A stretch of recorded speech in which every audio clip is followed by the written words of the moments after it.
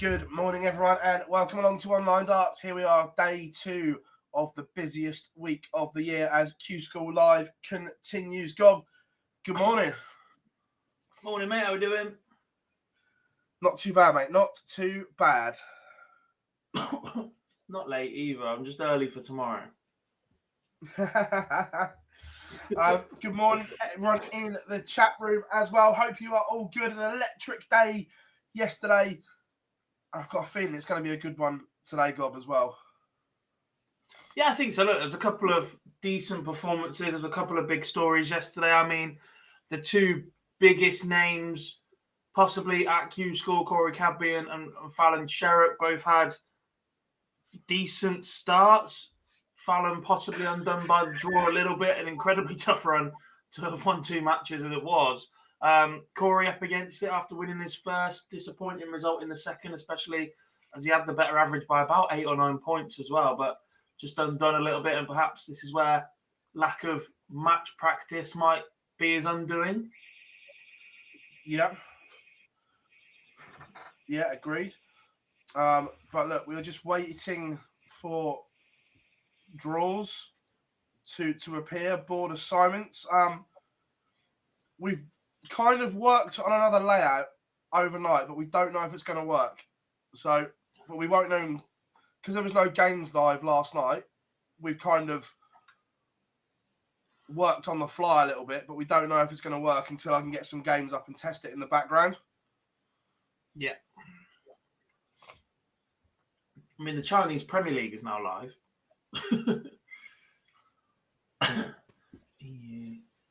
Dark Connect's having a bit of a weird one this morning as well. Yeah. But hopefully we will have something. Look, our biggest battle is we want to cover both sides of the Q-School. So for us, we have to have both on screen so it's fair. And I'm not saying we do it deliberately, but if we could only have one feature game, we were talking about this last night, Gob, I think naturally we'd favour the UK when we don't want to do that, but I just think that would naturally happen. I guess so. I guess, look, the majority of our audience will be UK based. I think we've seen that statistically from our stats in the back end of YouTube that is able to tell us that sort of thing. It was sort of like a last resort, but we'll see how it plays out today. But there's still names and stories through EU. I guess it's just that there's so many more unknowns in Europe than there are in the UK. Like, I could sit here and talk to you about people that I know through county setup or that we've seen in the ADC somewhere or that might have played Super Series, and the majority of those are going to be from the UK. So it's so much easier for us to tell you about those players than it is any others. Yeah. Yeah, 100%. Oh, we've got the boards. Oh, this is encouraging, Gob. Before 9 o'clock, we've got the boards in the EU. You might have, I don't. Oh, yeah. No, I do. I don't have any. I can't even get the event up in the UK.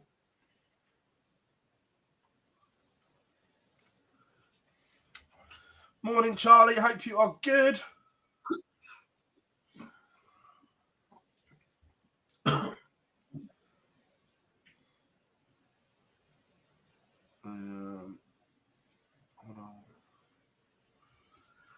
I'm feeling a bit better this morning. Thanks, Juanita. I'm getting there. I'll be all right. Morning, John. How we doing, Jim? Harry is in. Good work, Billy. Good work. How we doing, Dan?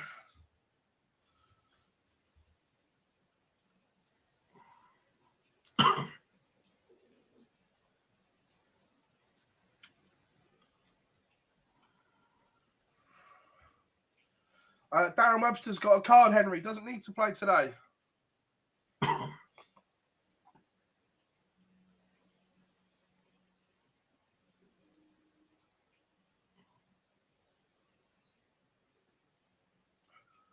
Ryan, when you work in the job that we do, we see analytical numbers. Cadby and Fallon are, we're not saying they're better players, but they are bigger in terms of analytical numbers, data, and everything. People might not like it, but Fallon is bigger than most of the top 10 in the world in terms of what she brings and eyes on the sport for data and numbers. Yeah. And we can back it up. We see it day in, day out with the numbers. The most popular fan alert via Dark Connect is Fallon Sherrick. Yeah. Not just for Q-School, ever. Full stop. In all of the system. In all of the system, people want to know how Fallon Sherrick gets on. Correct.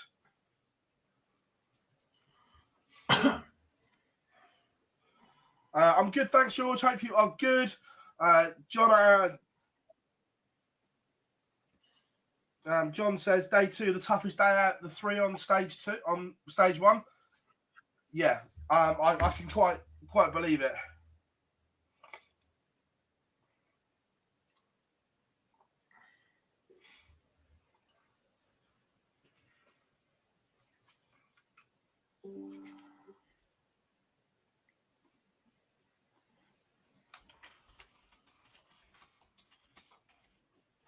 Morning, Boise.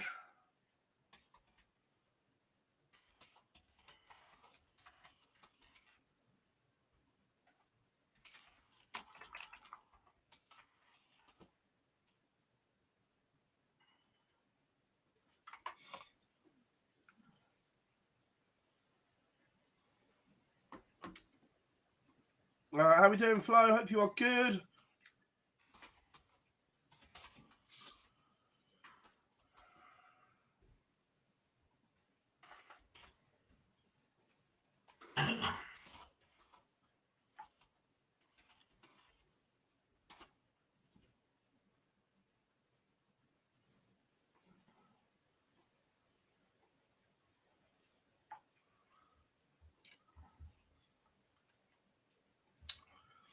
So we have the draw from the EU.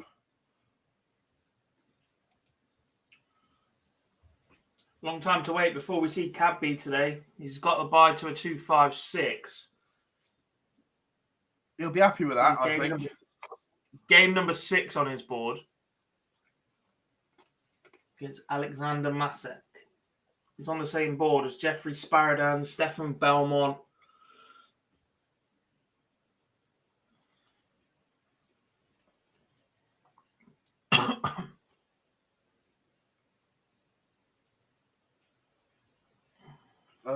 Craig says, do you think the PDC could invite other MODUS series champions to the slam? Nah, it's a long, long way off, mate. Morning, Johnny.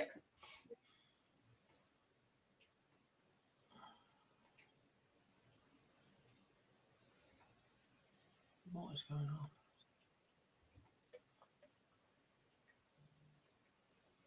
Look, depending on draws, Glob, as well today, there could be some dark green on Dark Connect.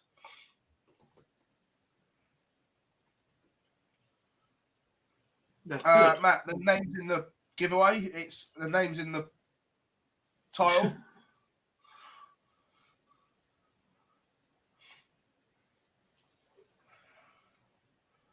Morning, Joe from California. That's 4 a.m. No, it's not. That's West Coast. It's like 2 a.m., isn't it? Yeah. Adam's in from Washington as well. That's 4 a.m. Jim Walker played well yesterday, despite some abuse. Yeah, no, Jim did. I agree. Simon, what time are the players allowed in the venue to start practicing? I reckon that the UK, there'll be players in there from 7:30. Venue opens, registration opens 7 till 9 for a 10 start. Yeah. So they might even be allowed in there as early as like 6:30, 7:15. Yeah. Yeah, registration dead for 2 hours. 1 a.m. on the West Coast, Gob. Christ.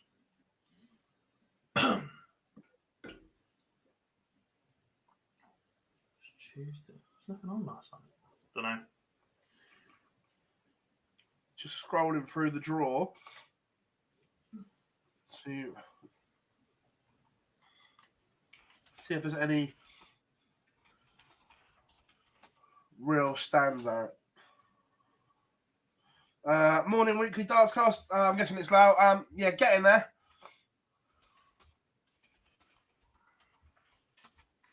Still got the tail end of the Ali Pally cold.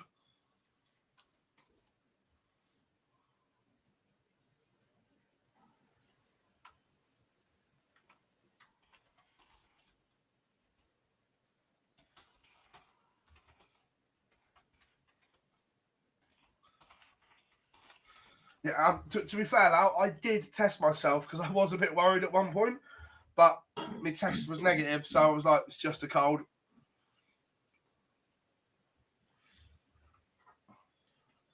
But yeah.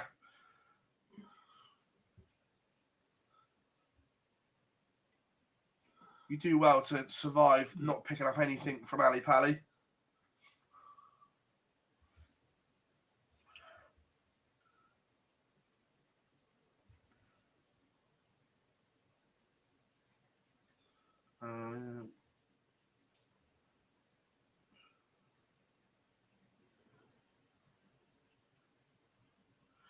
Yeah, agreed, Andrew. I was just looking at that. It's only really Stefan Belmont, and obviously, look, Stefan Belmont can play. You don't. Did he win a challenge tour or get to a final? One of the two. There was another player on there as well. Sparadans underneath as well. Sparadans, Jeffrey Sparadans can play. But when I saw him come and play in the Super Series, I wasn't that impressed. Just having a look through some of the other draws. Some of the bigger names. Indagas Barascus has got Falco Huck's my favourite name. Sounds like a Star Wars name, doesn't it? Falco Hux. Yeah. Jim Widmeyer's got Franz Roche. Russia. Tony Alzinas has a bye. To be fair, John, you're not the only one that told me that as well, where players register and then go and throw in their room.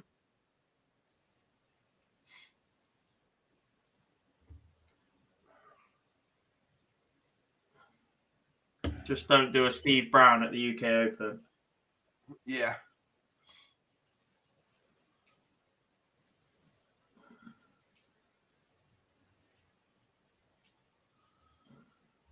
Yeah, that was a schoolboy error. Mm-hmm.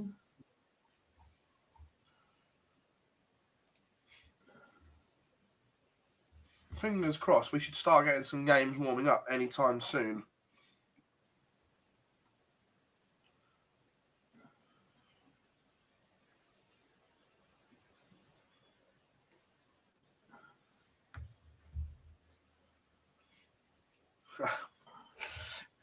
Robert says Cameron Menzies.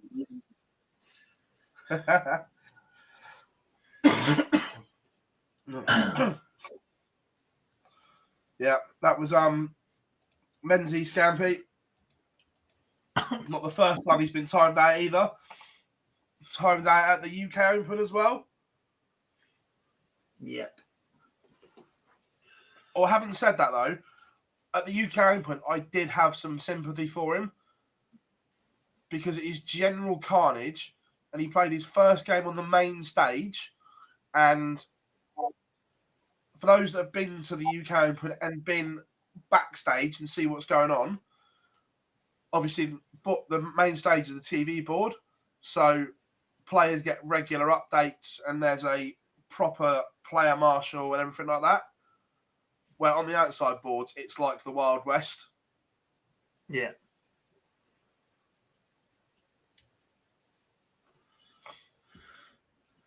I'm just having a scroll through the draw a bit more. There is a couple of stinker ties. One that's standing out for me, round one, Dragutin Horvat against Sebastian Steyer. Oof. Fabian Schmutzler's got Pascal Devroy. Decent run yesterday.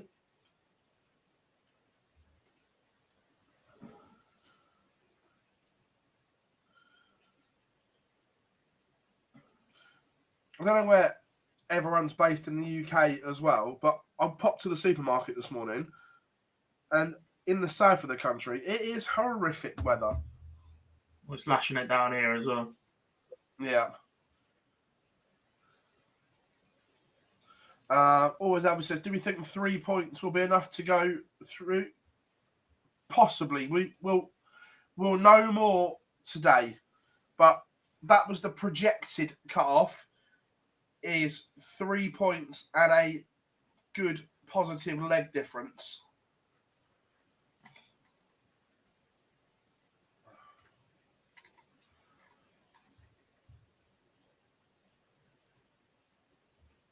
So it's freezing in Aberdeen, yet lashing down in County Durham as well. Nice.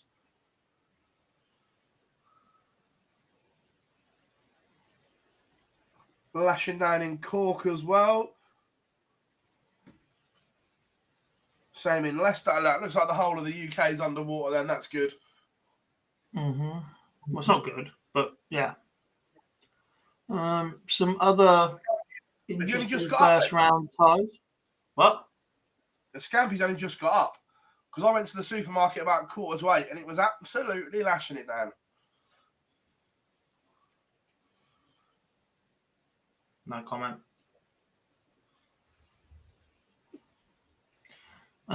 Jeffrey de Graaf takes on Dustin Straver. Owen Rolos versus Grant Sampson is in the first round. Patrick van der Bogaard and Larry Butler as well. Benita, you can pack that in, showing off.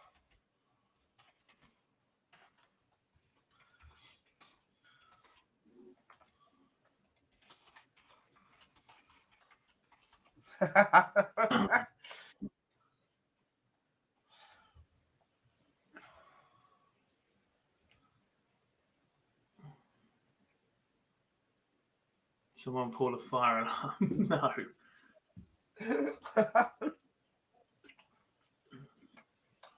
We all know what happened last time there was a fire alarm in Milton Keynes. It caused absolute carnage, because then someone had a little bit too much to drink, started gobbing off, and then got people chucked out.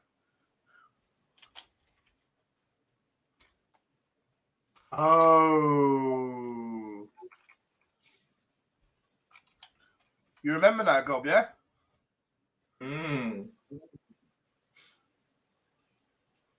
Carnage, I was there, yeah.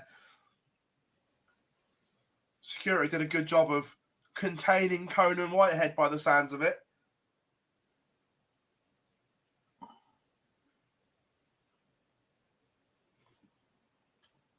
Morning, Matthew. Yep, Benito did the job yesterday, and Slim as well.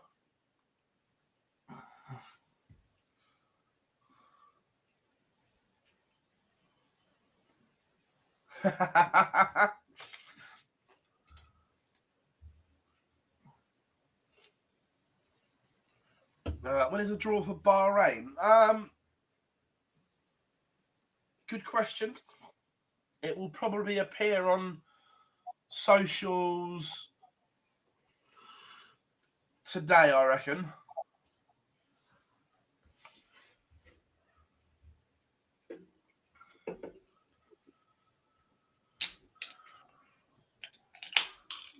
They've got to get there first, don't they? They need a couple of the players there for press opportunities. They were all there yesterday. They all landed at some point yesterday. Yeah, but Gezi was still winding people up on social media about headphones, so at least give them a chance to unpack.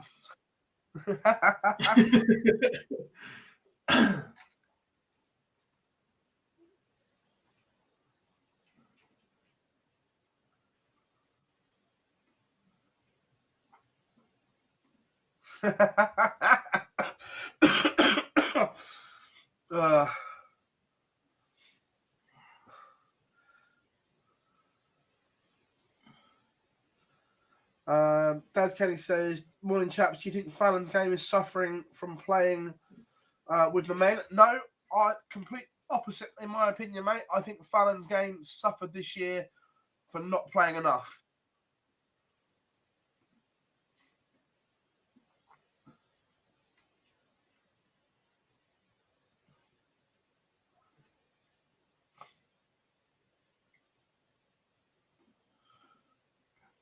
Yeah, we need to saw the pictures of Heta, Peterson and Baggish in the US.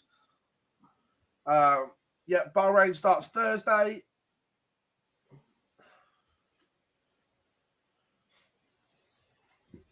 Let's have a look.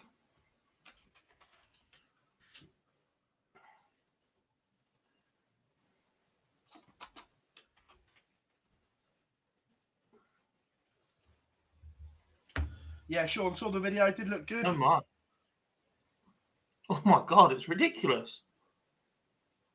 I'm not sure about just the little tables together, though. They're like two-seater tables, aren't they? I don't know what they are. I'm not sure they'll stay. We need to put seats and stuff around it and whatever else first.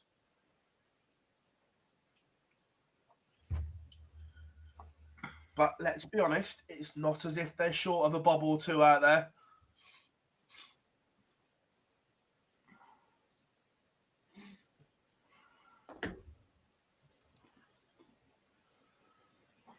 There is an irony in Martin's surname being what it is and him always being the first person to post stage setups. Yeah.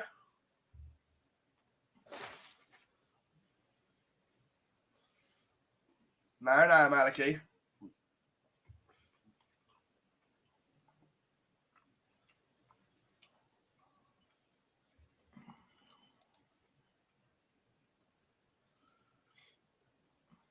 Yeah, Trico's on the players exempt to stage 2. Yeah.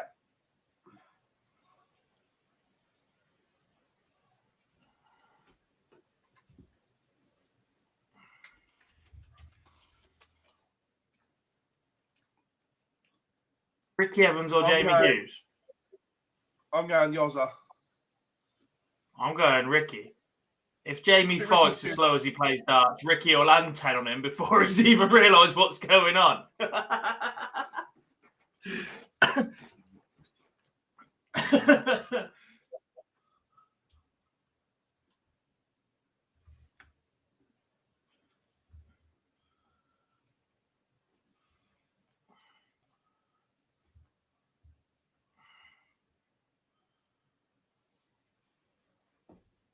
Speaking of, you've seen Lee Woods back in Nottingham next month.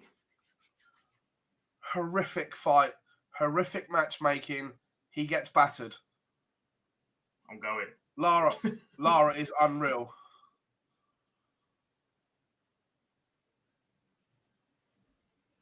Funny though, isn't it? I'm going. What an atmosphere. Oh, the atmosphere will be electric.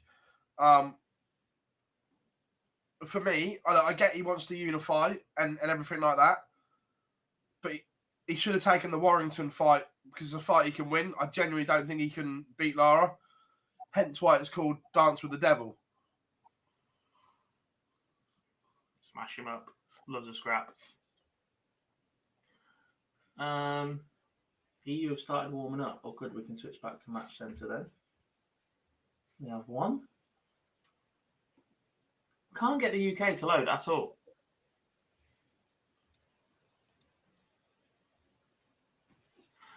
Do you provide this entertainment for TV events as well, even though we can then actually watch the games and stuff? Not for TV events. There's no point doing a watch along because then it just turns into a commentary. We do it for the Pro Tours and the Women's Series at the minute. We don't do a Challenge and Dev Tour yet.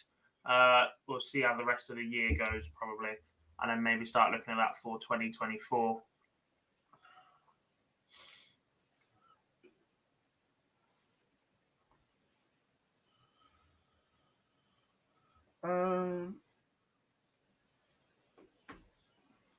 Crisis, can you turn up the audio? Who's low? Both of us.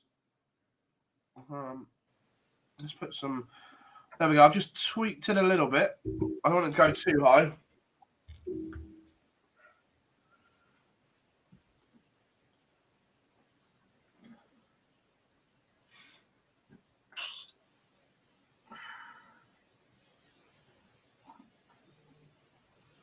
Have you tried turning up your TV?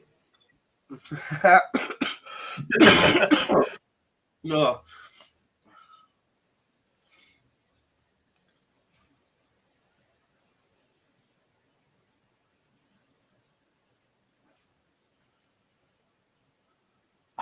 Neither of us were into, so let's move on.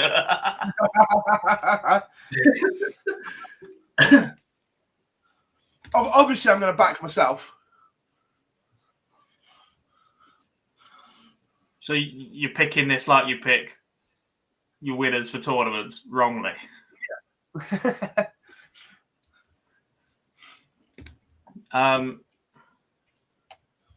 Most handsome. Boise's got a crack at it. Everybody loves Jar. Jar's the highest one. If Jar had a fire trim as well, he'd be all over it. Although I was having this discussion on the way to Ali Pali the other week. How can Jar be the housewife's choice when there is only one person in the entire team that is actually married and therefore does have a wife? Well, let's be fair. I don't know if he's watching, but Jar's as good as married because he's not allowed to do anything anymore, is he? Sorry, yeah, to be fair, I like a bit of Tiz. Tiz is beautiful.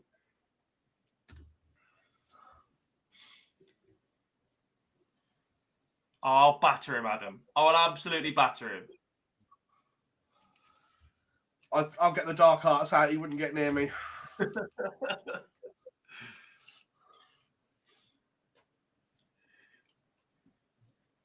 Spark him out. Views on Conte. Oh, look. Conte is an elite coach. However, I don't think he suits Tottenham. Just because of the structure of the club. What structure of the club? You lot think you're better than you are. That's what it is. It's not that. It's the fact that Levy runs it with an iron rod. He's got what on for you? I'd love Darcy to get Southgate. I would love it. Love it, love it, love it. I would genuinely not watch until he left. Look, I'm a sucker. I want Poch back.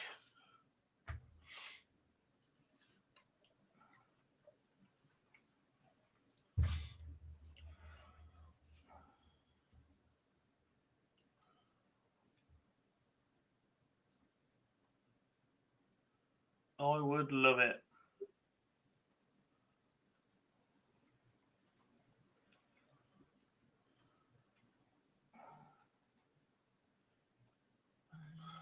To be fair, I didn't even realise the light was still on. My bad. Shocking.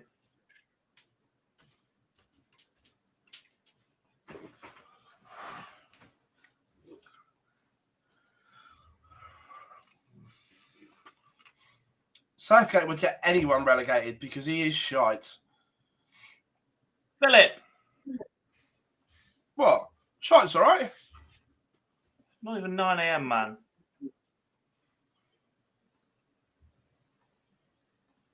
It is 9 a.m. It's not even 10 a.m.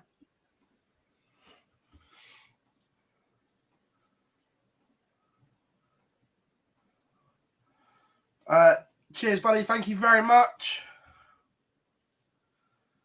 Yeah, but Scampy, that's the issue, is that the way the club is, they're not going to go and give him hundreds and hundreds of millions. So that's the problem.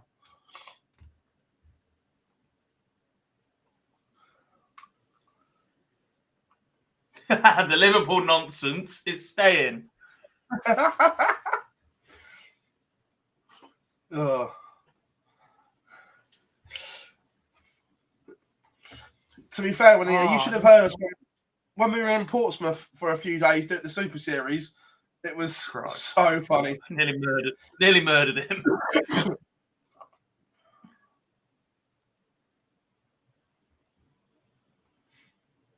No.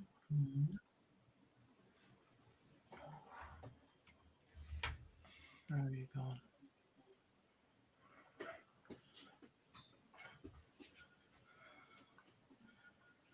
To be fair, Tam, if you could see in our group chat, there's not one part of me like Southgate, even when England were winning. Nah, he's a miserable dick.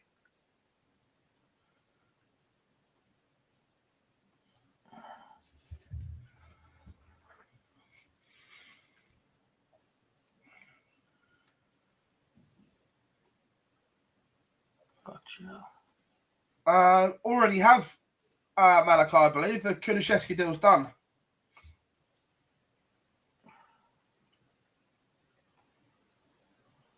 Oh, no. Please don't say that. Redraw? Or you let Des Jacklin in?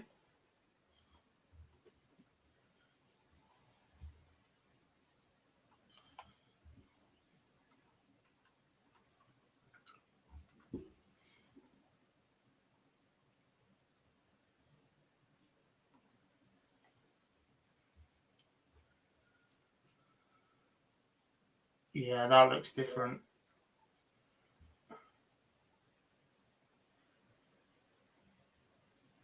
Have they forgot to put someone in? That's changed.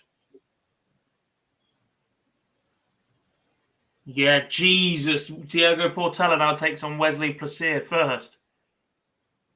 Oh, my. No, serious. That's a different draw. Larry Butler's now got Robbie Knox. Cabby was on board 14 in the 256, and I still haven't found him yet, and I'm on 17.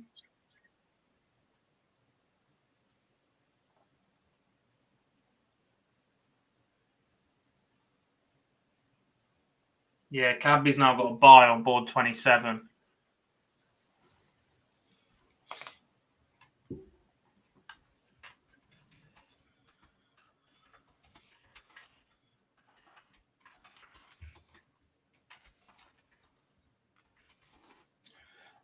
Daniel asks, is it easier or hard to come through European or the UK Q-School?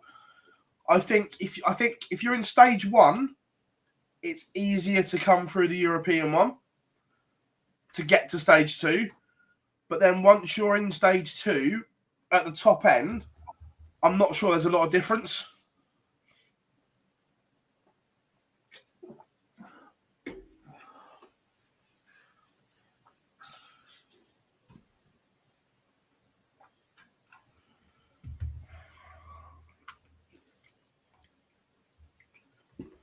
If you're Diogo Portela right now, you are fuming.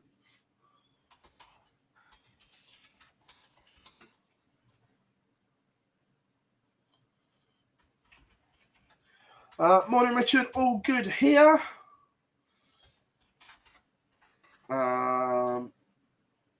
Morning, Jonathan.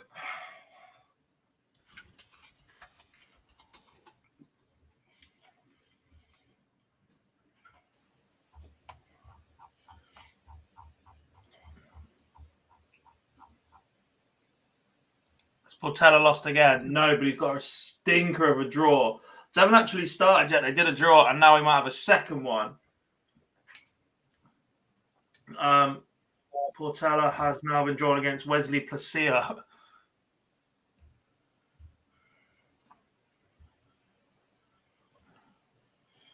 Yeah.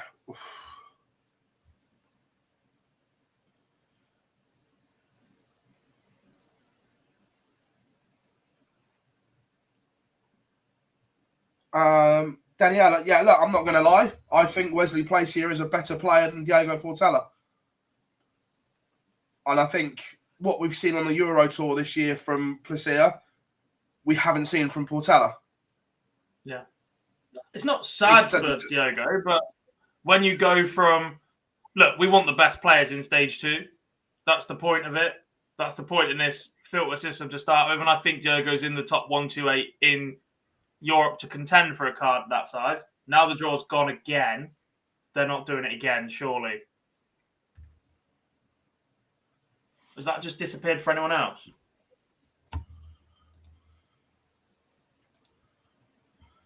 Yep. What is going on?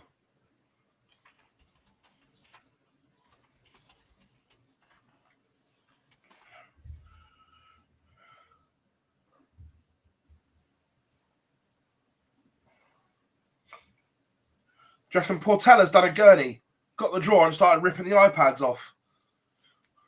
I have no idea what's going on right now. I knew yesterday was just too easy. Yep.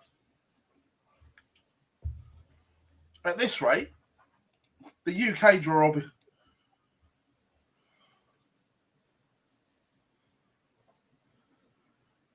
yes, Matty has. I'm not sure if Matthew is still in the changing room, sorry, in the chat room, but Mr. Gurney did do a number on the iPad in Niedenhausen once.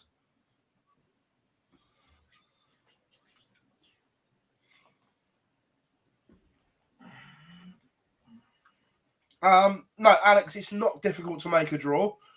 All they do is make sure all the names are in and they just press random draw. And it populates the players.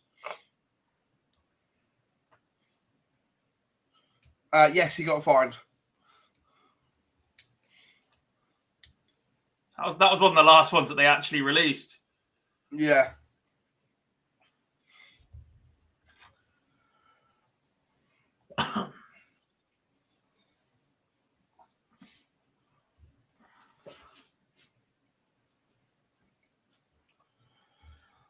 I'm expecting the UK draw to pop through any time now. I can't even get into the UK event. Yeah, now I can.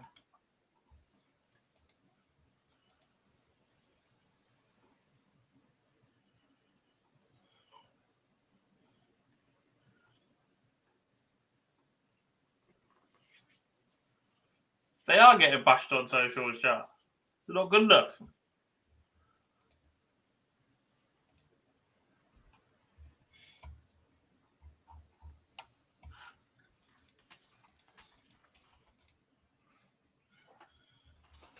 So I'm going to look at Twitter. Let's go and have a scroll.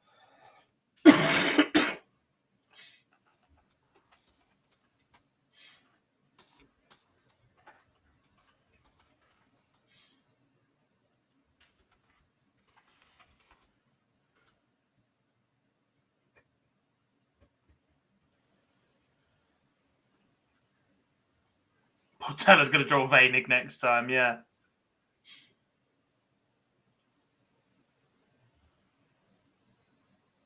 David Schlichting has just tweeted, third draw now, question mark. So far, I got fairly lucky, which now means unlucky, question mark. I don't know, but at least 10 a.m. start makes sense now. That's from the Turtle on social media. Oh. You know, the sensation yesterday, Pascal, can't remember what his surname is off the top of my head. Repress, yeah. There's a picture of him on social media. Young lad as well. I like this. Yeah, he looks wham. He goes to the gym, that's for sure.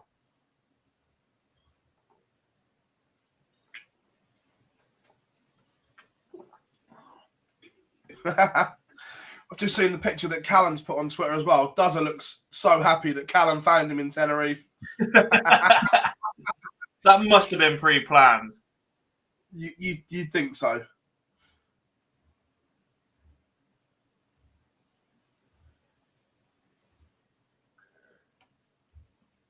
Some of it, Daniela. Obviously, We saw some clips from social media. Yeah. Some of the players tweeting.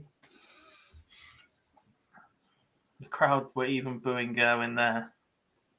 No, I knew he was trying out new headphones on the flight to Bahrain. Maybe he's going to get it there as well. That will be a decent measuring stick, you know.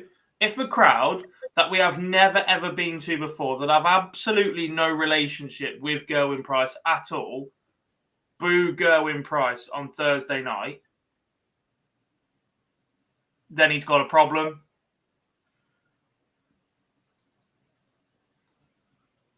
Yeah.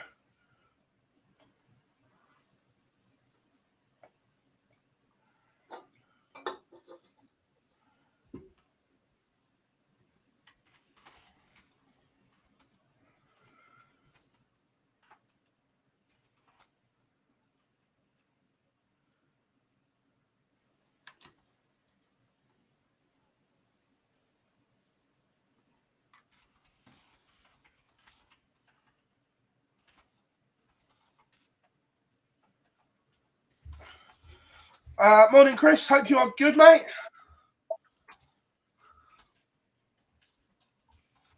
We'll see you at the tavern.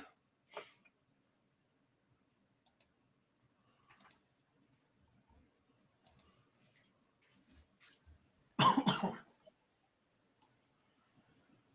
that green screen out. Don't have to tell you, no green screen can make you look good.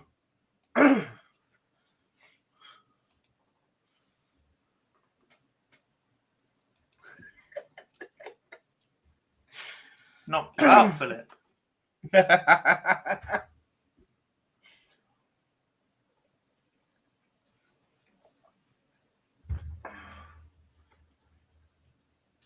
Yeah, Q-School, same format as last year.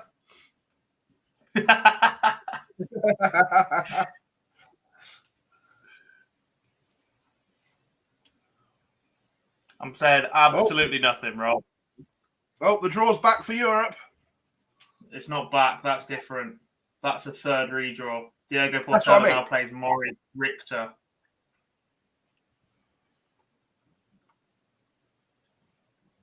I wasn't even late, Declan.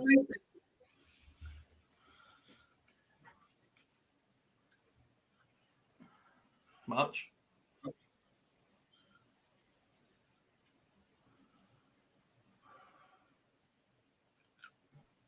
To be fair, all you would have done is listen to me and Barzy chat crap for another 10 minutes. So we've been on for an hour and we've done nothing. We spoke for a draw a couple of times. Right, let's go hunting. Corey's still in. Well, he starts today. No one's played a game yet, so nobody's out. Do we have any big round ties? Chris Lamman's on board 1. Fabian Schmutzler is on there as well. Toff Jorgensen on 2. So is Jelle Klassen. So Sebastian Steyer. Number 3, Portella's against Moritz. David Pisek against Mark Vleghert.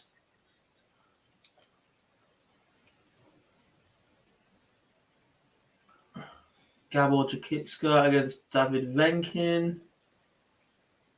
Harry Lubitsch is on 4 as well. Jim Widemeyer's on 5. Luke Tucker with a Great Britain flag. I don't remember seeing him yesterday.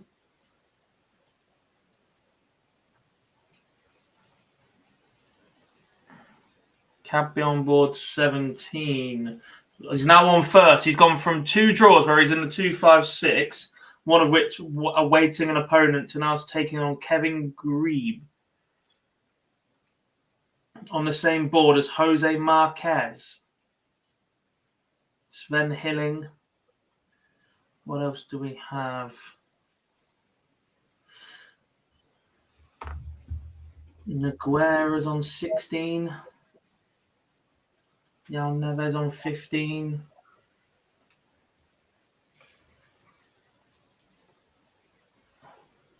Two Americans on board 20. Seth Stefano and Larry Butler. So's Nico Kurtz and Joaquin Goncalves. Who has the turtle got this time? He takes on Mario Lemma in board 30. On the same board as Gino Voss. A couple of Italians on there as well. Rocco Fulciniti, Massimo Dalla Rosa. Marcus Kessler's on there as well. Couple of questions from the chat room. Adam says, do you think we will see more events in the USA in the future? I hope so. Look, I think darts in America is ready to go pop and really explode. So I hope so. I'd like to see a second World Series event there, a bit like in the Oceanic region where they go there for a block. I'd like to see the same in North America. Also, there was, where was it? Yeah, so Jerry asks, Scottish guy in the EU Q-School, how has this been allowed? I believe that he has lived in continental Europe for over 20 years. So he was allowed because he's lived there for so long.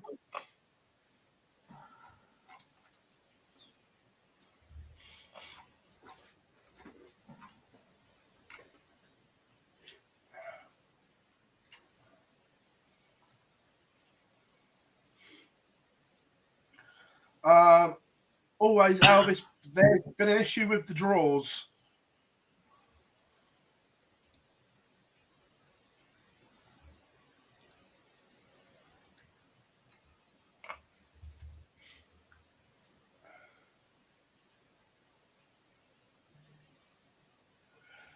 Yeah, we were talking about the Italians yesterday. Really good to see.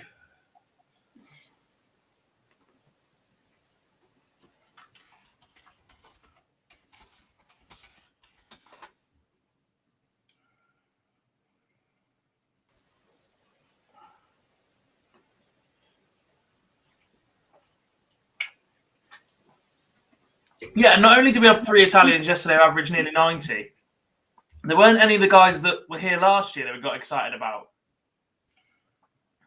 Yeah. They were new names. Like last year, it was Sergio Krasen and there's one other. I can't remember his name now. But it wasn't any of the ones that we've seen so far this year, which was pretty good to see. Yeah, 100%.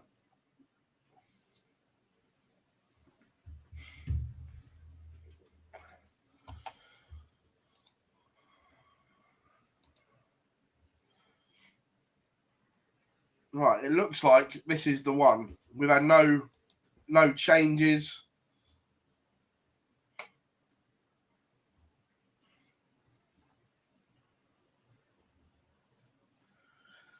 If you're Corey, short on match practice and time on the board, are you happy with the extra game or not? If I win it, yeah.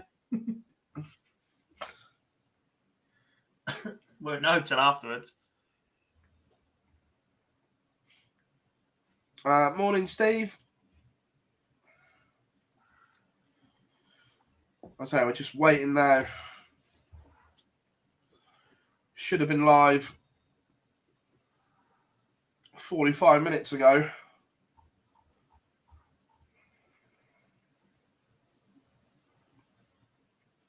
Yeah, agreed, Dan. As well, we know you all love him. Dan will be on Thursday and Friday, Gob. That's what he told me. Yeah, Steve, I'm a bit bunged up and whatever, but soldiering on like we do.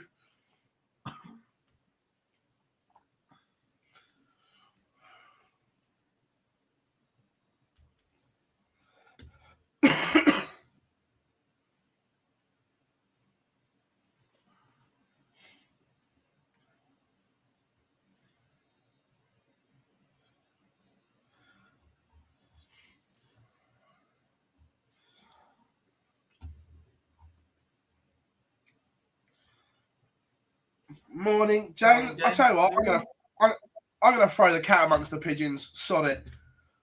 Whilst we're waiting for these draws to go live, chat room, who's getting in the Premier League?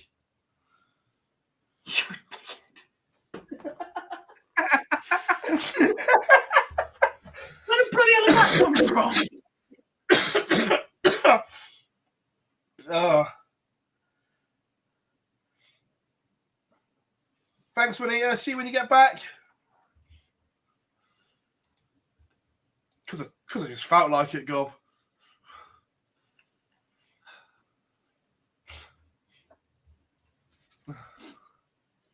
No, Maliki is not. There were many tears in the WhatsApp. I only asked him how his evening was going.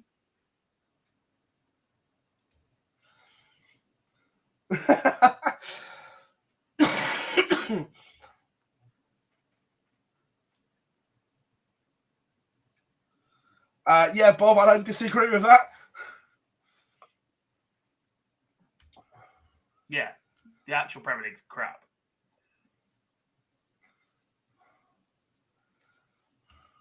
Oh, they're flooding now.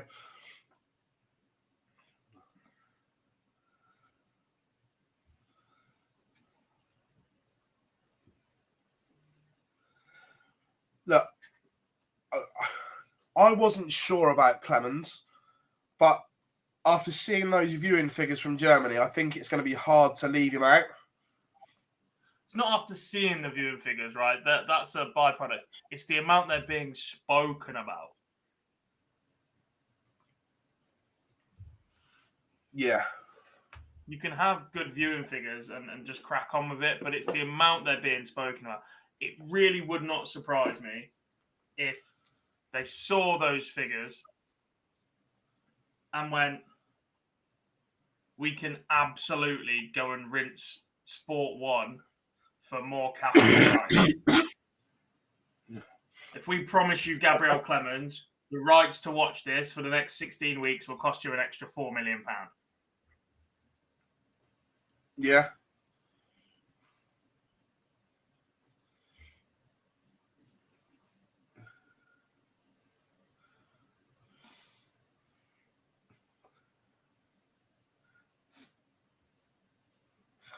To be fair, Boise, I don't dislike that.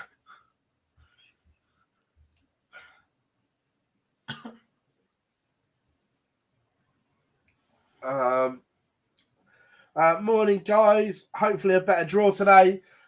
Please tell Conan he has to take me to the seniors in February. He didn't take me last year. We'll let him know. Don't worry.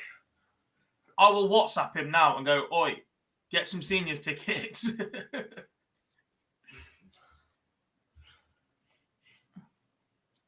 I'll wait till he qualifies.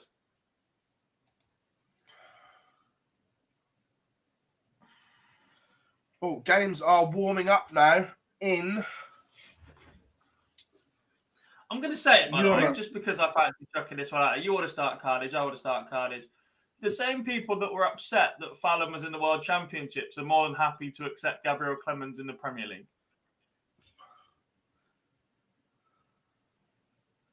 Yeah.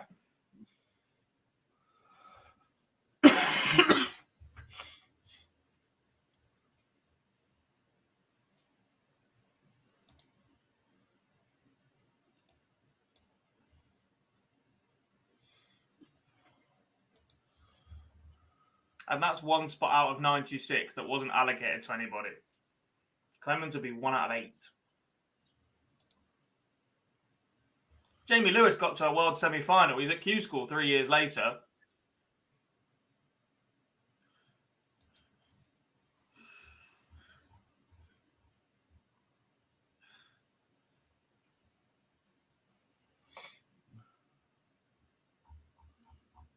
Danny Noppert is nowhere near the Premier League, I'm afraid, guys. Should be.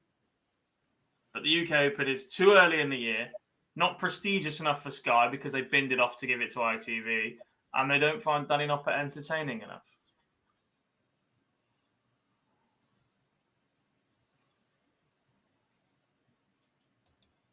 Yeah, it does matter who's in because some of them are bloody boring. If I've got to sit and watch them for 17 weeks, I at least want them to have a little bit about them. I agree, Clemens hasn't done enough to warrant it, but to spew the same line that you get from everybody else. It's not about who's done enough. There is no criteria for it. It's will they grow it? Yes.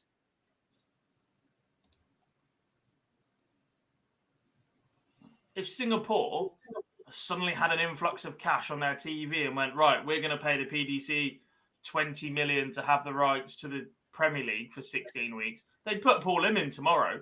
He'd average 70, but they'd put Paul Lim in. Barney should not be in the Premier League. Barney shouldn't have been in the Premier League the last time Barney was in the Premier League. And even then, he should have left halfway through the Premier League.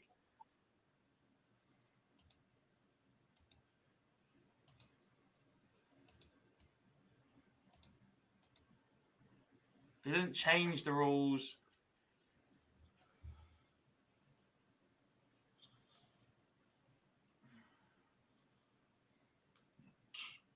They added a rule. There's no change. It wasn't, no, this doesn't count. Right, it does suddenly count. Yeah, that's the... I'm not saying it's right, but that's their get at. It's like, we didn't change the rules, we added a rule.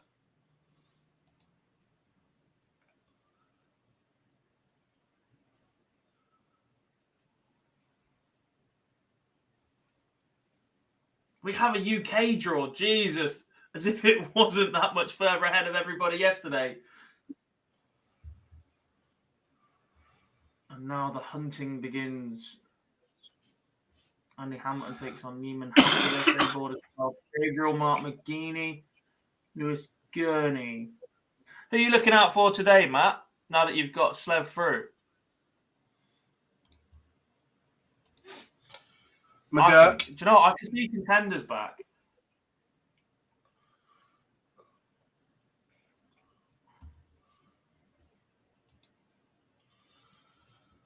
I started something with this Premier League, didn't I? Yeah, dickhead.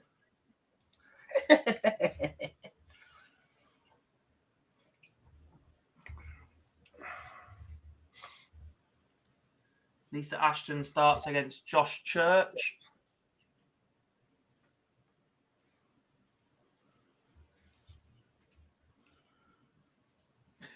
Barney in the Premier League. If you disagree with this message, Charlie Featon, who is chairman of the Barney fan club, can we play the Barney alarm for Jar, please? Thanks.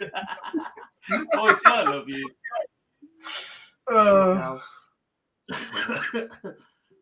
Danny Loud. Colin Osborne starts against Brandon Weston.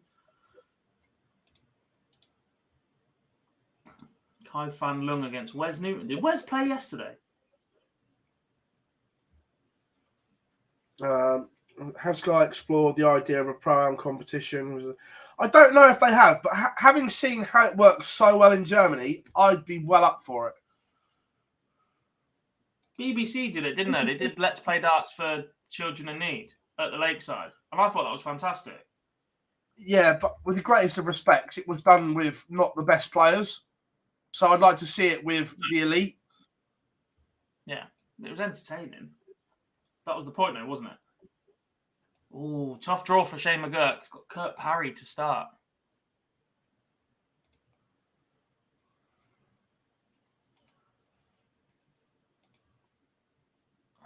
What board number, Stephen? Not come across her yet. Henry Coates, Josh Payne.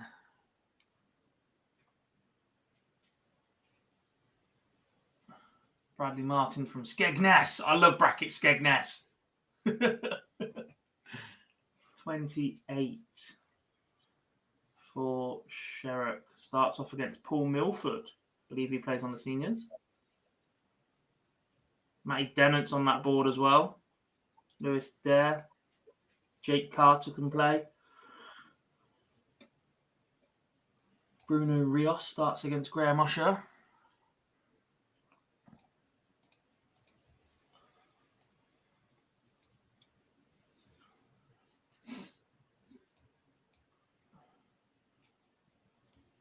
James Hurrell against Ryan Murray on board 23. Brutal.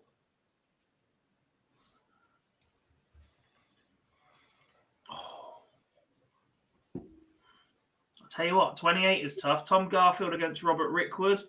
We've got Sean McDonald against Ryan Harrington. Kieran Bridgewater's on there as well. Ryan Finesse. As we do have some games underway, and the first leg of the day is in 15 darts for David Venkin.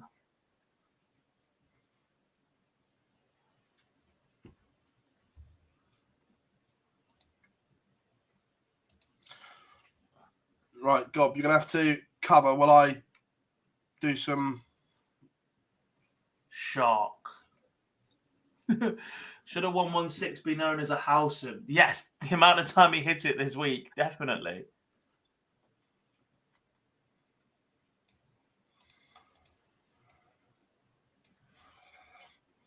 Let me see if this works, guys.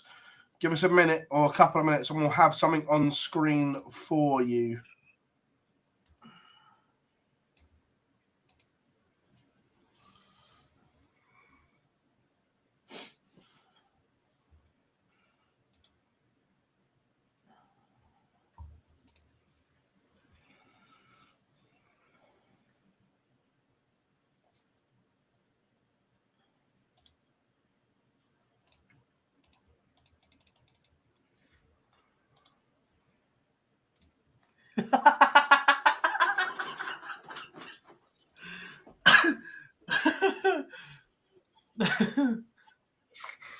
Boise, man. What you go to Oxford for, anyway? Oi.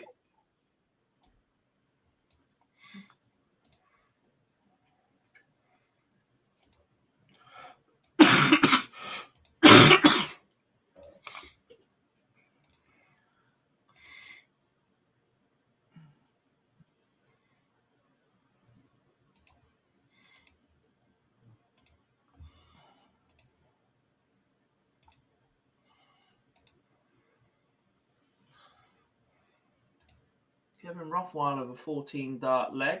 Takes the opener against Kevin Knopf.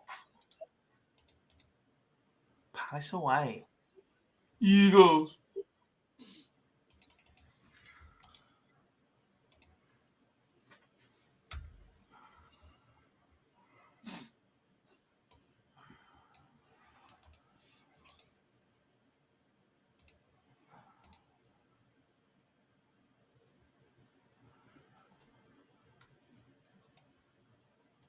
That's annoying.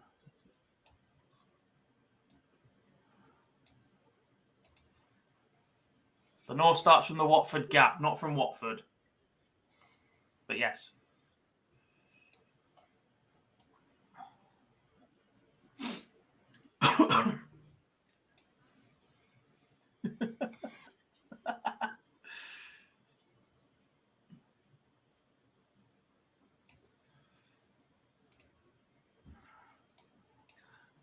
I don't think Bo's ready for that. Cadby takes the opener.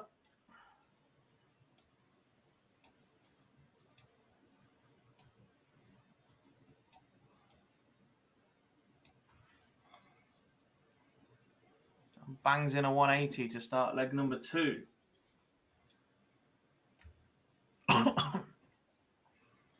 That other site isn't bad at all, Bazzy, but to shrink it so you can see everything all at once, you can't quite see all the names.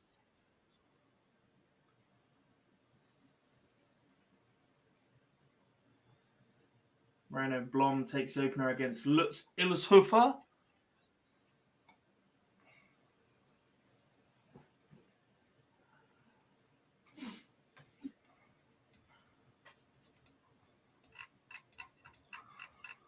Still a few games that haven't got underway yet.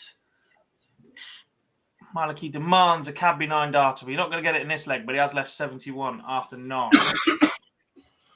Right, Gob. Could be another good day for the Red boys. Pazza, good to see you, mate. Gadsby flying through yesterday. Is Rooster there? Is that the Darren Brown in the draw? I know it's quite a common name. I just didn't want to say it was the wrong one.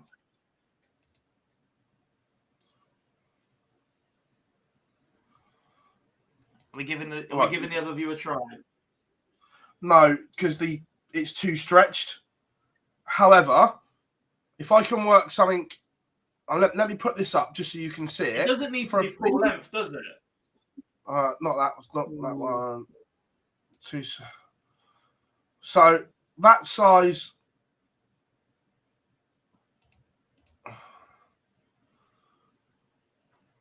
Is that sizing? I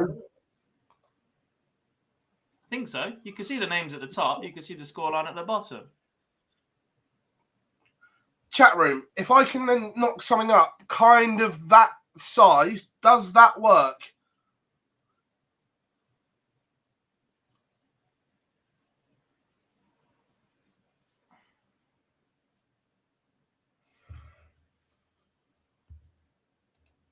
Yeah. Yes, a couple of positive responses. We're going with that. Right, you're gonna have to give me 5 or 10 minutes to get me Photoshop out then. Chop then, son.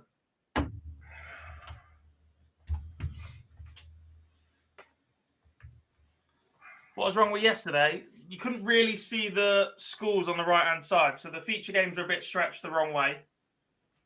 So we're just having a little bit of a tinker, but yeah. Obviously, where we're trying to cover both schools with a full overview and a feature game from both, it's not the easiest to get it all on screen, but we will keep trying. Yeah, we're gonna. So once we do that setup that Phil's just tried over the top, we'll be stacked. I was gonna say I'll be underneath Phil then, but people will start talking. Yeah. Yeah, we'll be stacked down the left-hand side. We're working on that bit, don't you worry. Morning, Emma. How are you? The gap to the right of us will be for a third person. So Thursday and Friday, we've definitely got Dan from the team joining us. We'll shrink us a little bit and put us on the left-hand side and stack all three instead. At the minute, there is just two. Never heard of him.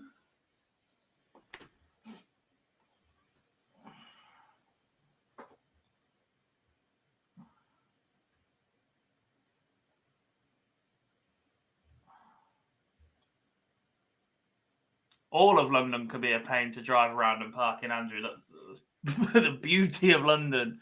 Cadby 3-0 up, averaging 92 so far.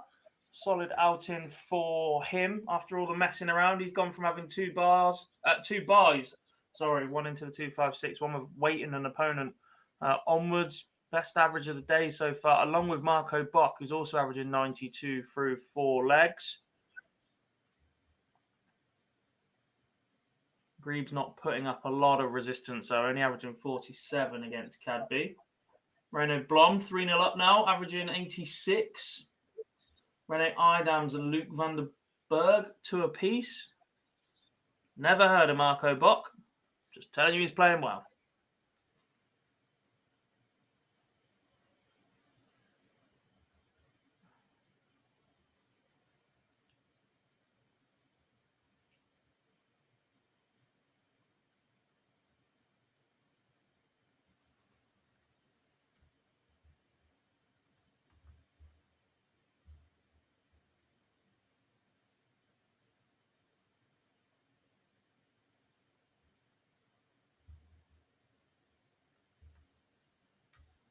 Morning, Olivier. Oliver. Close. Good to have you, buddy. Plenty of Belgians taking part, yeah?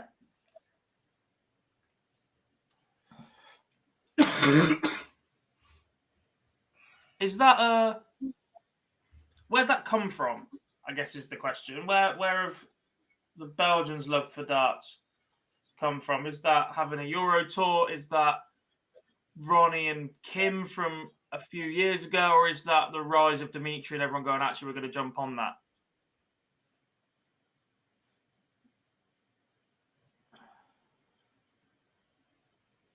Cadby now 4-0 up, averaging 94.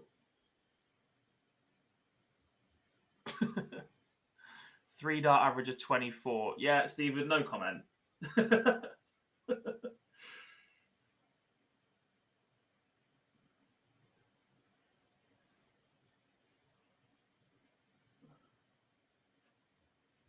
Romeo Grabavac is currently 3-1 up on Tobias Plutz. Gino Voss going about his business, 2-0 up on Manfred Cobalt.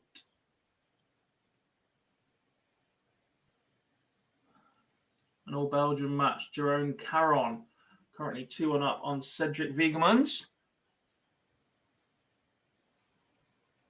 Following darts for almost 20 years, but in Belgium it exploded due to live coverage and Dimitri's success in the last year. So not Kim in the Premier League, not in bashing up MVG at the Grand Slam.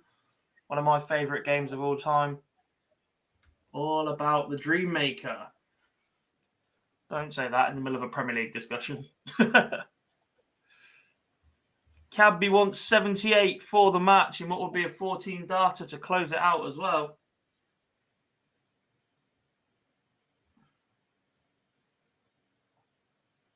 And it goes in 3. Cadby a 5-0 winner, averaging 95. That is a bit more like it. Marco Bach is 102 points away from following him into the next round. I remember the good old days of live coverage of the Lakeside with Bobby George on the BBC. Hey, you get that again in 3 weeks' time. For the World Seniors, Bobby George, Ray Stubbs, Helen Chamberlain, fronting all of our coverage.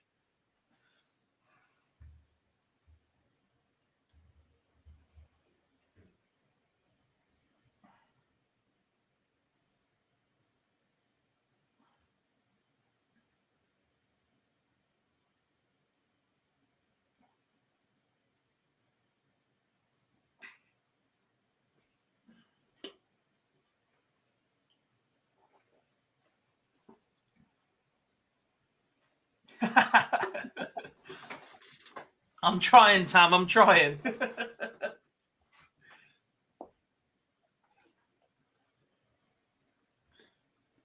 We've got an Order of Merit update coming out later on today as well. Got to stop saying as well. I'm really sorry. Timu Harju's 4-0 up on Felix Knapp. To a lounge. So did half the country, I think, mate.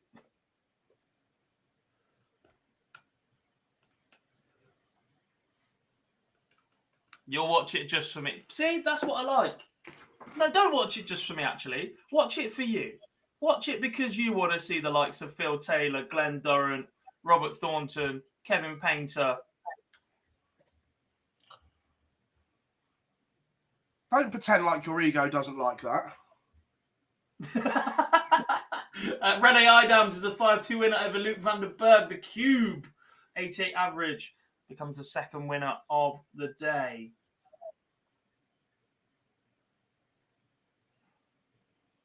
How did Conan Whitehead do yesterday? Second round was beaten by Fallon Sherrock.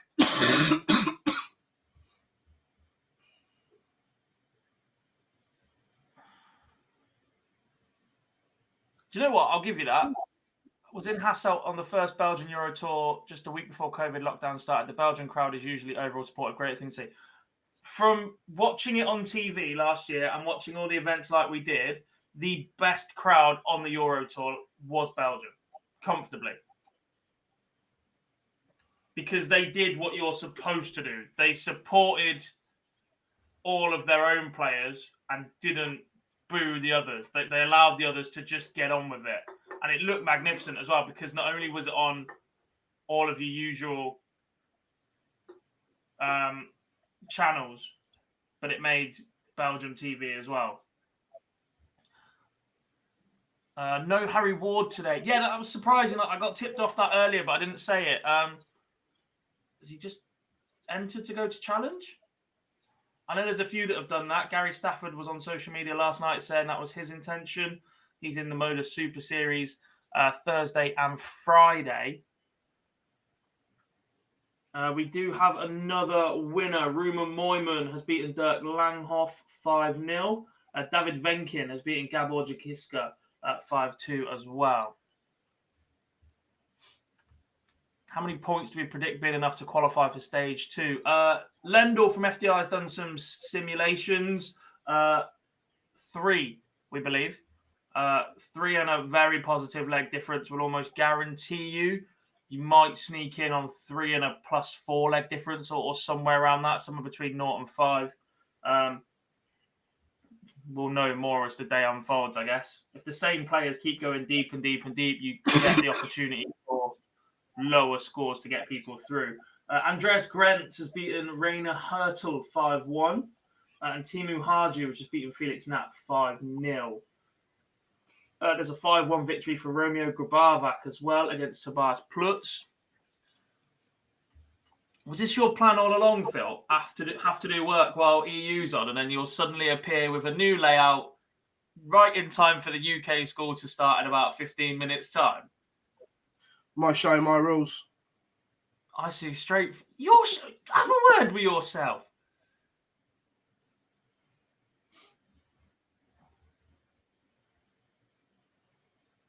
Ward did say he was just playing Monday to be eligible for Challenge Tour. Easing himself back in. Makes sense. How many days qualification, says Muslik Skaman?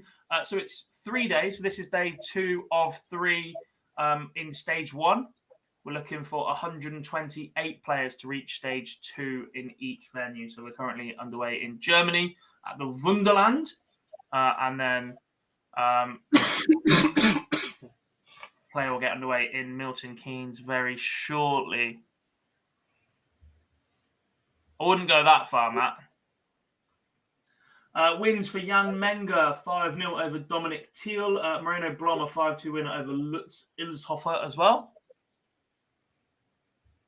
Jim Widmeyer is currently 4-1 up on Simon Tromler.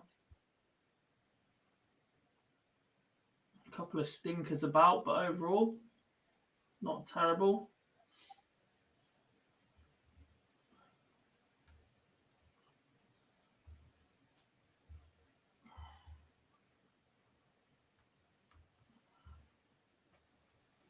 Phil's not poorly. Phil's just ginger.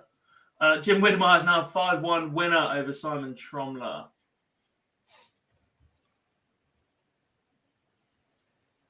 I'd love to see an Italian on tour. As long as they don't get bashed.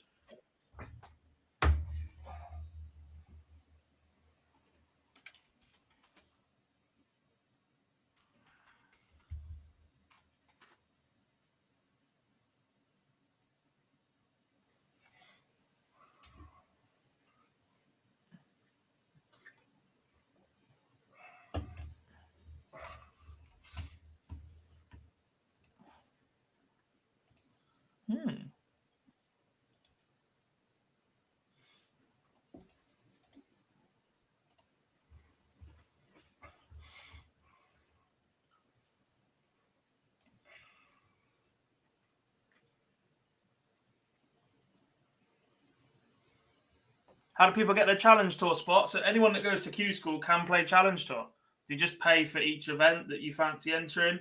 Obviously, the ones that don't reach, that don't get a tour card this weekend, will have to go. Is it next weekend, the Challenge Tour? Is it the weekend after? Pretty sharpish turnaround, because there needs to be a Challenge Tour before we can have a Pro Tour, because they become the topper. Yeah.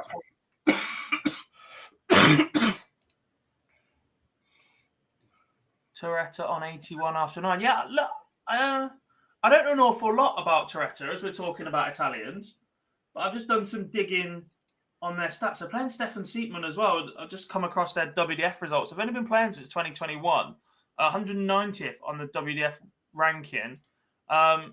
First ever game that I can find, he got bashed by Dave Prinz 4-0. Beat Edward Szabo, but then lost to Laszlo Kadar. Antwerp Open lost to Placia 4-3. Swedish Open, couple of positive results there. Beat Mike Gillett and Andreas Harrison 4-3, 4-3. Then went down 4-1 to Dennis Nilsson.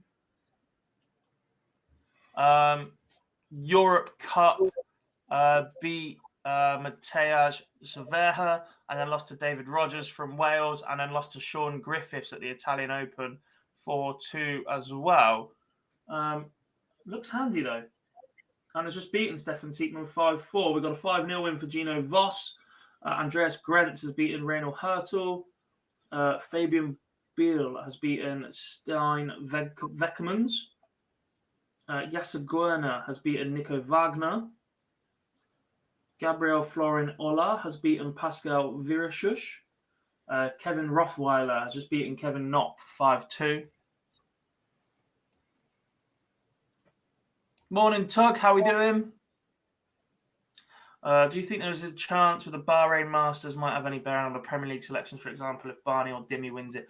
Barney, no. I think the Premier League is a step too far for Barney after he basically has had chances in that perhaps weren't merited in the past. Dimmy, I think, is pretty much there anyway. Cross, I'm not sure if he wants it.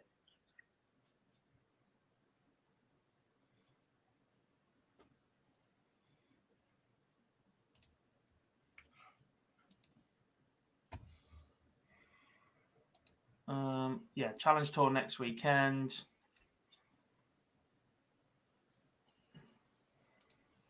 Thought Prakash G would play better than he did at the Worlds. A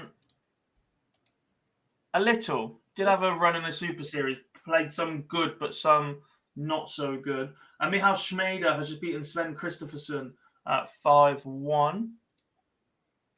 Will we put in the full UK draw up? The draw's up on Dark Connect. You'll see it on screen in a minute. Barzy's just working some magic in the background. And Marco Bock is over the line 5-4. He was absolutely flying against Pascal Declercq, but has been dragged back into a battle in that one, but comes through it 5-4.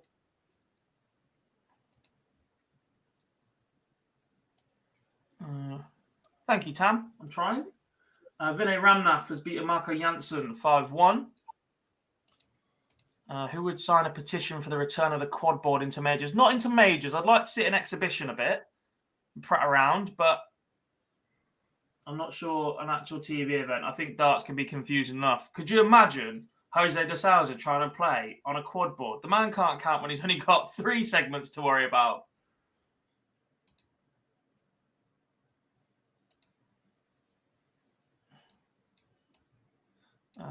NI Phil says, hopefully another good showing today from Chris Gilliland. Not too many throws from Northern Ireland this year. Played steady yesterday. Emma says, morning, awful weather here today. Terrible. I think it's terrible across the entire UK, to be honest. I don't think there's been a day in over a week where it hasn't rained. Dennis van der Ende has just beaten Seth Stefano at 5-3. Jean-Pierre de Jong has just beaten Claudio Bono 5-1 as well. Can you do bet builders on a Q-School? It depends who your bookmaker is. Some are doing odds overall. Some bookies might start offering odds on the 128 as they have a little bit more data on names that perhaps they wouldn't know an awful lot about.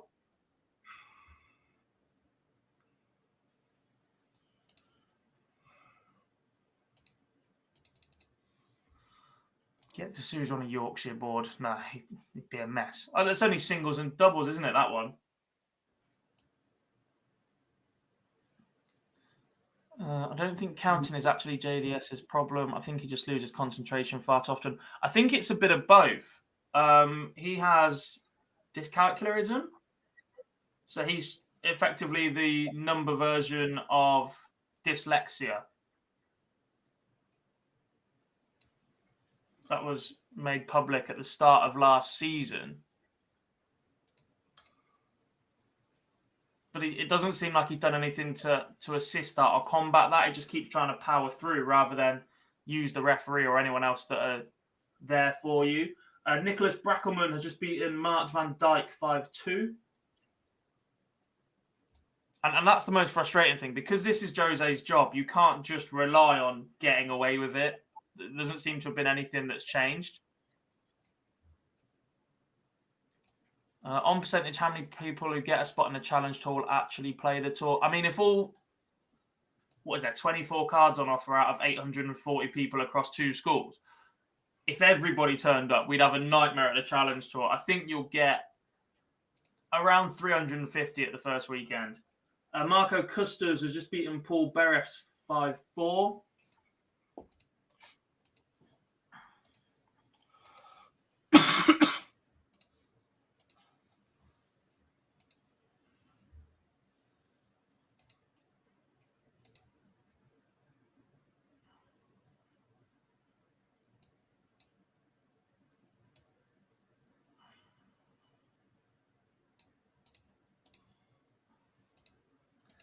Cedric Vigemans has beaten Jerome Caron 5-4.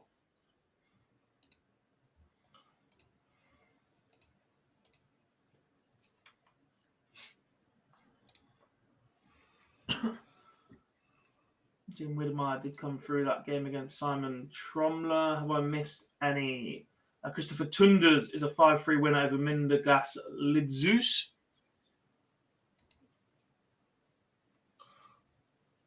How's that? Yeah.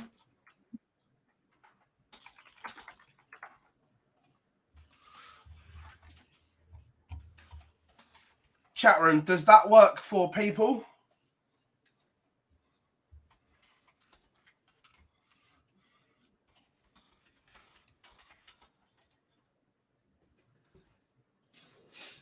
Marco Verhofstadt is a 5-1 winner over Leo Hendricks.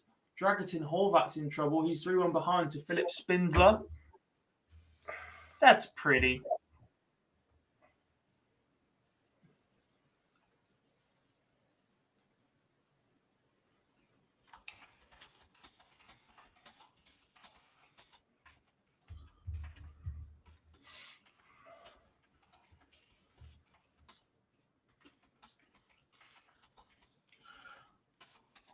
If people would rather just see the scores and not the averages, I can blow it out a little bit more.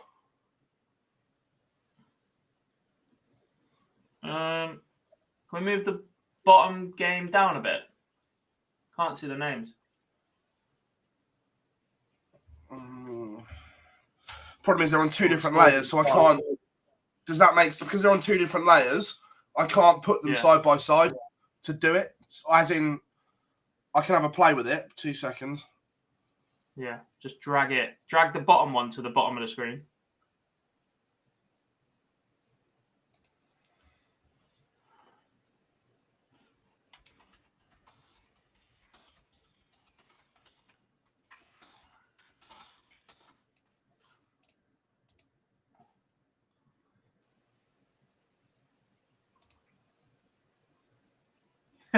Yes, we have been minimised.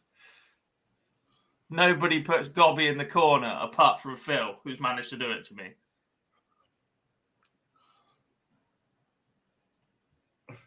All right, so I need to work on the top one a second.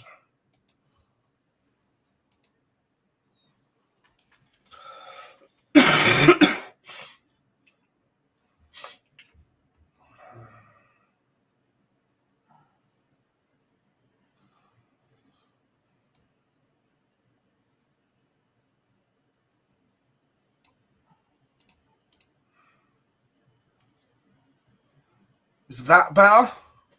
Yeah, now I'm going to see it all. I'm going to have to tidy it up later in terms of boxing and things like that. But the problem is, where there's no games live, I couldn't do it anything last night. No one cares about boxing, Philip. Oh, I do.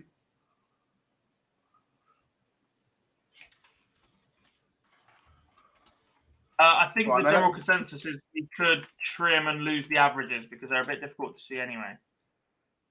When you fit any other logos in. Hey, you're all over our Christmas. You're all over the World Championship stuff, Pete. Don't be greedy. Right, 2 seconds. Let me... Kevin Van Varway has just beaten Jens Slotter 5-4.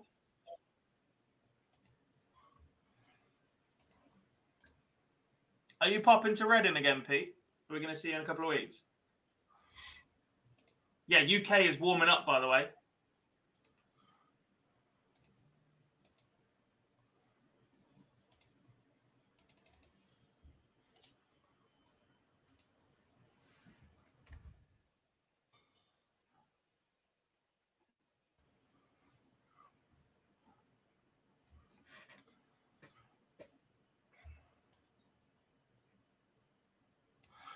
Yeah, guys, we appreciate it's never going to be perfect, but the only way would be to do 2 separate streams.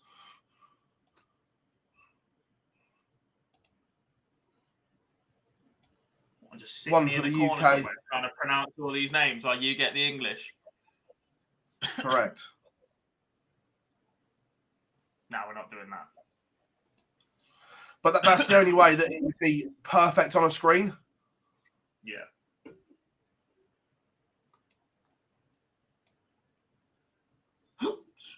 Saturday.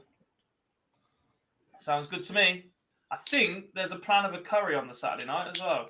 Or Chinese, whichever one's in the venue a couple of doors down.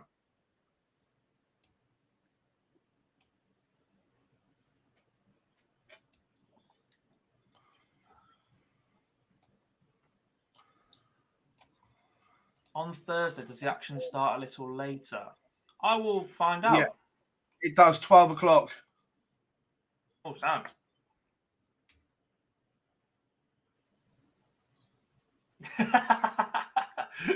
Not at the Crucible, it'll be at Genton, but yeah, we'll crack on.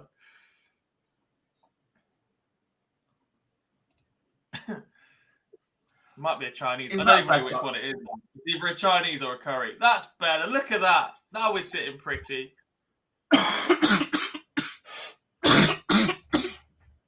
Oh. Right, then let me sort the UK out. Stephen Stroop has just beaten Denny Older Carter 5-4. Victory for the Belgium.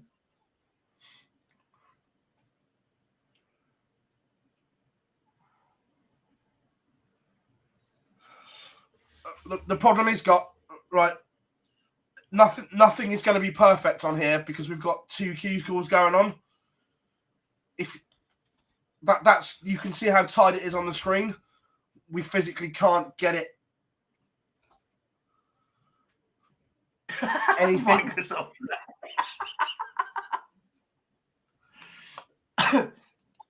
We are rolling. Like we said, if the only way we could do it so it was crystal clear would be to do 2 streams where one does UK, one does EU, so we could have literally 2 giant ones. Mm-hmm. We are underway in the UK. Yeah, I'm just sorting out.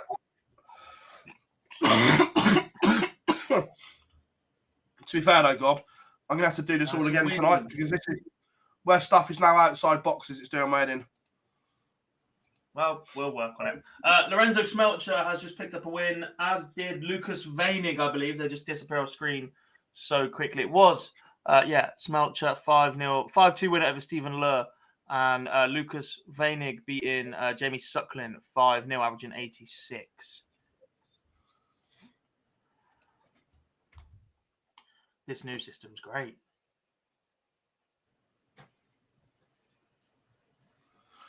It looks like they've sorted the issue out from yesterday as well with the link addresses. What are you going to cry about now? You being a dick? Nah, you love me. You need me. You want me on that wall. You need me on that wall. Respect from the wall. No, not respect from the wall.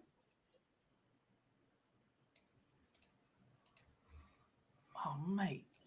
I'm mad at you now.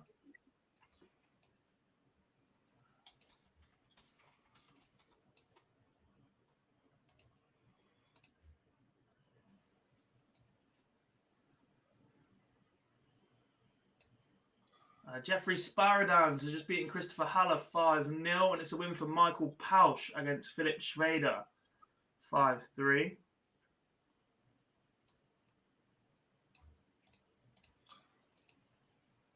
How's Philip just missed a few good men quote? I'm disappointed in you, mate. Never watched it. On the Darknet games, there's an option to show large display format. Is there? How'd you do that?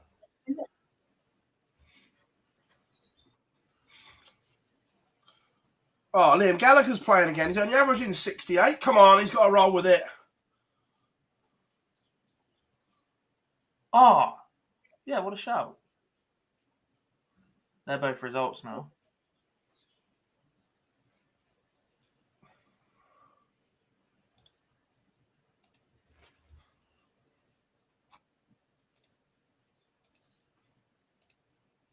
We'll try that in a second. I like that. Right, when the next game starts, Phil, if you click like the little setting.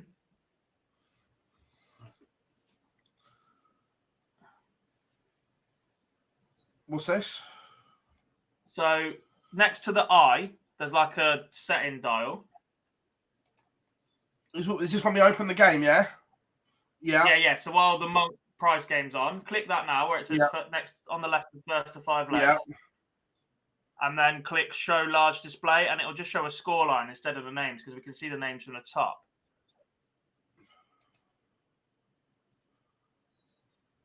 Hang on a minute.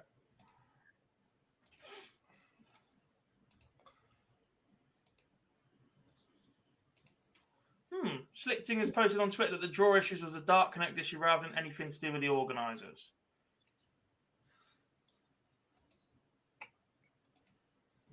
Do we think they've fallen foul of the timing of the year like many others do as well? Trying to make changes ready for the new year, but actually because there's nothing for them to test it on over Christmas. Yeah, quite possibly. Yeah. Ryan Hogarth is currently 2-0 up against Craig Galliano, averaging 104 in the UK. James Parkin fired in a 13-dart leg to take the opener against Ben West as well. It's left 1-3-4 after 15 in the second. So that's going to fall.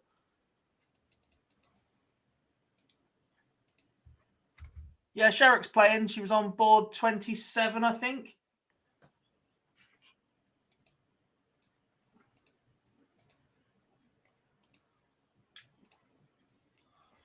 There you go. Is that better? Yeah. Are we set? Cooking on gas, son. Bo's not gone.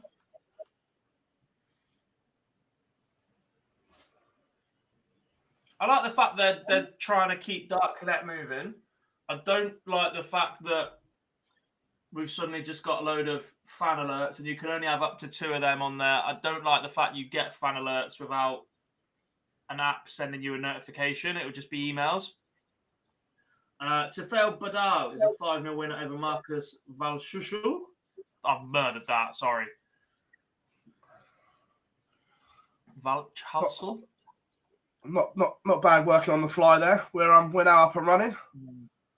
Have they sorted phase 2 yet with bars? Are they putting reserves forward after each tour card is allocated? We don't think so. We think they'll just get points from the 64 onwards, won't they? Because they play down to a 1. But I do think there should be a top-up system.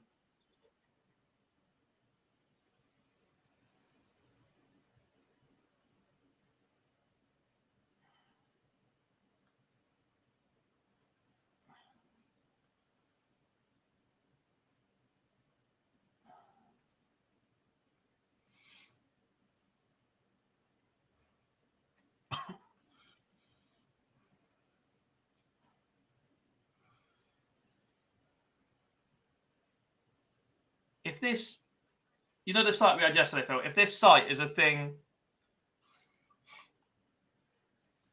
for pro tours where there's just 16 boards, it's a godsend. Yeah.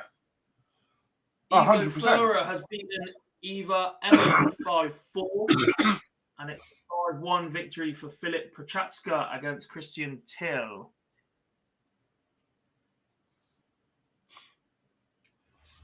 Also, whilst we've got everyone in here as well, a couple of exhibitions, some decent looking ones as well, Gob, coming up. May, Armageddon in Leicester. What a lineup. And at the Morningside as well, bigger venue. Huge venue at the Morningside Arena. MVG, Price, Fallon Sherrick, Joe Cullen, Matthew Edgar, Bobby George, Daryl Gurney will headline. Cracking lineup that is. That is the 19th of May. Tickets available at the MDA website or at dartshop.tv. Also, the Stevenage Showdown, 26th of May. Johnny Clayton and Gerwyn Price will headline the Welsh World Cup winning duo. Nice arena at Stevenage as well, alongside Daryl Gurney, Fallon Sherrick, Ricky Evans, Nathan Gervin and Bobby George. Couple of little pearlers going on there. Bobby George has the best stories in the world. And he gives zero. It's about telling them as well. Axel Svartenbrook is a 5-2 winner. Peter Trapp has beaten Marcel Guga 5-1. There was a win also for Zarominski, 5-0. Yes. Hopping back over into the UK, the Ryan Hogarth average has dropped just slightly, Gob. Just slightly. 91 now. He's 3-1 up on Craig Galliano. Lisa Ashton is in a world of trouble. 3-0 down to Josh Church. Only averaging 62.90. Boy, the boys at it again. Do you know what? We found the new Josh Rock. This year's Josh Rock is Cam Crabtree. Right here, right now, I'm saying it. 91 average has just taken Reece Colley to the cleaners 5-0. Yeah. Paulo Ferreira is a 5-1 winner over Marcel Skatchner. What, the ex-Chelsea fullback? Is he having a bash?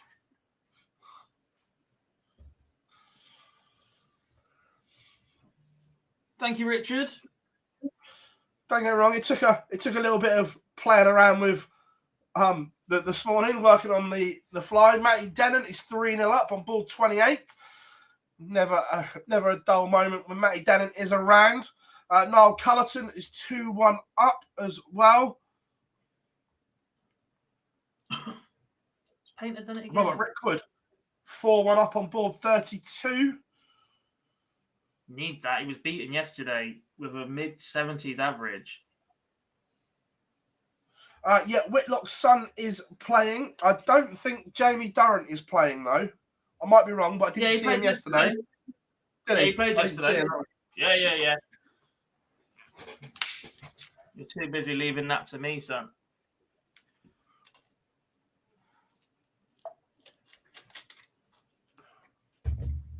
Aaron Monk, 3-1 up.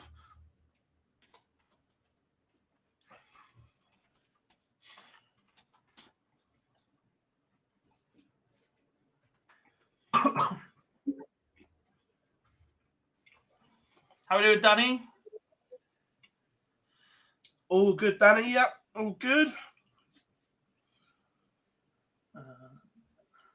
Wins for Vincent van der Meer against Mikael Janko and Yannick Etter against Stein de Klerk. David Pisek as well. 5. Liam Gallagher is starting to roll with it. That went deep yesterday. Liam Gallagher's starting to roll with it. He's back to 2-2. You gotta roll with it. We need him to go on a run because he was beaten first round yesterday and we just missed out on the puns. Yeah. Mark McGeaney currently 3-1 up, averaging 91 and a bit. Is that Andy Hamilton 3-0 up, averaging 86? Aaron Monk 4-1 up against Martin Price. That's your feature game. He just opened up with a 140.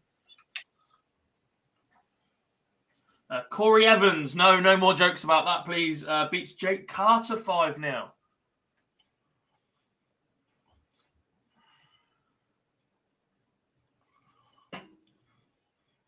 Yeah, I forgot Slev's that young, to be fair, and he's already through, but I'm very excited about what Cam Crabtree can do. Jumping back over into the EU, Andreas Toff Jorgensen. We've seen him on the Super Series. He is 4-0 to the good. Jose Marquez, 3-0 up. Jose's World Cup teammate.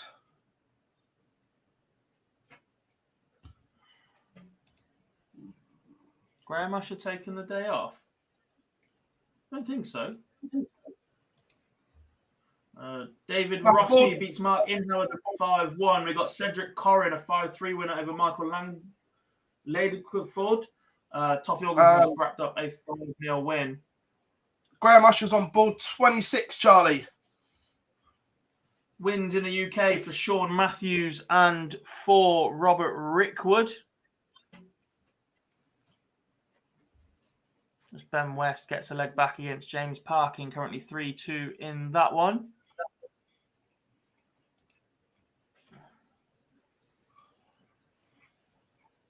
Ryan Hogarth one away, 4-2 up on Craig Galliano. Matty Lisa Denham, Ashton. 5-0 winner over Gordon Smith. We've got wins for Jan Havlicek against Marcus Brisbois and Thomas Luksch from Schilling against Sam Coenders as well. Tony Proctor, a 5-0 winner over Joe Usher. Alan Tabban, a 5-1 win over Jeffrey Murray. Shane Price beats Scott Riddler. We've got Ryan Hogarth, a 5-2 win over Craig Galliano.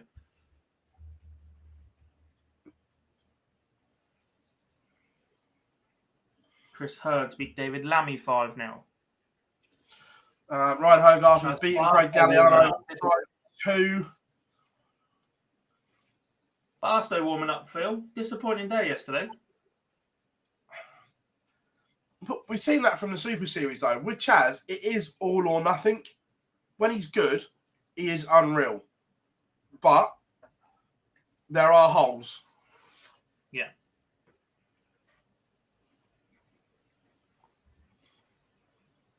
How's Harry Ward doing? Harry only played yesterday. He went one day, so he's eligible for the Challenge Tour for the rest of the season.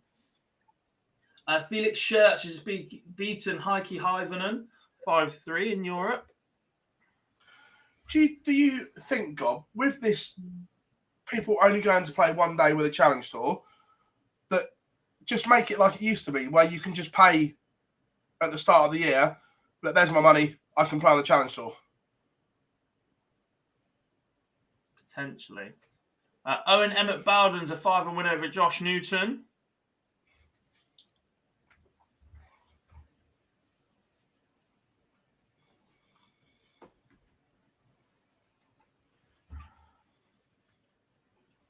Lisa Ashton has one on back 4-2 now. The Lancashire Rose still not anywhere near her best, but she may just be starting to motor. She's effectively stolen the darts here, so she could be going back to within one.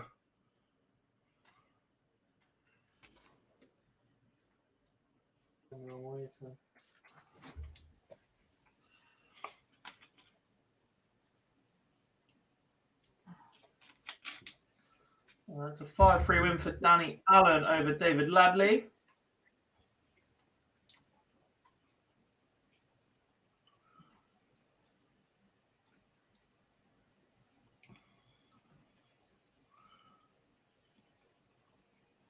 How did Rocha get on? I don't think he's played yet.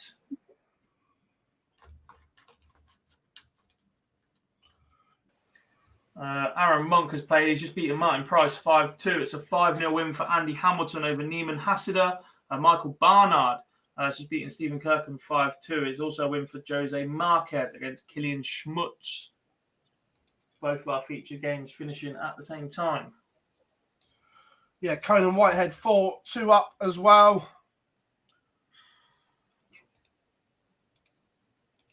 Patrick Bullen 5-1 winner over Ron Seegers. And Justin Hood beats Christopher Wickenden 5-1. Sorry, Rocha did play. He beat Carlo Vampire 5-3. He didn't appear in the search. That's broken. Wins for Sam Hoddenot against James Bishop of Reading and Gary Butcher against Lorenzo DeVoe.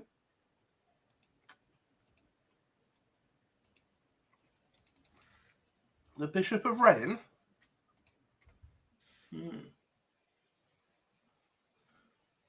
I think they're quite two feature games. Shawnee Mack against Ryan Harrington and Tony Elsanas. Wins for Conan Whitehead. He beat Steve Early 5-2. Ashley Coleman was a 5-something winner as well. Where's that gone? Michael Barnard, a 5-2 winner.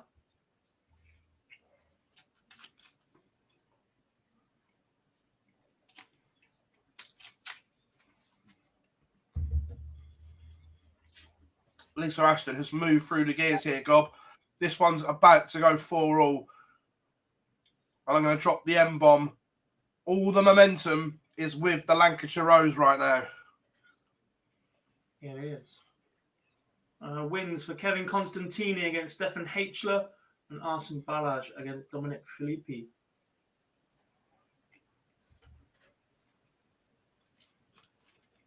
Oh. That's a little bit good.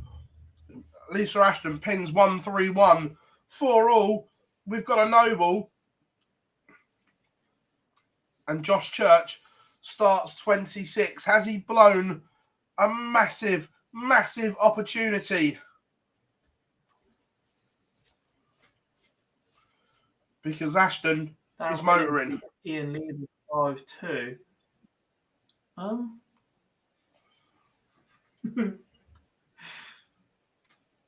Rod Studd's momentum meter. I love that.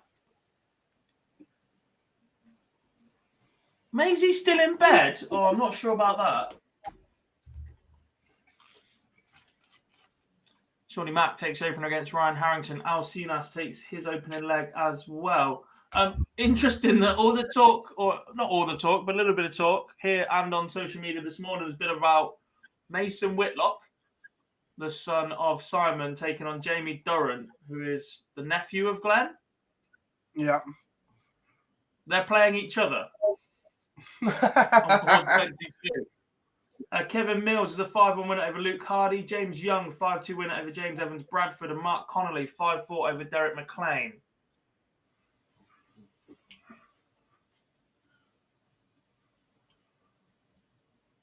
Big, big moments here in this deciding leg. Josh Church with the darts has left 1-2-4. Ashton 1-8-1. How handy can she leave this? Not enough. Only 41. Has the Lancashire Rose undone all the amazing work she did to get back in this one?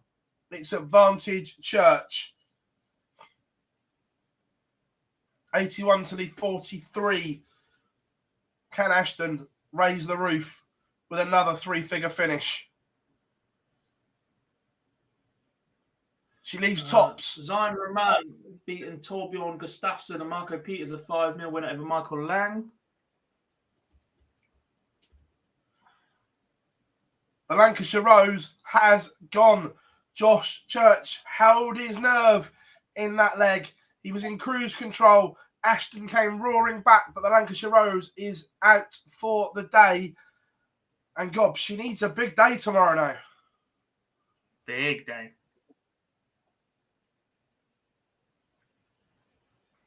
Callum Matthews is a 5-3 winner over Gary Blades. Choose Blades is gone.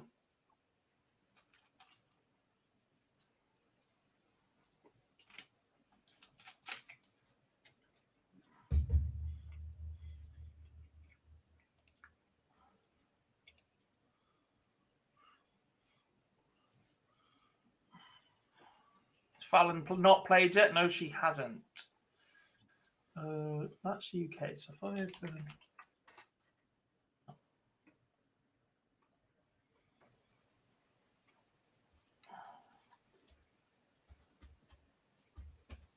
Gary Blades is the highest ranked casualty on the UK Order of Merit so far. Look in Europe.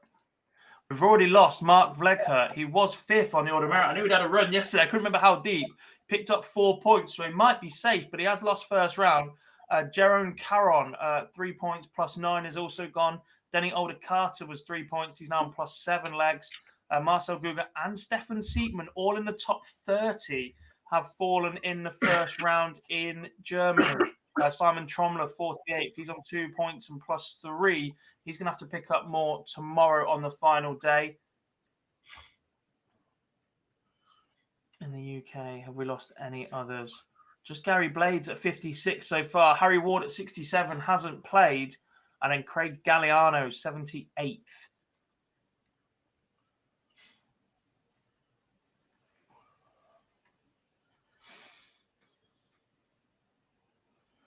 Danny Lalby taking the opener, but not a lot coming back at him.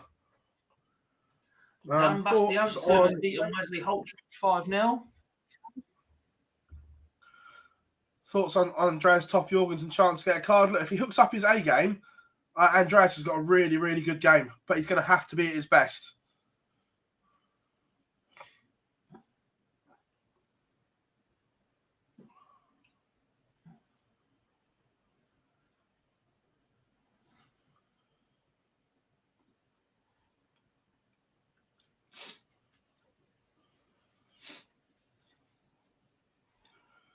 That is Harry Ward who handed in his card before, yes.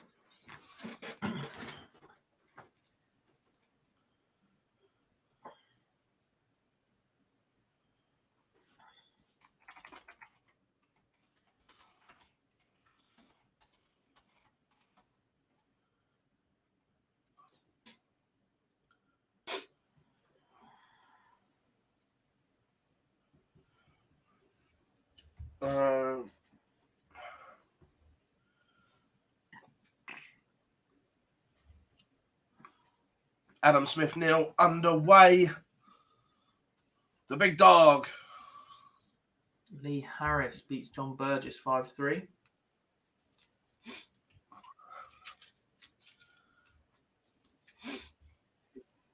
An interesting one, Gob. I don't know if this has been done by accident or mistake, but Mason Whitlock playing with a Union Jack flag. Strange.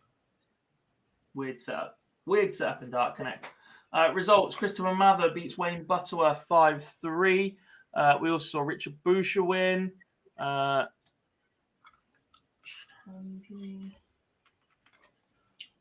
Katie Sheldon is beaten by Jack Pledger 5-2.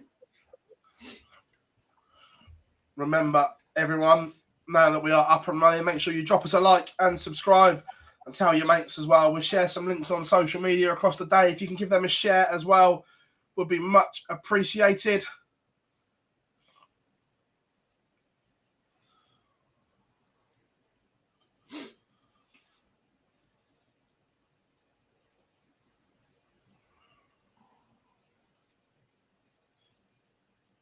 Surely Max making hard work in this game against Ryan Harrington.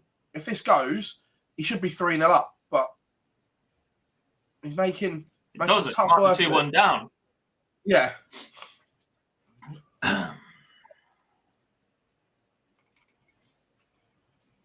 Yeah, Alan, it was funny. I think that was at the World Trophy. He played on crutches. Duzza is in the house. Hope Tenerife is serving you well, my friend. Also, tell the truth. You didn't look very happy when Cal hijacked you in the bar last night. You had that look to say, what's he doing here? Nicholas Ioannidis is a 5-0 winner over Till Meshner. And Liam Gallagher has won. Yes, more Oasis puns. 5-4. Wow. Some might say that's a bit of justice. What a rock and roll star he is. Woo! Liam Gallagher should get an invite to every PDC tournament just for the puns. The same as Vincent should get one just for the interviews. Yes. I think we should get him in the Super Series. Could you imagine Murph and Henry? Marcel Erber has just beaten Kurt Delahousse 5-4.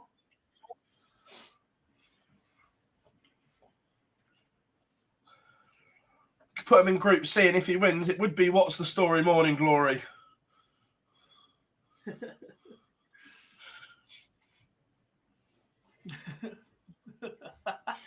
Yes, the chat room is now getting involved. Kevin Thomas, the 5-4 winner over Simon. The problem Farley. is now, Gob, I can just imagine Boise at home trying to work, launching his headphones across the room.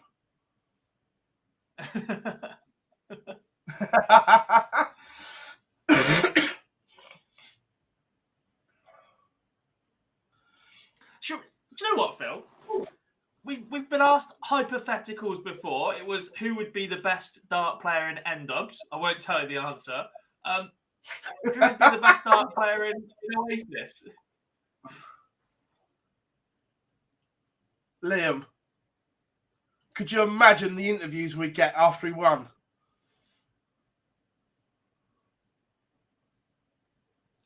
Well, if they're like they were 20 years ago, I'm more concerned Liam would never hit the board. He just aimed for people. Is that on par with Talisa's hand-eye coordination? Yeah, less of that one.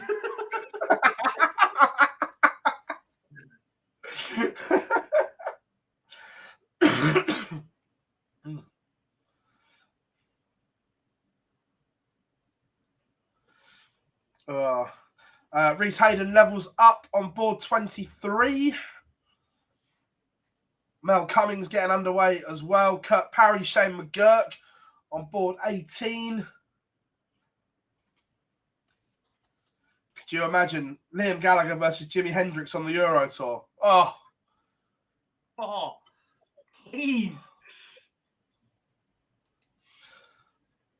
Jumping back over into the EU, Grant Sampson is getting underway. South African played at this year's World Championship. Stefan Belmont right now, Gob, is in a bit of bother. He's 2-0 down to Ricardo Perez. Yes.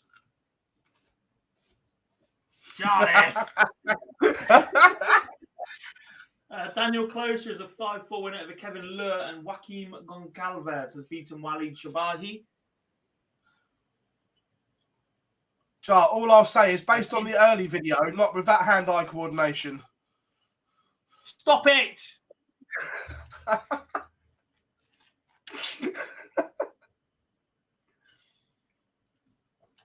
You right there, Gob? Yes. Stop stealing my line.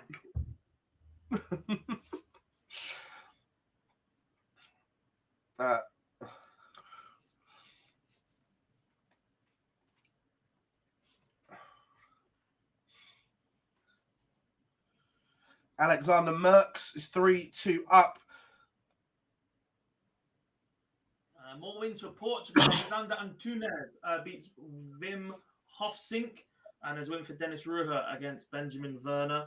Danny Lauby, 5-0 winner over Lee Dutton.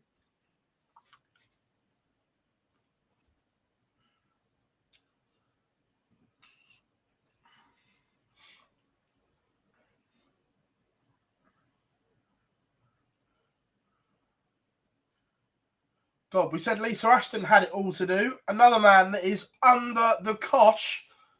Chaz Barstow is out. He needs a huge, huge day tomorrow, beaten 5-2 by Peter Gallagher. He does like a last-minute run in the Super Series, but it's a bit difficult to put that together here at Q-School.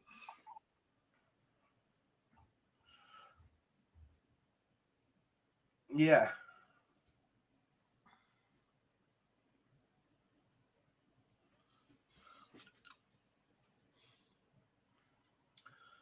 Tony Alcinas is one away on off. What's that?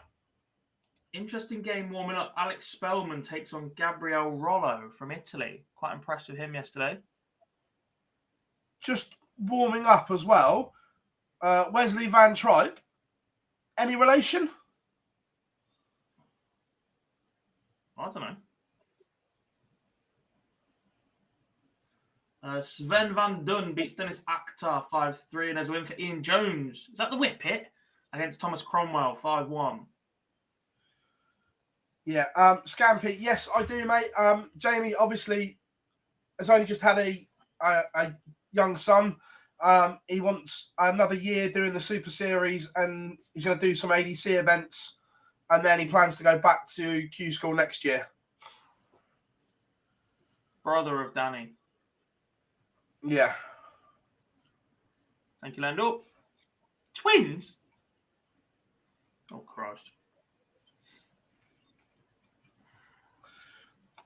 It's a 5-3 win for James Richardson over Scott Sutton. John Bowles, another 5-0 win over Jonathan Kavanagh. His leg difference must be pretty solid. Yeah. Someone asked in the chat room, I'm sorry I've lost who it was, but Andreas Toff Jorgensen won 5-0.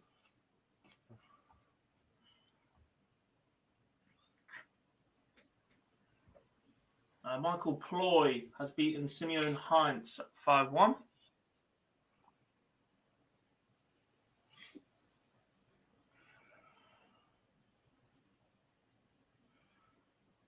Yeah, you'll be fine, Scampy. Get the JK Army in there. Not seen Kellett yet. Shawnee Max made hard work in this game, and he's behind. No, he's not played yet.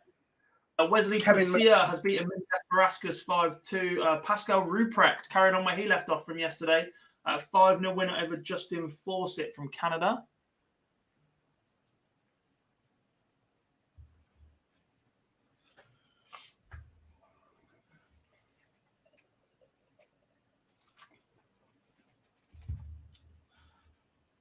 Pete, I'm a fan. I'm glad they've addressed some of the issues.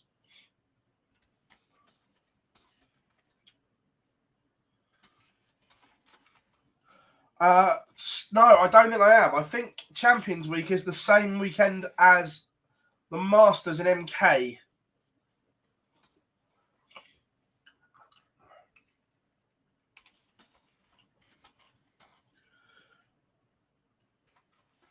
Not a problem at all. Roger, Corey's won his first game.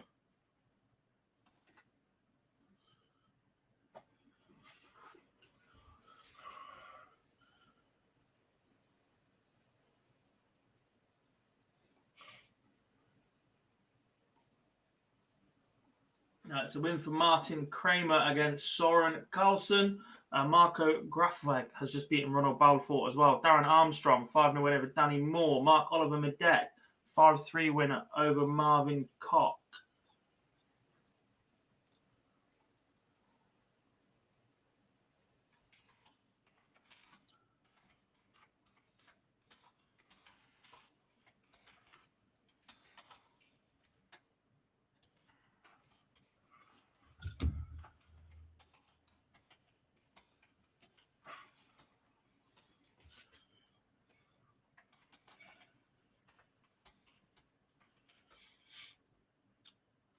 Mel Cummings 3-0 to the good.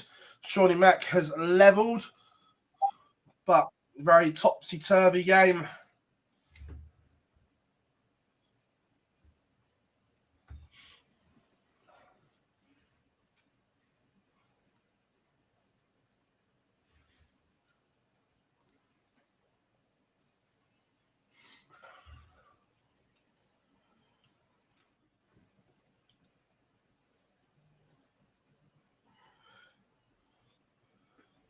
No real big shocks as of yet.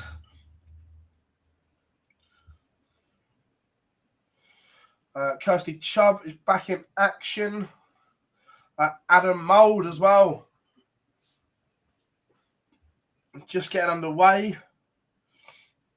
Alexander Masek has just beaten Nick Krul, 5-3.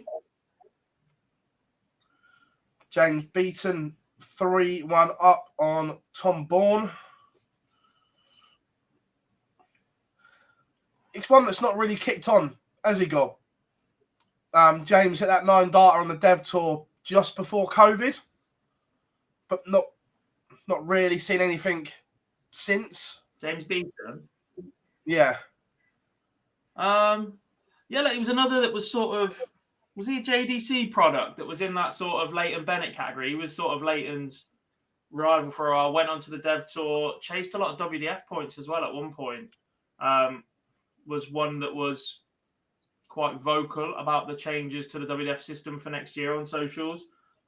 He's still got a lot of time, though. I think he's only still 17 or 18. So Sean Fox beating Richard Shanklin, and there was a win in Europe. Peterman has beaten Ballo.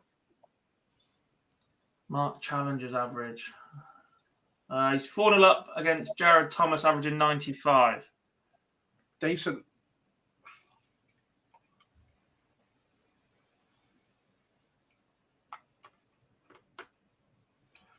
Rennie Idams won his first game, I believe. Gob? Think so. Mid-80s average. The Cube. 5'2" with an 88 average. Yeah, bang on for me.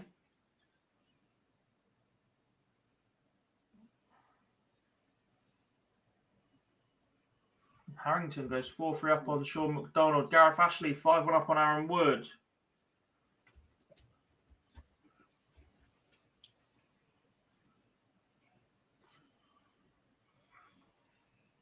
Steve Hine just getting underway.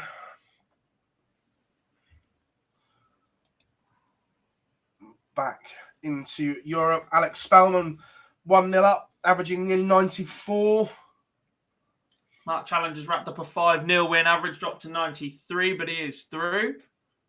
Don't worry about that at the end. Grant Sampson 3-0 to the good.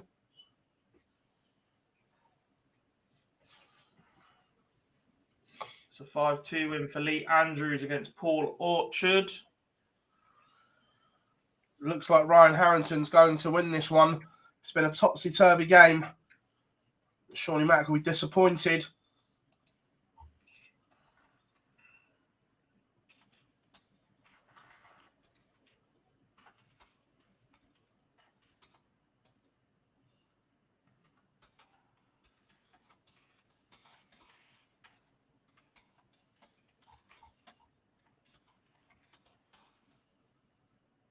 He's on 3 points. He may have done enough.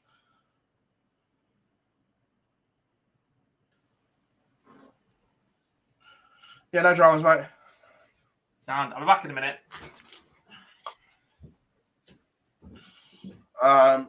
Gob's just going to sort of delivery out at the door. So I will run you through. Steve Hine has taken the opener on board 10 at Milton Keynes. Kevin McDine 2-0 to the good. Mel Cummins 3-1 up as we speak.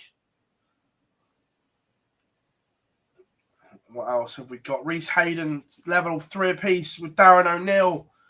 Carl Coleman 4-3 up on Carl Gabriel, this man that we've seen at the World Championships. And Shawnee Mack looks on the cusp of defeat here. Shane McGurk has wrapped up victory, a 101 average from the Irishman against Kurt Parry. Again, McGurk, one of the ones that have been spoken about readily, that has the game to go on and do some super stuff. He is safely through. Harrington has missed, but will be back. McDonald cannot mount any pressure whatsoever, and Ryan Harrington gets the job done.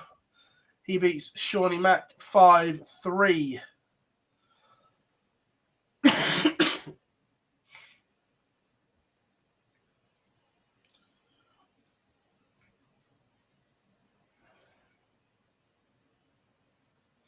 I haven't seen any Northern Ireland flags, Jack. I'm not saying there isn't. I just haven't seen any.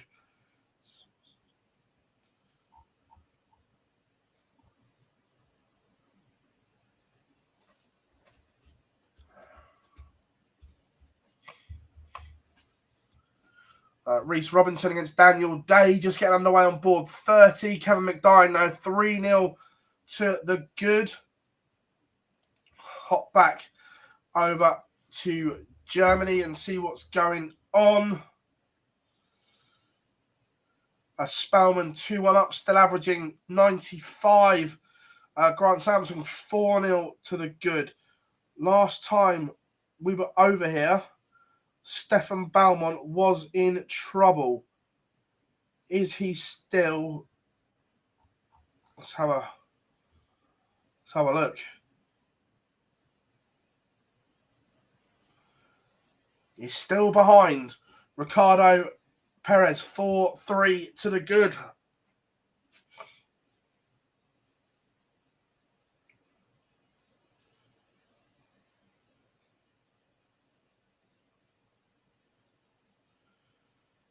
Let's have a look at this one.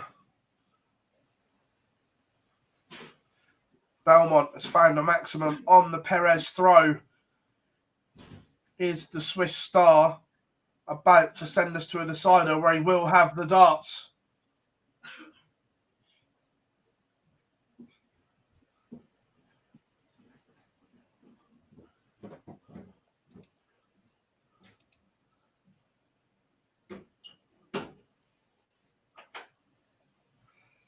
Colin Osborne, the Wizard, just getting underway as well.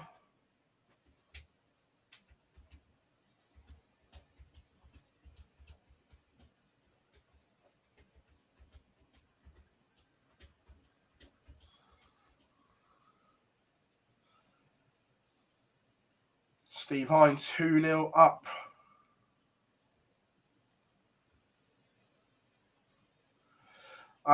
They try and just literally next one at Q-School because there's so many to get through.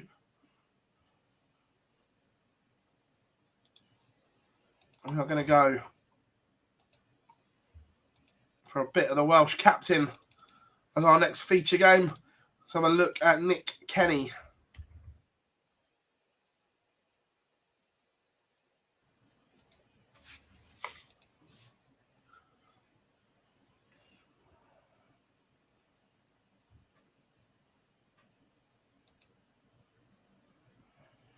How many participants at Q? 840 something.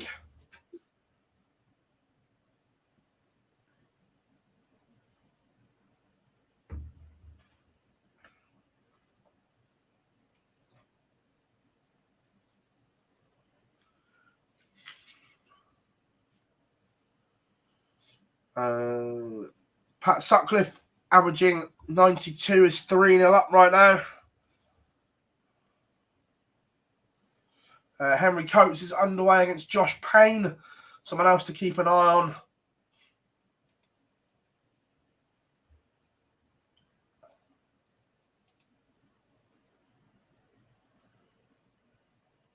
Stefan Belmont, 62 to take us to a decider.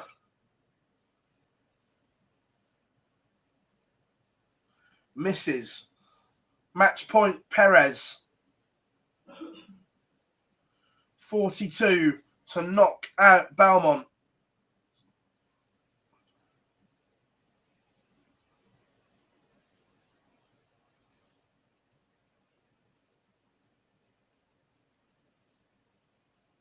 Kieran Tierney's at Q-School. And Belmont has missed Perez has missed 2 match darts against Belmont. Belmont coming back at double 16.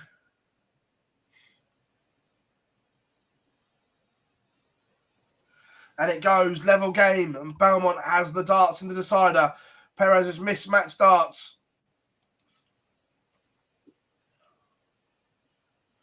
Colin Osborne has taken the opener.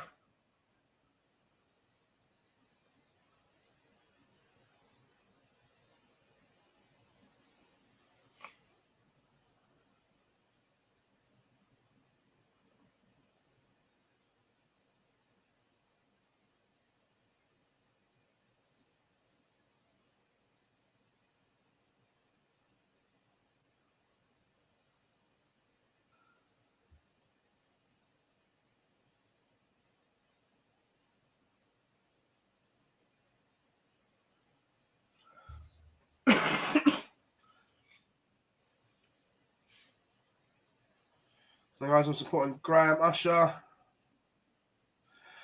It's down to the players, Craig. When they fill in their Dart Connect profile or whatever, it's down to them to sort out what they tick.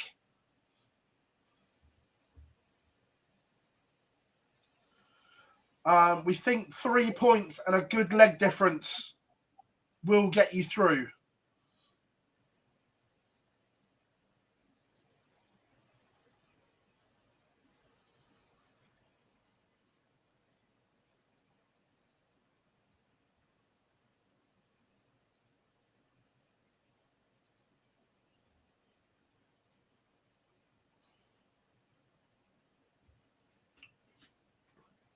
Scott Waters is underway, a man who had a good day yesterday as well. Nick Kenny has taken the opener in our feature game.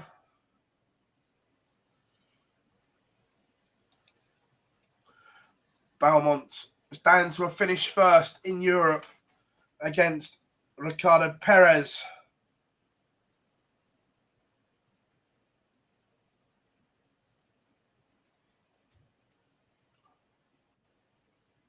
Yeah, Danny, look, we know it's just one of those ones that it's tough because you can only do it once games are live. So we were just playing it by ear a little bit. But 137 from Perez, all of a sudden, this 150 is under some pressure. Oh, I think Belmont's missed a dart at double 18 for a 150. Perez, the 109 may have to go.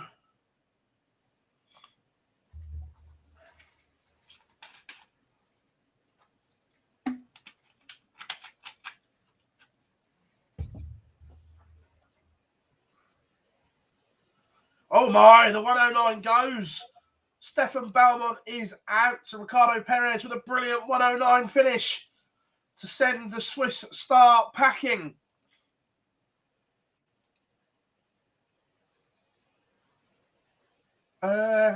Isn't Pallet? I think he's in the next stage. Daniel Day 3-1 up on Reese Robinson. No, so the delivery guys tried delivering it to the wrong address. So I think Gob's trying on the phone trying to sort it out. Josh Payne 2-0 up on Henry Coates. It's not a classic by any stretch of the imagination. Colin Osborne 2 up as well.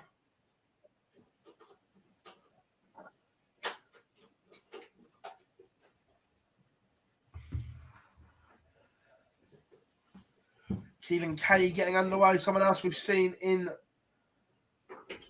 the Super Series.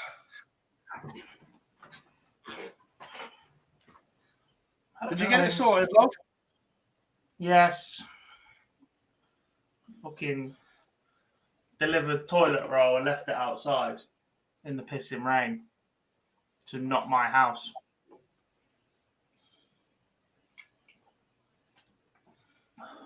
Never a good thing. No.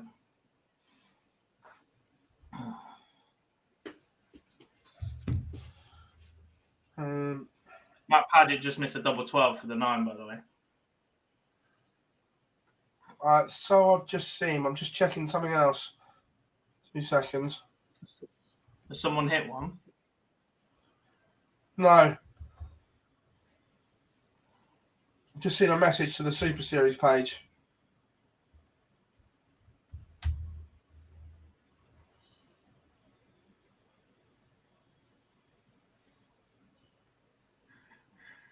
Oh, charming, Denny.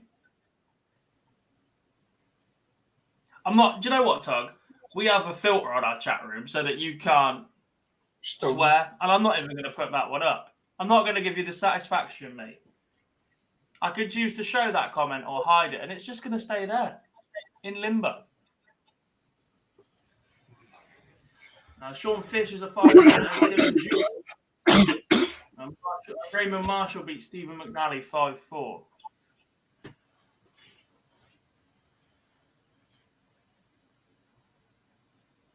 Yeah, look, Josh, he's improved there massively as well. He was 2-0 up, averaging 60, 68, I think it was. So he's put some points on that average. Daniel the Ayres Wizard beats Colin Kevin Osborne. Lane and Burksfield beats Josh Ledbetter.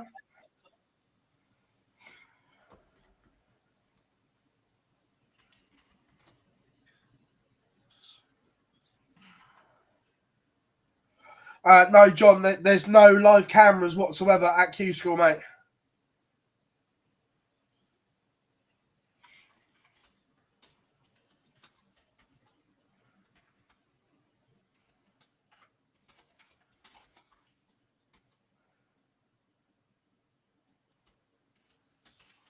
I'm not sure why the Wizard is his nickname. It's just always been. Because he's magic. It's 2 shot.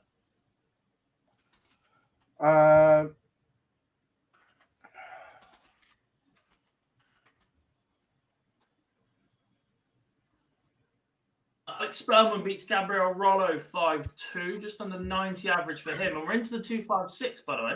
I missed that bit. Leon Remda is a 5-2 winner against Georg Jesse.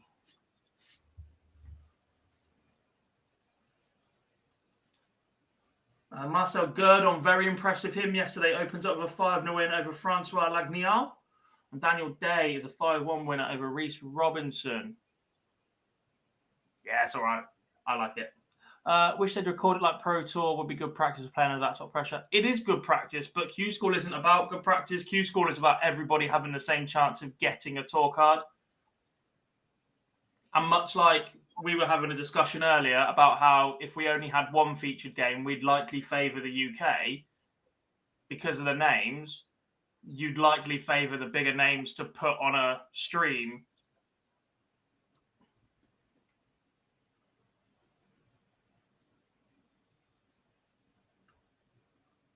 Charlie Simons wins 5-3 against Andy Steed.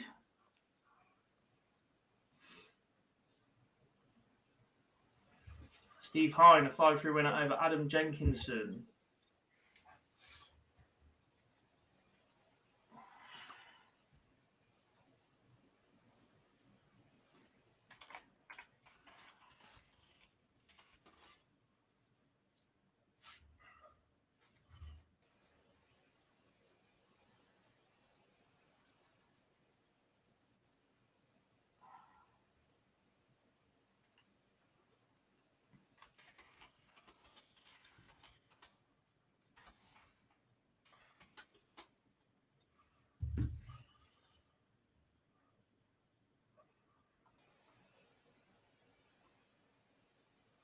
Alec Small, the Red Dragon champion of champions, getting underway, as is Rachel Brooks. Good to see Rachel having a go at Q-School.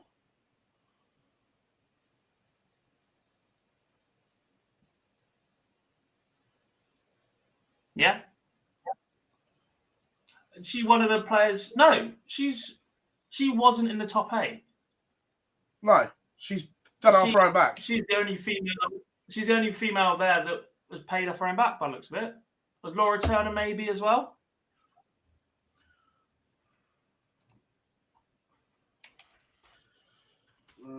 Just gonna check on that.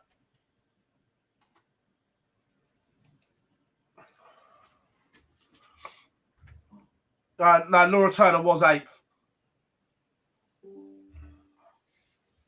Sweet.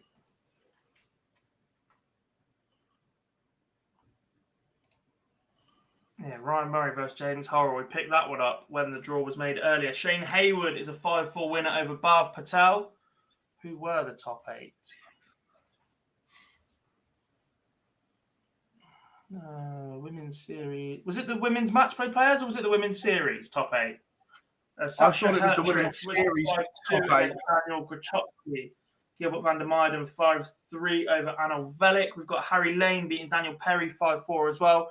Women's series top 8.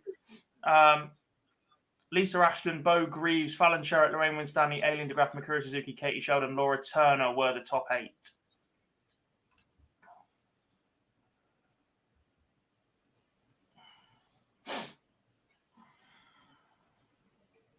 Nick Kenny, 5-0 winner.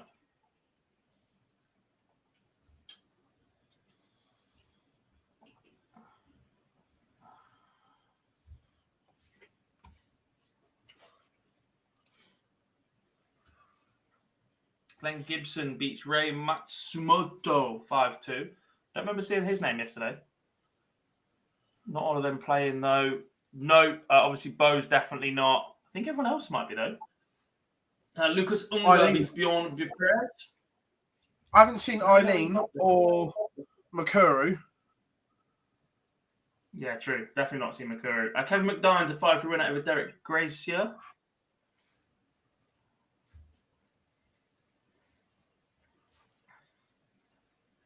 Frank Peters beats Pascal de Roy 5-1. I'm sure Butler is in. We just haven't seen him play yet. One of the players that might have had a bye to the 2-5-6. Laura Turner isn't there, is she? I'm sure I saw on social media she was. She played yesterday. Yeah, there's 800 names there. I'm struggling to keep up with all of them, but I'm pretty sure she is. So players that have recently lost their card get a free entry. Do they have to pay? I'm sure they have to pay, but they just get exempted to stage 2, but they still have to pay. Yeah.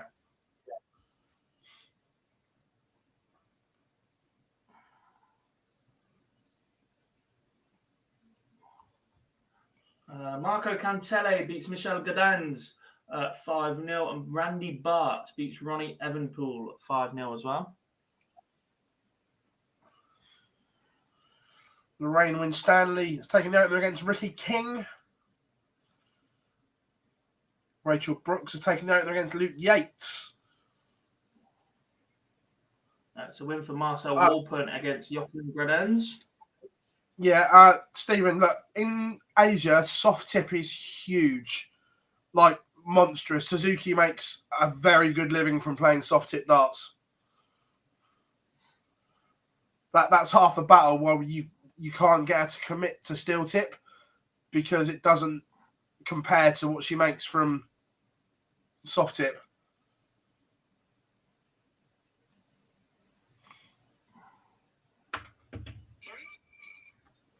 Is Reinhard Schumacher the most German name of all time? Actually. We've got a 5-0 win for David Taylor against Stephen Inkpen.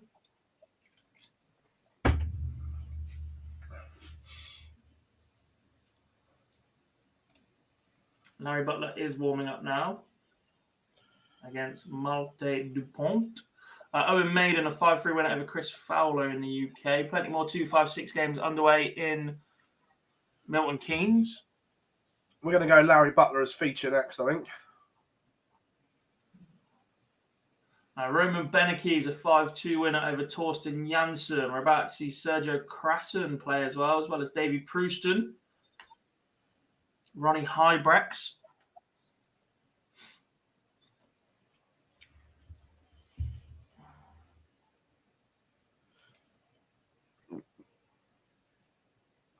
Raymond Stanley's taking the opener against Ricky King.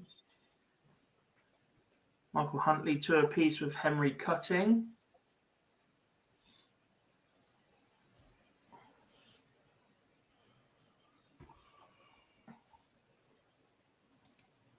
A 5-1 win for Lewis Dare over Thomas Smith, and a 5-4 win for Brian Woods over Sean Ryan. Lars Moynat beats Moritz Schwarzbach in Germany.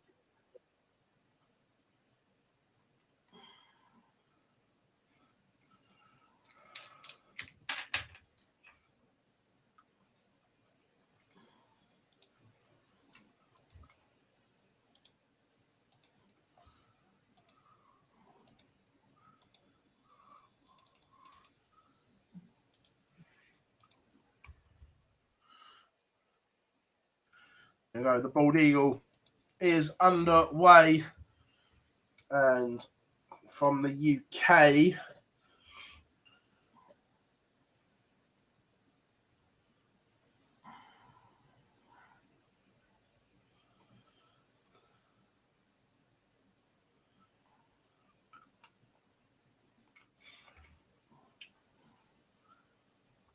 what board's Fallon on, Jar?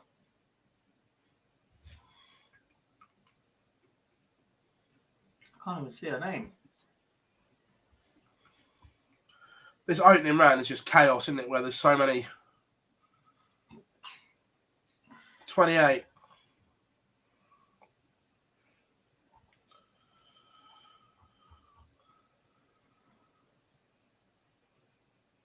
Cheers, Chris. Thank you very much. Now, 5-0 win for Michael Harries and a 5-4 win for Robert Grundy over Pete Burgoyne. Your darts are in trouble, Phil.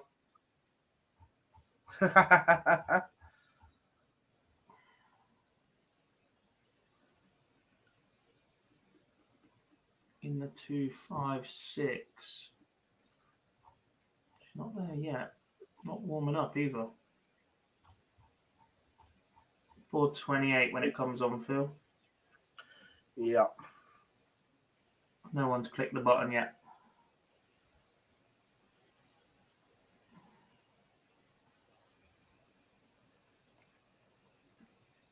Sander van Ockenberg-Zwan beats Dalibor Smolek 5-4.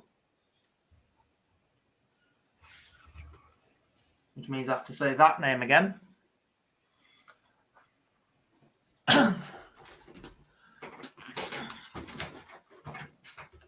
10:30 in the morning is not ideal for a dart player's preparation. Yeah, do you know what? After seeing yesterday's finishing time as well, there's an argument to start later and finish later. A 7 or 8 p.m. finish with a 12 o'clock start each day is much more reasonable, I think. Colin Osborne's a 5-3 win over Brandon Weston. It's much more in keeping with everything else. The only other time we see a really early start is on the women's series when they had to double up because they cancelled the Germany weekend. Yeah. Daniel Vogt has beaten Michael Kustemans 5-4.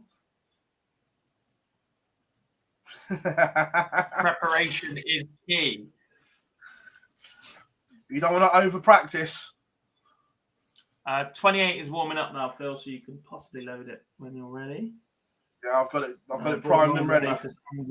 Houghton against Koni Singh Nagy. That'll be a tie we'll see on the seniors unless he really to go deep.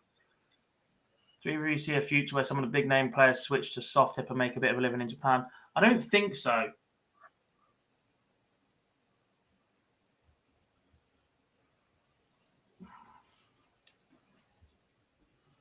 I think we've seen enough steel tip pros have a go at it in the past. Phil Taylor, Paul Nicholson, Adrian Gray's played in both, represented England, I believe, in soft tip.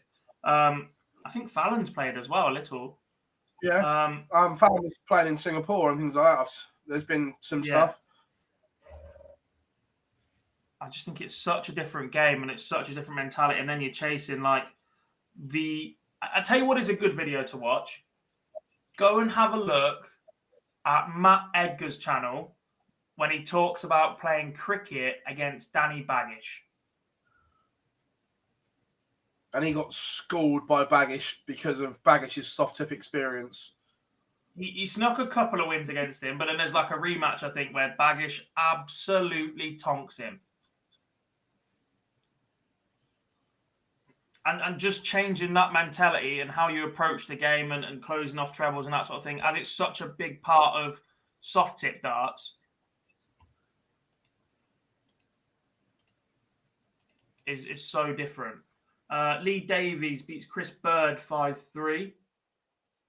Sherrick is underway against Paul Milford, so we can get that one up on screen. Hi, guys. Is Cabby completely out running for a tour card now?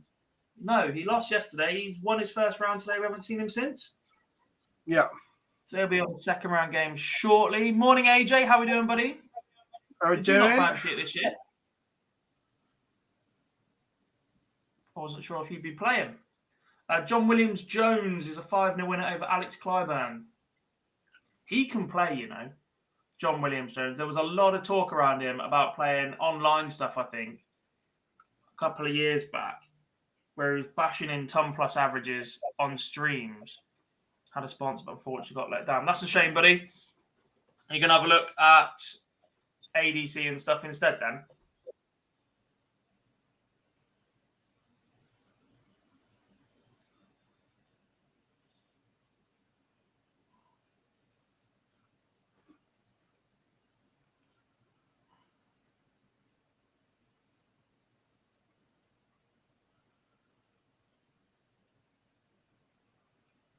Jason O'Donovan beats Scott Walters. Sorry, Scotty, but we get to make a too many broken hearts joke once again.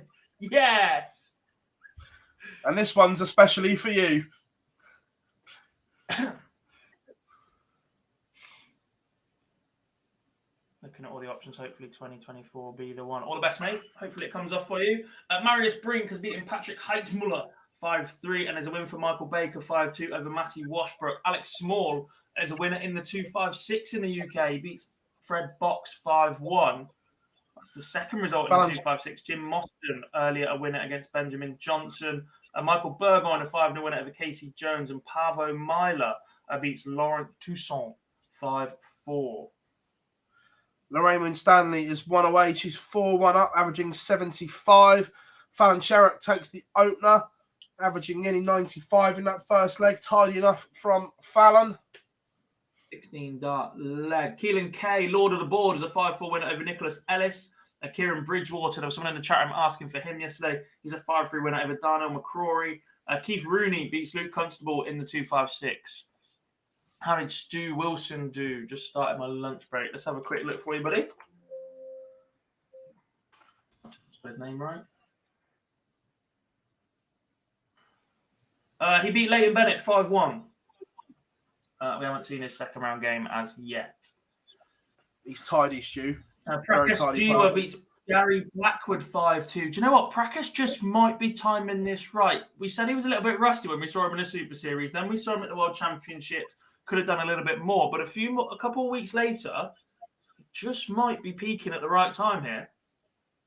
And if this doesn't go well for him, the World Seniors qualifiers are in 3 weeks' time. Another 3 weeks of practice. We might be seeing Prakash Jiwa on a stage somewhere very, very soon. Yeah, Larry Butler 2-1 up. Yellow Klassen has taken the opener, the Cobra. He was very annoyed as well that he had to play in stage 1 because the way the PDC rules were written were left open to interpretation. Shock. But I kind of agree with what Yellow was saying. So it said the top 16 on the Challenge Tour that don't have a tour card are going to go to stage 2. Yeah. I think he finished 17th, but top 3 get tour cards. So it should filter down, and they've just kept it as the 13 in the top 16. Correct. Yeah. I actually agree with Yellow on this one. Yeah.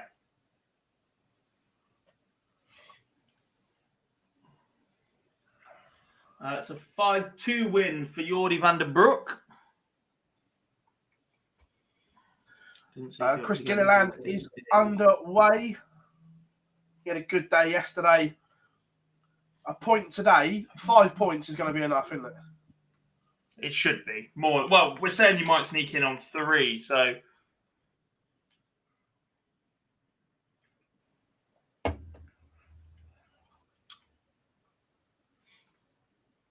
How many went home last night? That's a good question. I don't know.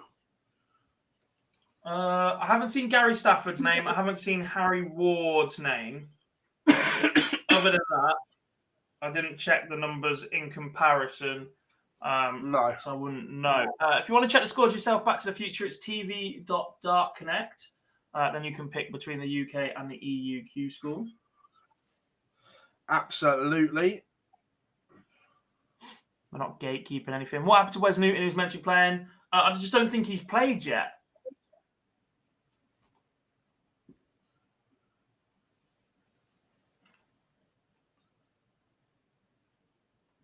If he got a bye to the 256, which was more than possible.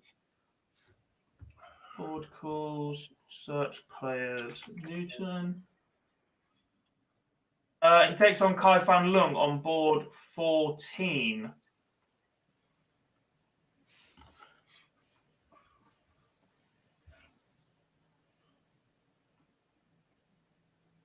Lee Cox has taken the opener against Alan Norris. He's on net. Scott Marsh 2-0 to the good. Again, Scott Marsh, more than capable player, just not easy on the eye. Yeah. Paul Milford has a leg back against Fallon, tidy leg as well. That's a hold. She broke to start with.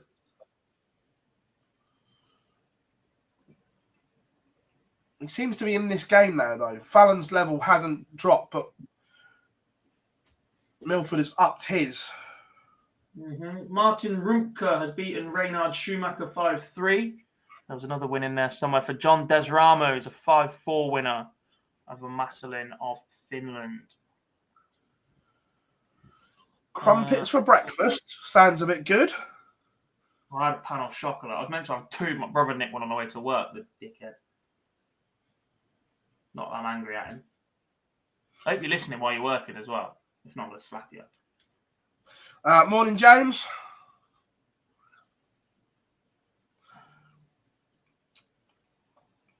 Chris Gilliland 2 to the good. That was a needed 88 finish from Fallon Sherrick there as well. Very tidy. She leads 3-1. It's still do morning. you think... Do you think Norris is good enough to win a tour card? Not right now, I don't know. Yeah, not this year. I think he's getting there. Look, there are definitely signs of improvement. The Alan Norris between right now and where I saw him when he first started playing on the seniors 9 months ago is a massive improvement. So if he keeps making that step up by this time next year, I think so. And I still think he's got the hunger and desire to go and do it, which is massive at someone who's over 50. Christian Helmerker has beaten Stefan Bobo 5-4. Looks like a win for Jacob Taylor, but Dark Connect doing its thing where it says 4-1 as a win, not 5-1. We'll go with that one. Look, long term, he could watch. I don't think he's ready right now. Tony David did get an invite to the seniors. Steve, he wasn't well enough to come and play. Correct. But that was a question. Who was the first World Championship you remember? Someone said Tony David. I just want to make everyone feel old by my answer in a minute. Danny Tessman beats Hatman Karaka 5-0. Nathan Potter's a 5-3 winner over Dale Howard. What was the first World Championship you remember, Barzy?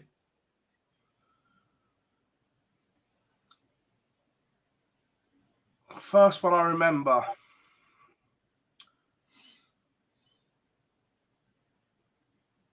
Della 83. My dad was 13. I don't remember that one. I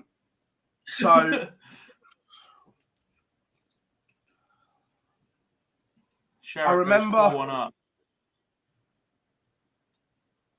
Again, I'm going to show my age here. This is when I first started getting into it. I remember John Party 94. I wasn't even born, Barzy. I wasn't even born. I remember John Party and House Otter a 5-3 winner over Rodney Vai. I remember John Party 94. Then you had the two epic finals with Richie Burnett where he beat Barney, then lost to Beaton. Then McDanger in his kilt. Andrew Beaton's a 5-3 winner over Manuel Gutier. Well, my first was Mark Webster. Nice. Against Simon Whitlock. 08? 7, I think. Sergio Crassen's a 5-2 winner over Davey Robbins. Luke Yates beats Rachel Brooks 5-1. 2008. Was it? Who was 7? Martin Adams beat Phil Nixon. I remember that one. Maybe it wasn't Webster then. But I'm going to keep saying it's Webster so that when I see him, I'm going to be like, Mark, you do realise how old you are. The first World Championship I remember was your final.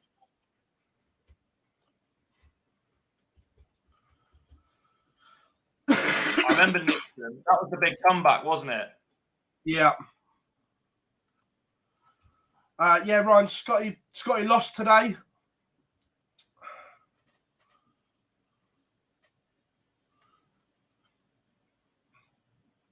No, I don't remember Yellow Barney. I do. Yeah. Oh.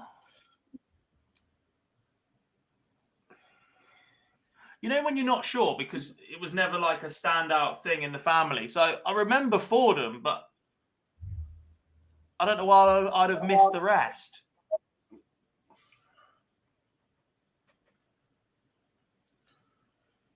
Or if it's just that I watched things back because everything's on YouTube.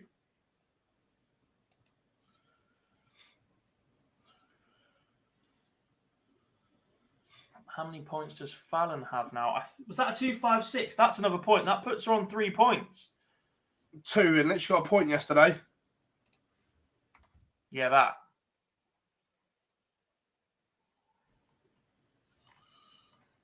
Yeah, that puts her on to 2 and a +3. No, she was on. Is that a 5-1 win? Jack Vincent beats Justin Hewitt 5-3. Good game, that one. First snooker world champion. Crikey.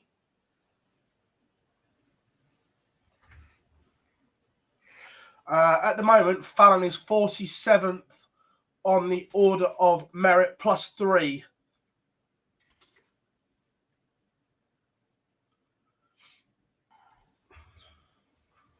Do you know who it might have been? And this is going to really upset him because I think he was watching recently. Matthew Stevens? No, before that. It's close, you know. I'd have been 10 when Matthew Stevens was in the World Final against Sean Murphy. I remember Murphy coming through, but I remember Ronnie Graham Dott before that. Doherty losing to Willow. I definitely don't remember Doherty winning it. Hendry beating Willow, I don't think so. Willow, Matt Stevens in 2000, no. It might have been Ronnie Higgins, possibly more likely Willow, Doherty, or Ronnie Graham Dott. I know he listens, but I used to love watching Matthew Stevens play.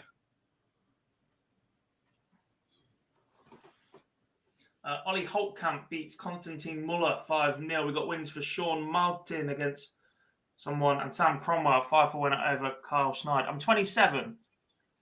I'll be 28 a week today.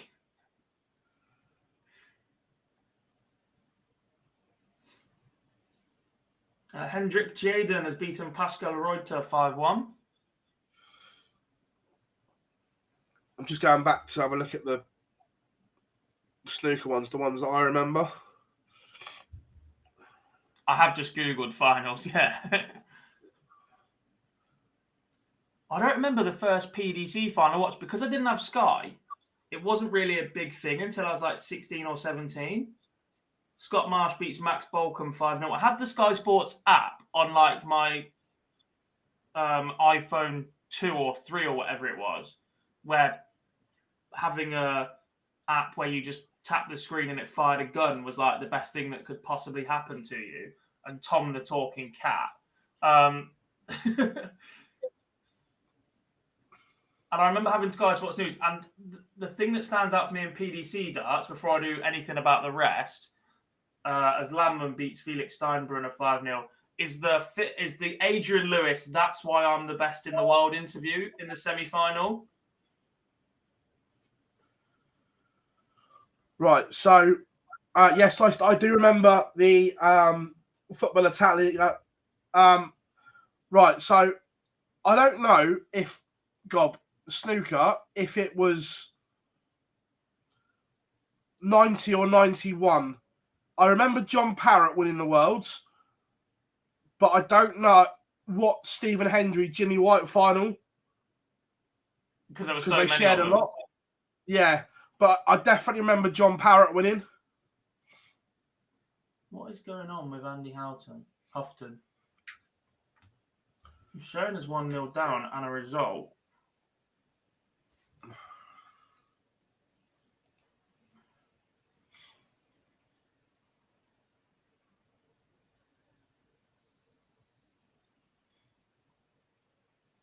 What is going on?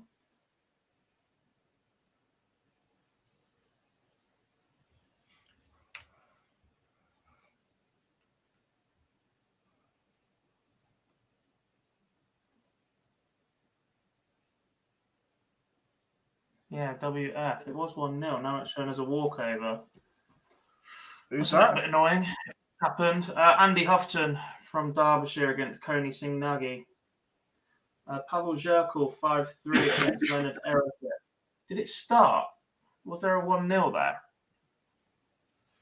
Paul Mitchell 5-0 win over Harry Gregory. Graham Hall beats Andrew Hyland 5-3. We got wins for Leon Zammit, Pavel Zherkal, and Julio Barbaro Gonzalez. Lee Cox beats Alan Norris 5-2. Norris in trouble then. That's back-to-back first round losses. Yeah.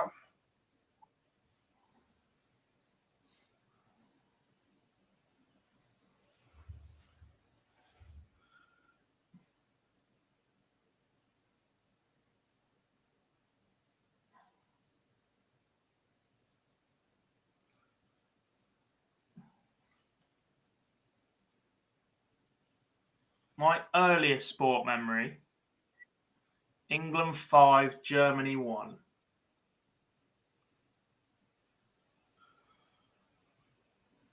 I was 6. World Cup Italia 90. And I remember being allowed to stay up to watch England-Germany. And yes, I cried. Jody Toback beats Lorenzo Van Hove 5-4.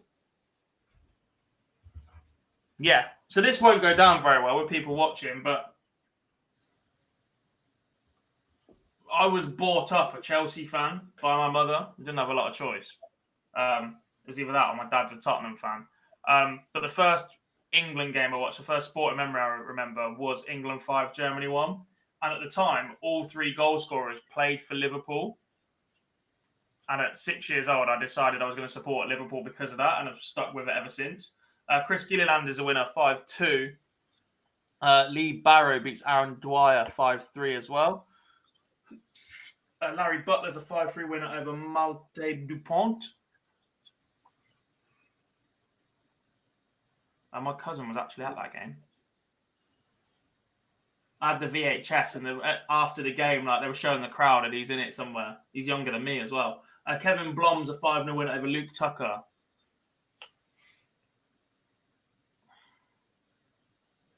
Cadby update. Still not played game number 2 yet. We're waiting on him. Was that the game Liverpool scored 5 and United assisted all 5? I didn't realise the assists. Rio set back for Gerrard. Did we get Scholesy assists? No, didn't Heskey assist one for Owen? Steve Wells, 5-3 winner over Petros Christodoulou, which means we will see Wes Newton next. Is Fallon playing again today? Yep, she's already won 5-1, so she'll be on again in about an hour's time, maybe an hour and a half. That was halfway through the 256, so she'll be back in the 128 soon.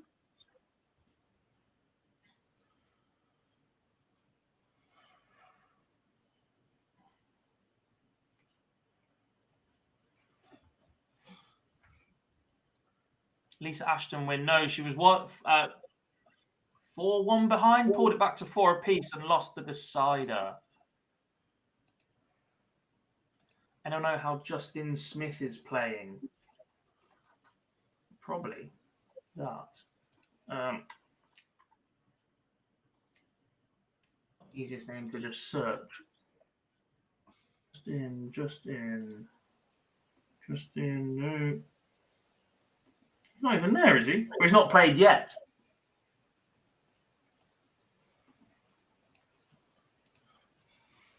I'd be amazed if he wasn't there. He got a bye to the 256. He will take on Tony Proctor after a result between Paul Rowley and Dylan Crean, which is currently 4-0 to Rowley. Adam Warner has an interesting nickname. You are very right, Nico. Robert Thompson's a 5 to win over Jack Bishop, and Callum Goffin beats Barry Morgan 5-0. Yeah, you are very right indeed that Adam Warner has an interesting nickname. Shane Sheridan is a 5 to win over Dave Baton.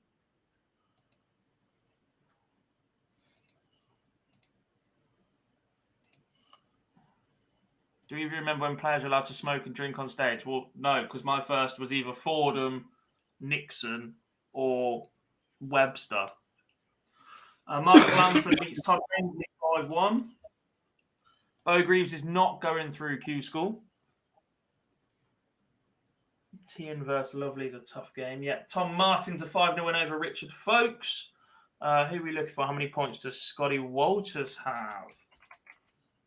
Scotty Walters on 3 points and +8, but he is out. So if he defends that leg difference tomorrow, adds to it in the first round even, he might sneak in, but you'd like another point for him. Graham Usher. I've not seen him today. Not played yet. Board 28, I think. He was on 3 points and +3, so he's got a bit of a wait for his game. Jamie Lawrence is a 5 win over Alexander Ilya. Stefan Grease is a 5-3 win over Ronnie Hybrex. The Rebel is out. First live football game you went to. It must have been Oxford United, but I can't think who they would have played. Mine was I went to see Swindon as a kid first. Ooh, you're a scumbag. You scumbag. Gob, can you fill for 5 minutes? I'm still going to be here, but I'm just trying something. You know. Yeah, sound. We'll give it a go. Tommy Morris is a 5-4 winner over Steve Detmer, which means we just have one 5-1-2 game left in the UK. So once again, despite starting later, we are ahead in Milton Keynes. My first was live at Celtic Park. Holy. We do hate Swindon Scampi, so I'm going to show that on screen. Yes. Just unearthed the Swindon Oxford. Yeah. He's an Andover boy, to be fair. Remo Mandial, 5-0 winner over Eros Odent. First footy game, Aberdeen v Hertha Berlin, UEFA Cup. Whew. First game at Anfield was seeing Man City 3-1 on Boxing Day 1981. My first game at Anfield was Liverpool versus Reading in the FA Cup in... Started my GCSE 2011. 2011, 2012. Stefan Schroeder's a 5-3 win over Romeo Grubavac, and Wayne Jones beats Rob Holroyd 5-4. I'd already been to the home leg at the Majewski, went up to the away leg on like a Tuesday night from Oxford to Reading, from Oxford to Liverpool with the boss of my old job. I was working in like in a pub kitchen, washing up at like 14, 15 years old. The night before my first ever GCSE exam, and got in the door at 2 a.m. that morning on the way back. It was horrible, yeah. We won each at the Majewski. I missed both goals.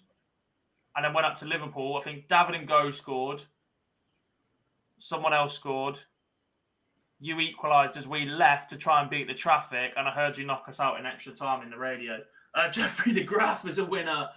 David Harburg is a 5-2 winner over Kevin Verbakel as well. So I've not really been back since. Just horrified by the experience. But now I drive, I'm going to try and get up a bit more. Yeah, we can't all be perfect, Tanky. I'm trying. Richard Veenstra, is that you're requesting an update?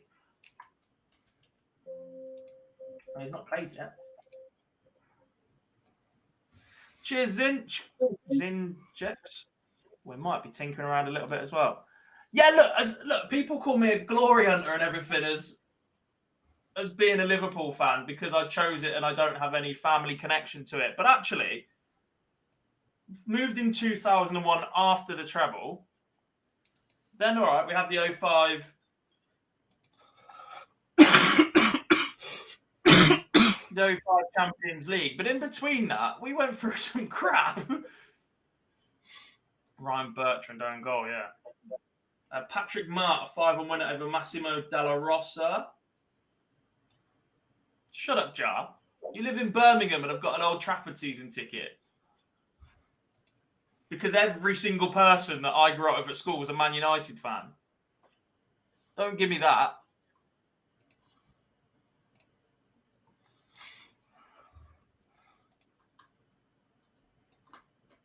That won't wash, son.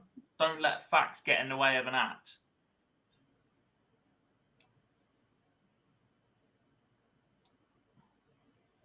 Yeah.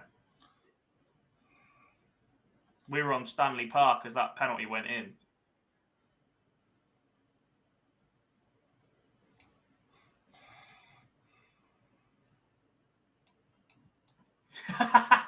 That's my line. Martin Moore's a 5-0 winner over Jason Wilson. Owen Bates beats Lee Williams 5-2. Wes Newton is underway. It's still 1-5, 1-2 game. Ian Frame and Joe Higgins is currently 4-3. We've still got a few of those in Germany. Giuseppe De Rocco and Stefan Niles are just getting underway.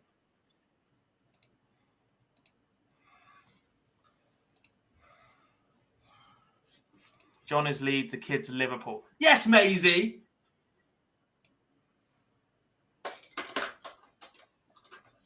None of that Leeds crap in here, thanks. All right, Tug, if you're still watching.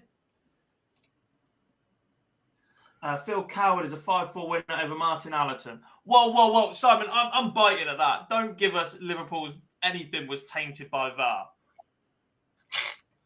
Because for all the Liverpool, we're actually one of the teams that is most negatively affected by it in the last couple of years. Don't give me that. It just doesn't. I'm not going to lie. Everyone wants to. The best thing about Liverpool winning the title the year they did, there was no open top bus parade or nothing because of COVID. Cash 5-2. Yoshihisa Baba is a 5-3 win over Nico Plovia. We've got wins for Matteo Ognibeni against Klaus Hoekemaker.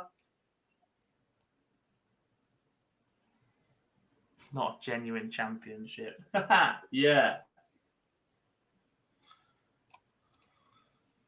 Also, I'm gonna chuck out a massive conspiracy here, but I think Sir Alex Ferguson is in the school of Lance Armstrong. Darren Brown's a 5-1 winner over Alfie Smith.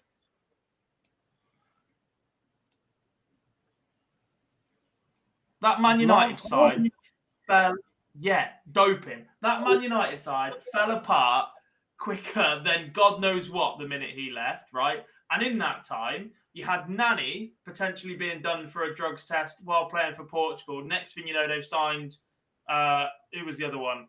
Stupid name. He was crap. No idea how they ever put that through. But that was a favour to Queiroz for getting him out. You had Ferdinand miss a drugs test. You're not telling me Michael Carrick was actually a world beater. No chance.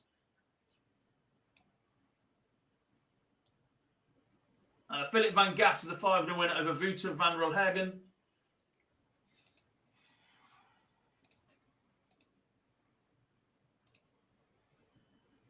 Not sure Fergie was playing up front. Yeah, Bebe. Yeah. How did that happen? The FA sent the wrong paperwork. My arse, Jarlif. Cliff Pryor's a 5-2 winner over Bradley Martin. Nico Rila was a 5-1 winner over Stan Willems. Sebastian Steyer, 5-0 over Rene Kunze. Ronaldo. Ferdinand is way too quiet about what happened and always says, when I missed the test. Nothing else. Never actually says I was clean, just says when I missed the test. That's a guilty man that's never slipped up. Howard Webb won 75% of United. Yeah, let's not even go on to that.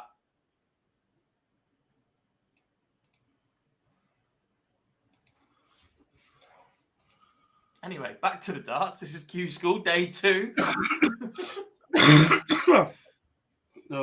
Swede European Cup final, 78. Forest versus Malmo, 1-0 by Trevor Francis.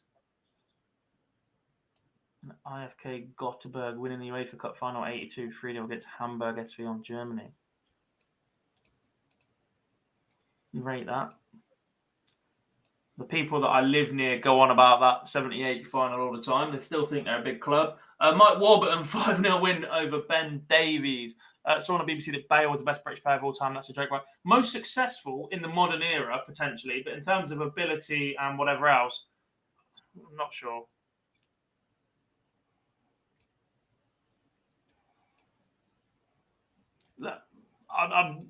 There's not even any point sitting moaning about Man City.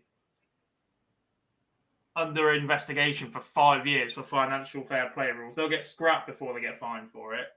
Bernard Payers a 5-4 win over Jean-Pierre Delcourt.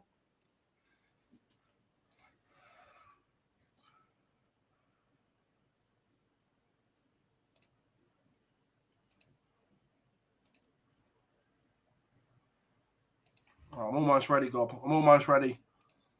When you told me to fill in for a bit, you didn't expect conspiracies about Man United's era of doping and God knows else what, did you? No.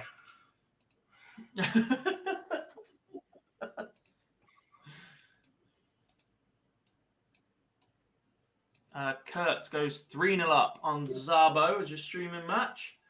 Greg Ritchie, 5-0 winner over Ryan Lowndes.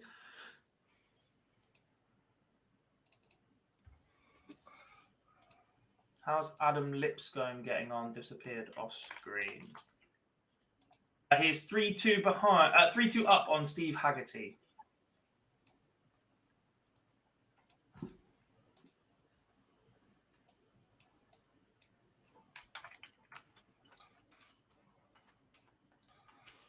To be fair, I agree with you with the Rio Ferdinand one. Yeah.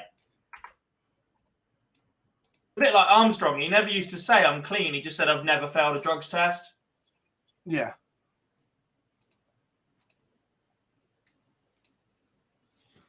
Tobias Chufka beats Tommy Zanko 5-1.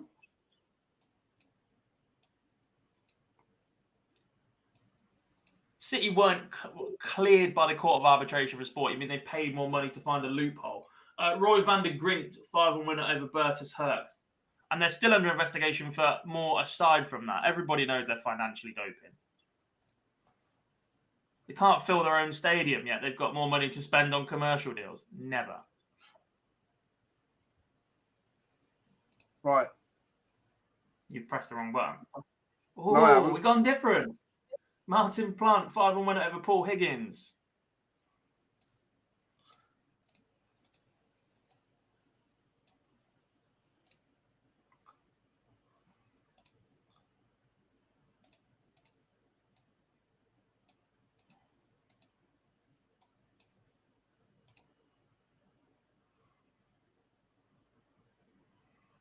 Woohoo!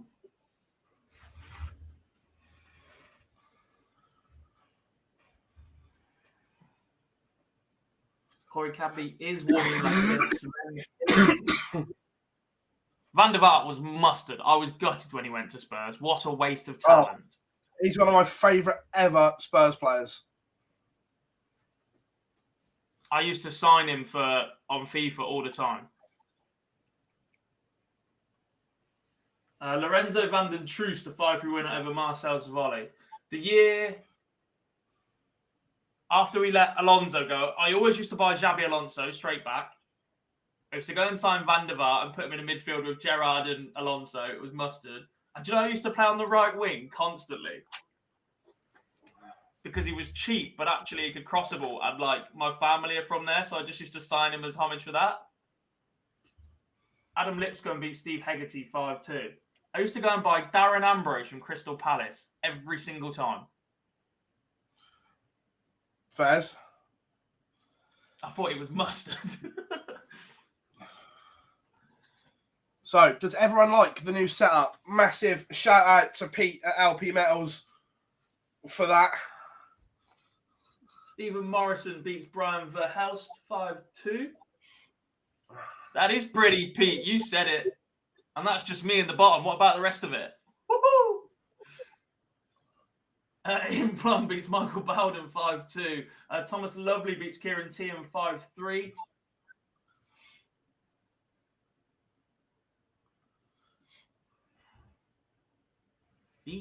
Beautiful. And there's room for a third of us at the bottom if we need it. It's a win for Adam Warner over Kevin Mills. I'm going to wait for that to update because he was pretty... He was on 2 points yesterday and plus 10. I put him on 3 points and plus 13. One more win should be enough for, I'm going to say it, the bastard to get through. What a nickname. Right. Jesus Miguel is a 5-2 winner over Johannes Bruns.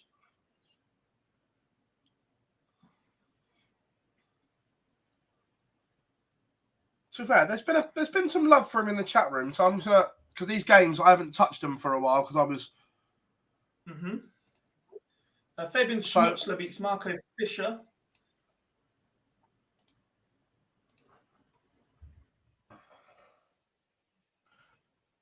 I'm gonna go for a bit of Kellett. Yeah. I remember Tony Yeboah's goal. And the one against Wimbledon was 2 weeks after. One against Wimbledon as well. Yeah. I had a DVD as a kid of Maxim 101 great goals, and both of Yeboah's goals are on there. It was almost like a Premier League years of just goals. They had Daly and Atkinson's solo run, Beckham from the halfway line, and all sorts. So many Latisse as well. Graham Usher beats Bruno Rios 5-0. Comfortable work for the gambler. Oh, as well. Speaking of it, how has Matt Latisse never been done for not match fixing, but fixing the outcome of betting markets when he admitted what they were doing in their book?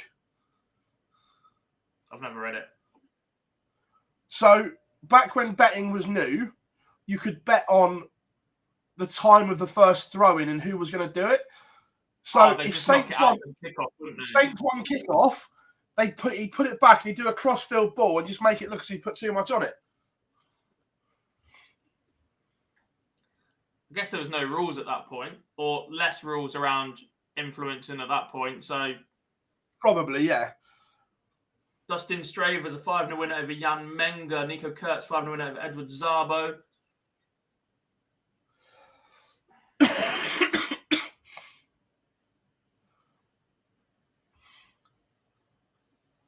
Is it the 2008 December goal of the season, goal of the month award that always pops up from Match of the Day as well?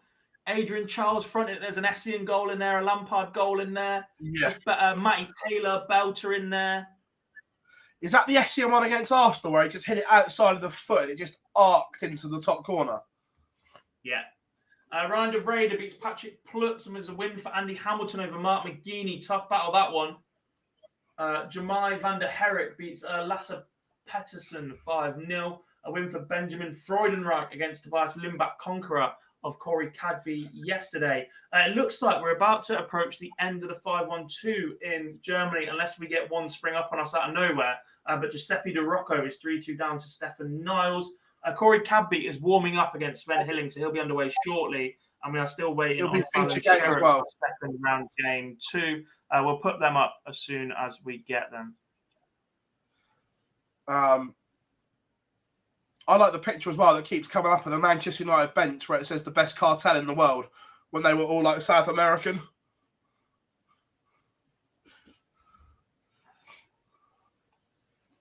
I think Essien did, Wasn't that on a coach or something? Didn't they all get held up? Or am I making that up as well?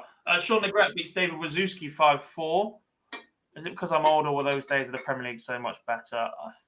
There's nostalgia there, isn't there? Like throwback personalities, players. Goals it doesn't matter what. We don't get long-range effort for free kicks anymore. Yeah. Well, you do. You just get them from James Ward-Prowse. Yeah, but he's like old school, isn't he? He's like a throwback. He's like 4 free kicks away from the record, I think. If they go down, he's got to get a move. I appreciate he stays as a club player and captain and whatever else, but if Saints do go down, he has to get a move. Oh, completely. Mika Luekiger is a 5-4 winner over Martijn Dragt. Do you know where I can see him? West Ham when they lose Declan Rice. Scott Taylor's a 5-3 winner over Glenn Fitzpatrick. Ryan Finesse beats Ben Adams 5-0. Thoughts on Bell retiring? If it wasn't for the World Cup, I think he'd have retired at the beginning of the season. Yeah. He only went to America just for a payday and get ready for the World Cup. Mm-hmm. Hardly any classics. You do get some, but they're just expected. Like, we put plenty of goals past some teams, and the rest are just determined not to concede. Tom Harmus is a 5-0 winner over Masayaki Suzuki. Here's a question, boys. No cheating. How many Premier League clubs did Anelka play for? City, Chelsea, Arsenal, Liverpool. Was it Everton or Wigan? Bolton. That's 5. Is there 6 in there? Was there an Everton or a Wigan, or have I made that up? It was definitely City, definitely Chelsea, Liverpool, Arsenal, Bolton. There's got to be one more in there, surely. West Brom, 6.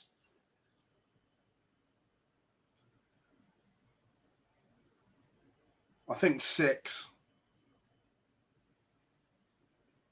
Did he play at Sunderland? Don't remember it. There's no need for that, Steve. And we're having a lovely stream here where we're interacting a little bit more on football. And you go and drop that in. There's absolutely no need for that.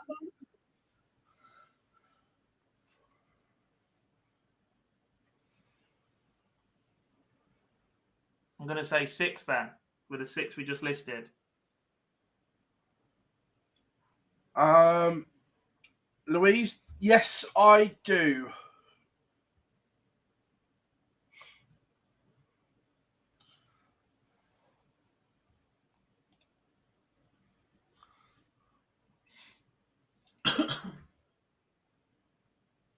Louis Saha was at Sunderland. Yeah.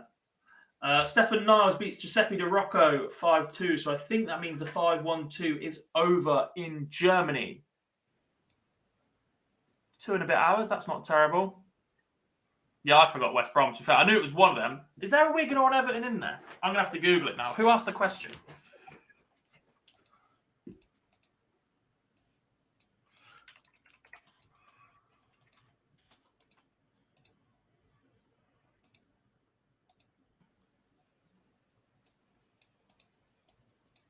"12 different clubs in history."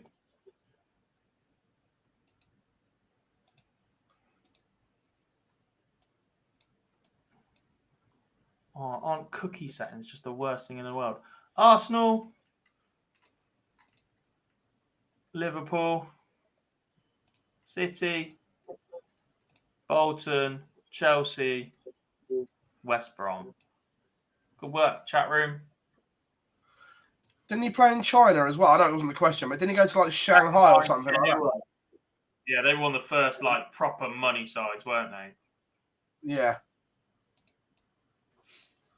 Adrian Gray beats Lee Grace 5-2.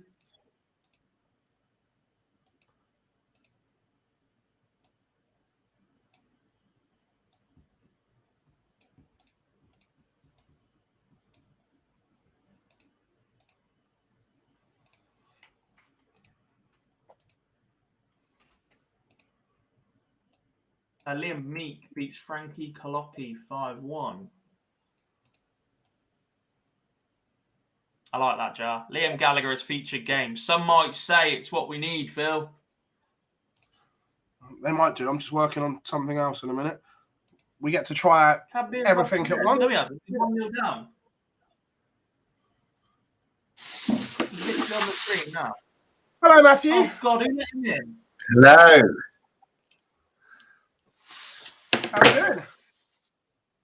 I'm all right. How are you? Turn your head a bit, Matt. There's a bit of a reflection, son. It's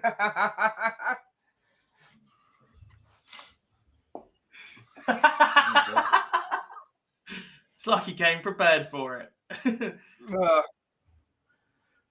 Must be happy so far with Q-School. Yeah, I mean, Slevin and McGurk from this stage, really, I thought were going to do well. Obviously, Harry was only playing one day to get into Challenge Tour. Didn't really want to push it. He wasn't going to play this year, but I said he should play so you can get like experience, and then you can play all year, then go into next year more prepared. So he agreed with me. So, yeah, listen, Dylan Slevin is ridiculous. I don't know what he's done the last 6 months, but he's brilliant. Crazy. And look, just having spoken to him at the Super Series and stuff like that, I know it's a taboo, but the fact he doesn't drink either is huge.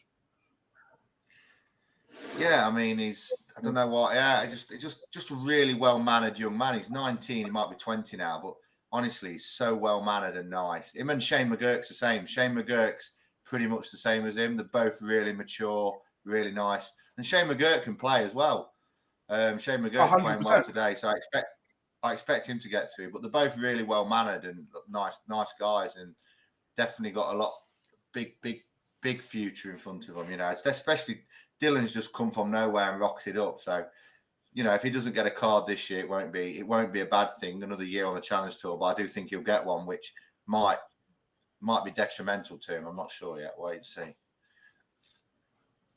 Is that the same for Nathan as well? Because I remember speaking to Mace about this. Obviously, I know you manage Nathan, but because of the connection, he spends a lot of time with Mace. And Mace said for his own development, he'd like him not to get a card and have another year doing what he's doing. Yeah, another 2 or 3 years. Nathan's a bit like Raf. He just needs to just keep playing and not worry about it, and it'll come eventually when he's ready. Raf had loads of near misses. Raf could have got his card 3 or 4 years ago, and he wouldn't have been as good as he is now. So, you know, I'm really happy Raf didn't get his card 3 years ago. Nathan Derry knocked him out, and I said there's a reason why he didn't get it. And these are all things that are supposed to happen. Like, like Dylan, I'd like him maybe not. If he got a card, you wouldn't turn it down, but I'd like him not to get one. And the same with Nathan, so they can have a year, just no pressure on him, because I see all the stuff that Josh Rock gets, and it's look at what Leighton Bennett as well. I played Leighton Bennett a couple of weeks ago in an Open, and you know he's not the same player he was 3 years ago, unfortunately, and I think that's a lot to do with how he was pushed and promoted. So just no pressure on these guys. Let's just leave them, let them play darts. Same with Nathan Gervin, lovely kid, lovely family, love him to bits, and you know his time will come when he's ready. Like that a lot. Do we think there's too much of that in the sport, Matt? There are so many youngsters that are just like, right, let's get them on, let's get them involved, let's do it. We've seen, obviously, Van Gerwen exploded very early as the option. James Hubbard went the other way. Lots of pressure on Michael Smith from the start. At the other end, you've got the likes of Justin Van Tagal was meant to be the next big thing, just sort of faded into the Dev Tour, and Leighton Bennett as well. Luke Littler will be the next one when he turns 16 in a couple of weeks' time. There's pressure on all of these kids, isn't there? Because they've had management companies and manufacturers after them, and just trying to get that relationship as early as they can with the potential they've got. I think that Luke Littler shouldn't go Q-School for 2 years. Just let him play development tour. Let him keep playing the ADC Super Series if he's allowed. I don't know if he's allowed at 16, but just let him. Don't put the pressure of going to Q-School and not getting a card, because it'll damage. Because people keep telling you that good. Oh, you are that good, Luke. You are that good, Leighton. You are the best in the world. You are so. And so many people tell you start to believe it when you're not. You're nowhere near it. You're nowhere near that level. You're so far away from that level. It's crazy. There's so much more you need to go through to get to that. Just don't worry about it. You're 16. Darts, you can be playing darts at 50. What is the rush? What is the rush? Don't worry about it. I didn't put Gervin through Q-School for 2 years, and Darryl had a right go at me for that. He said, "Oh, he's too good." I said, "Let's leave him. He's not going Q-School." And Darryl had a real problem because he played an exhibition and he played really well. And we didn't put him for 2 years, and he probably didn't like it, Gervin, but he accepted it, and now he's ready to get one. You know, there's no need for any pressure. It's darts. It's not football where you can get a pro contract at 5 years and be on 30, 40 grand a week like Wayne Rooney, and your life's covered. There's no money in darts compared to these sports unless you're at the top end. So good old Stuart Kelly.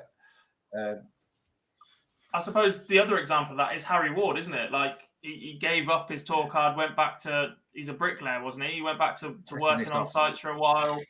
He decided it wasn't quite for him at that point. Obviously, he's made a bit of a U-turn now and is back this year, but he's one that went very early, didn't he? There was a lot of pressure on Harry, win dev tours and that sort of thing too. Harry had 4 years with me before he got a card. So, but the thing is with Harry, everybody's saying, "Oh, he was stupid to give it up." Harry'd have lost his card that year anyway because his heart wasn't in it. He wasn't playing well. He'd had a poor year the year before, and he was defending 55 grand from his Pro Tour win, and he won a game at the Worlds. So Harry would have lost it anyway. So there was no difference to Harry losing his card or giving it up, because all it was going to do is time. And at the time, it was the right decision. And now he's got a girlfriend, have moved into a lovely house, and as he knows now, with that comes expense, comes how much is council tax, how much is electric. So now he's thinking, what am I good at? I'm good at darts. Let's do it. And he's in a better frame of mind now. So there's no pressure on the kid. It's mental how much pressure gets put on these young lads. Just let them go. So look at Sebastian Bielecki. He's been managed properly. He's going to be a real good player. But there's, if he doesn't get a card this year, who cares? He'll get one when he gets one. You know what I mean?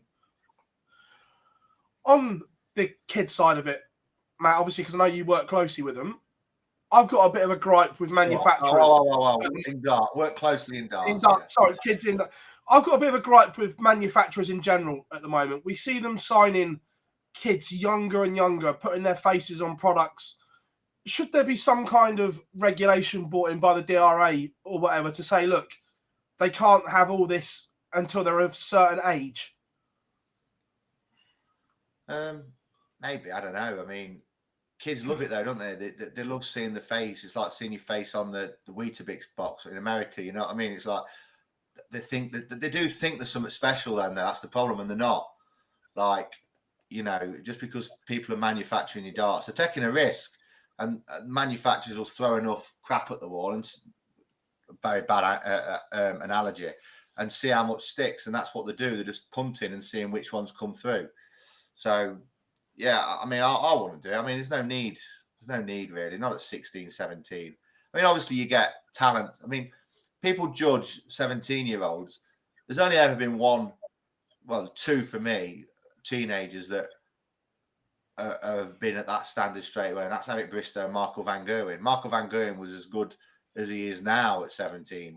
He had a couple of years where he just come over to PDC and the pressure got to him, and he could have easily died there. That flower could have easily gone, and you'd never see Marco Van Gerwen. He could have gave up. And how many players have gave up, like James Hubbard and people like that could have been that good if they didn't have too much too soon. You know what I mean? So you might be right. I'm not sure on that one now. I mean, I think it's more to do with putting them in competitive situations where they're just not good enough. I mean, what's Leighton Bennett averaging today? Just for instance, I like Leighton. He's a good lad. Yeah. He averaged mid-70s. He's beaten 5-1. I mean, he was doing 92 at 13 against Gervin. You know, I got told he averaged loads better when he beat against Gervin at the end Taylor of at it. the Tower, didn't he? Yeah. So, and the other thing is, at 14, he might not want to do this. Yeah, he might not want to do this. He might not want to be a darts player. You know what I mean? He might not want to do this because it's not, unless you're in the top 16 or even the top 8. And I've had players that have been third in the world, and I've had players that are nowhere near that. And I tell you, unless you're in the top 8, because you're in the World Series, you're in the Premier League, that's 100 grand straight away. So once you drop out of the top 8, there's 100 grand down. So unless you're in the top 8, the good money is not there.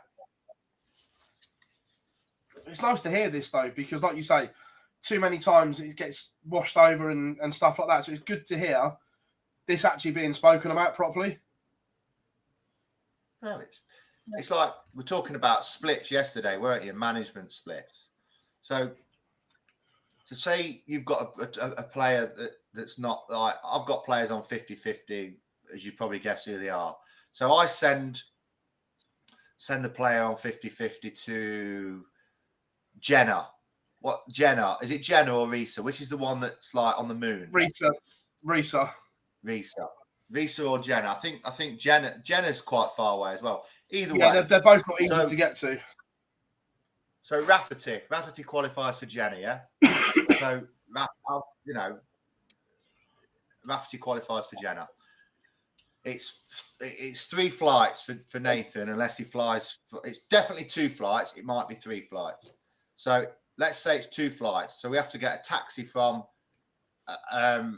He goes from Northern Ireland to England to Germany. Then he has to get a taxi from Germany to the venue or the hotel, because it's so far away that it costs 300 quid.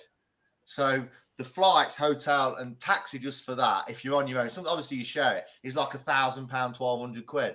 So if you're on 50-50, you're guaranteed 500. So you're losing money straight away. These Euros are so far away, it's so hard.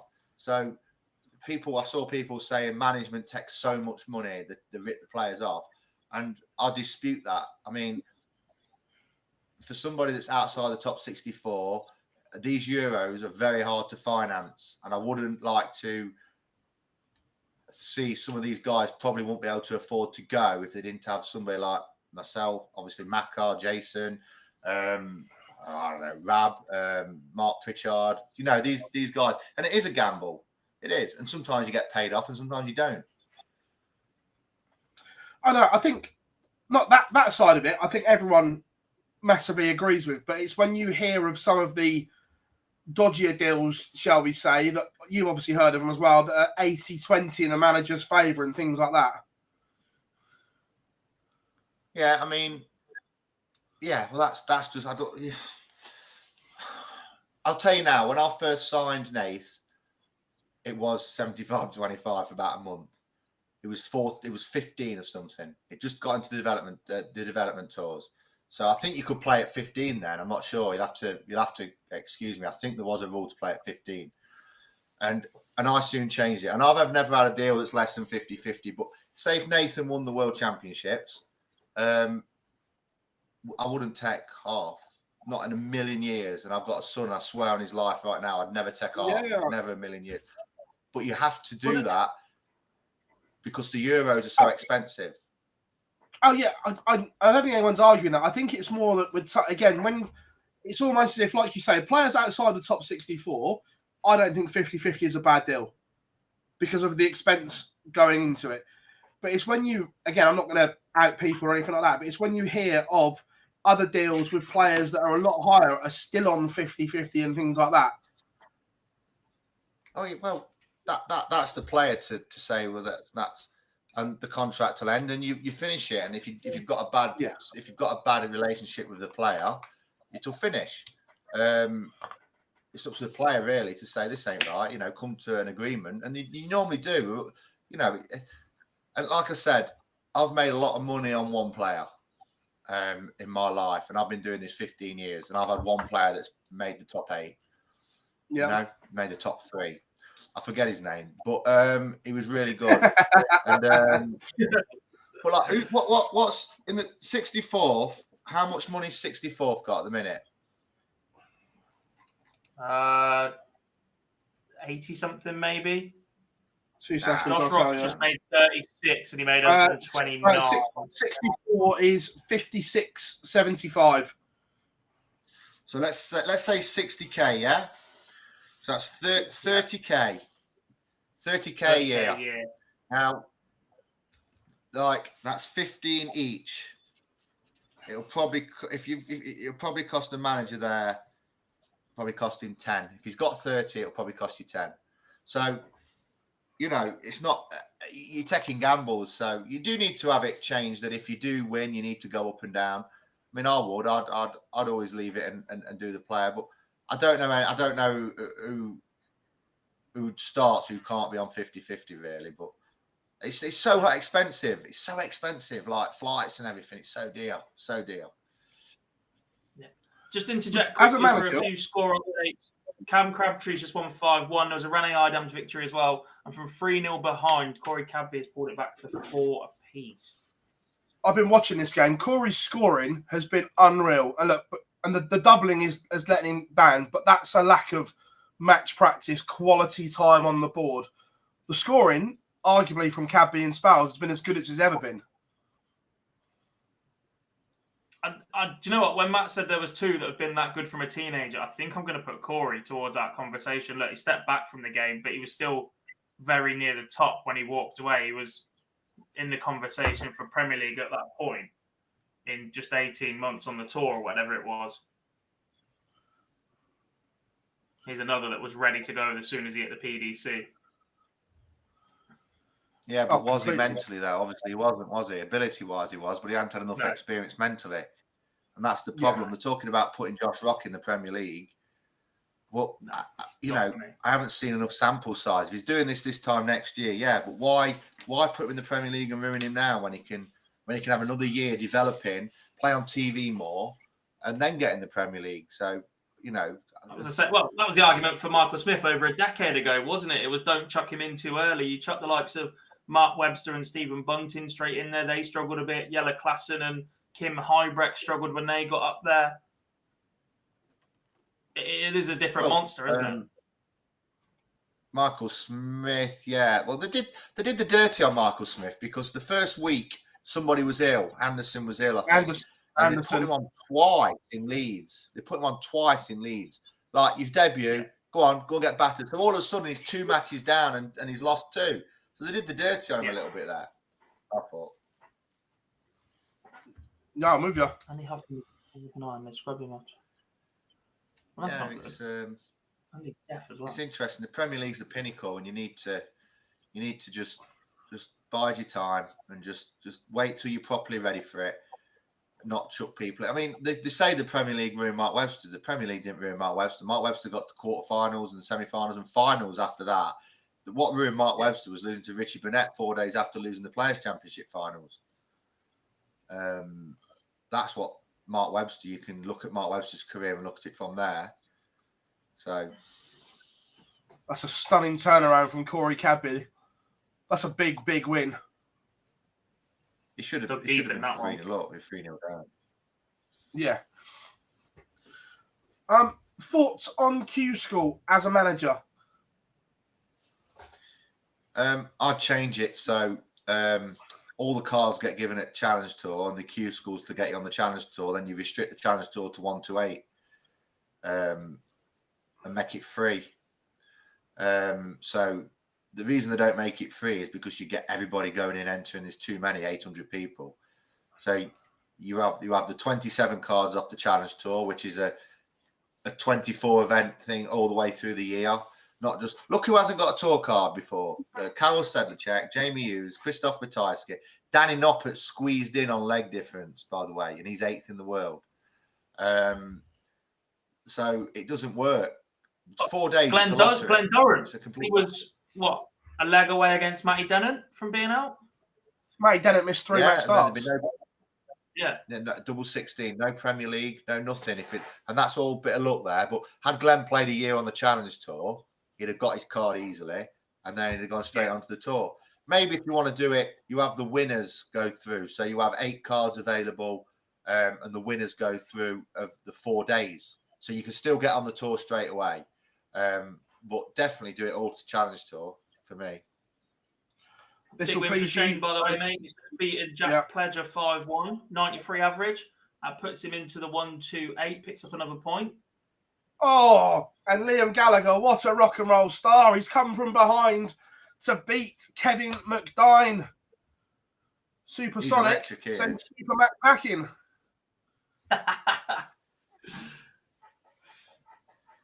So, yeah, that's my thoughts anyway. But I don't know. I think it's a lottery to play Q-School. Lee Evans didn't get through first phase last year, and then he absolutely ripped it up on the Pro Tour for the first 6 months. He played Dowell 3 times, and I tell you what, every game it was amazing. Oh, Lee can play 100%. Yeah, so... But who's your picks then? Who do you think is going to get one? And not this stage, because this is the filter stage. We know who's going to go through here. Who's going to get one in the main ones? So, I think Slevin gets one. I don't see how he doesn't. I just think he's too good. I actually think that Keegan Brown will win his back. I thought he played really well the back end of the year, but the damage was already done from 12 months before. From the EU, I think Wesley Placier and Sebastian Bilowetsky will get cards as well. They're in this stage as well. I'm looking at, I think Yella should go deep as well. He wasn't the best yesterday, but he's been there, he's done that, and you're not WDF number 1 for nothing. Look, as much as we can have a pop at the WDF, you still have to be a talented player to be that number 1. I think Scotty Mitchell will get his card back. I think he was unlucky at the start of the year. Solid. Sedlacek's another 100%. I fancy Jack Labra. I fancy a Frenchman, but I think there's just too much pressure on Thibaut Tricol. And I think Labra's that is the level most is English on that pronunciation of Jacques Libra I've ever heard in my life. Jacques. Close enough. It's French. Jack Labra, you called him. It'll do. Who else do I like the look of? Marcel Gerdon, the German. I've been quite impressed with him so far. I'm not sure about Plazier. I'm sure about Bielecki. Bielecki will be Polish number 1 in 3-4 years. Yeah. He's brilliant. I wish I'd have met him before Jason. He's brilliant. Who else is already there? Europe. I'm not sure where I stand. Benito gets one as well. What caused his U-turn? Did he just fall in love with it again, a bit like Harry? I'm not going to go into the details of his personal life, but the last when I signed him, it was the year after. It was horrific, and he's since met a lovely woman.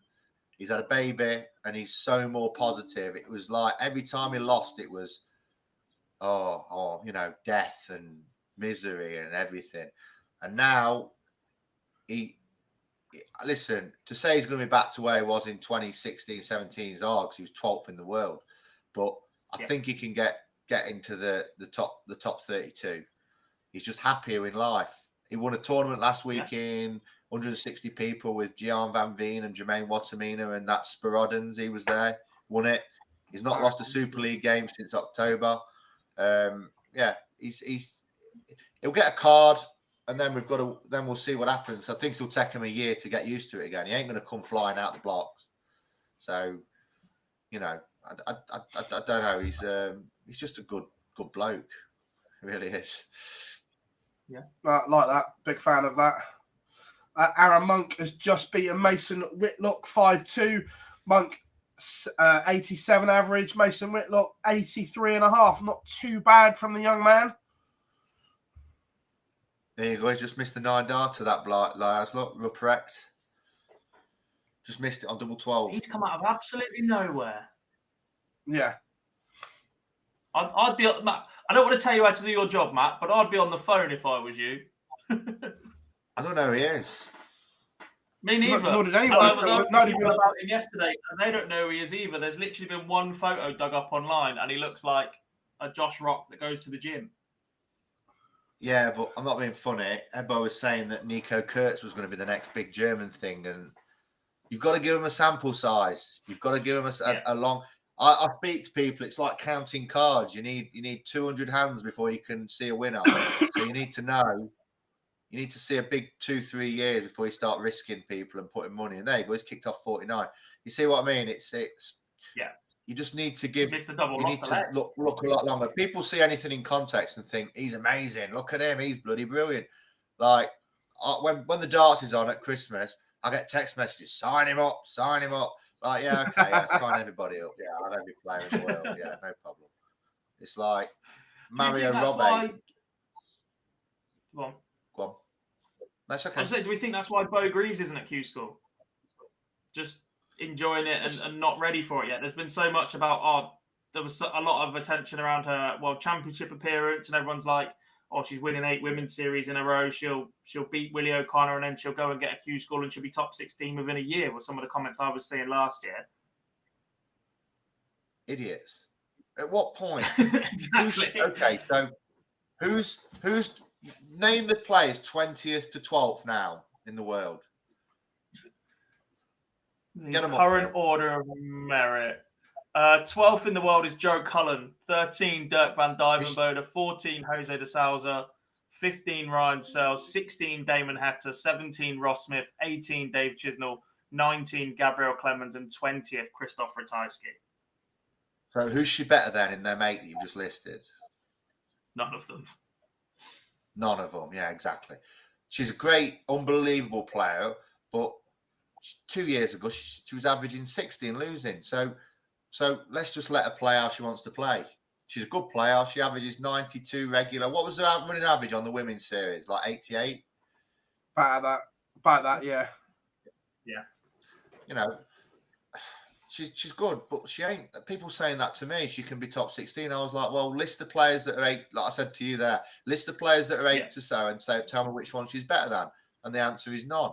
So people disrespect a lot of the men. People disrespect Willie O'Connor. Willie O'Connor's won a men's event. Willie O'Connor's got to a final of a TV event, and everybody was saying he's going to lose to Bo Greaves. Like, what are you basing that on? You're basing that on she's a woman and he's going to feel the pressure. Because if you look at their games side by side, Willie O'Connor is the clear better player. Ricky Evans and Fallon, everybody's saying Ricky's going to lose. Look at their games side by side. Ricky's got to 6 finals on the men's game. He's played in match play. He's been in the top 32. Ricky's the better player. But obviously the women aspect has a massive say because she's a woman. And whatever we say about it, when you play a woman at your local league, you feel the pressure. So that's the difference. If Bo Greaves was a man playing, Willie O'Connor would have been I think he was the odds-on favourite anyway.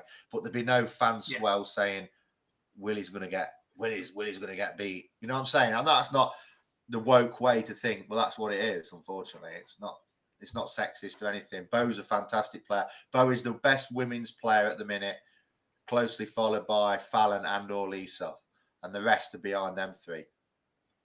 Yeah. Agreed. Well, Matt, pleasure as always to get you on. If you want to come back for stage 2 when your boys are playing, more than welcome. You can advertise them events, Phil. Put them events up that we've got.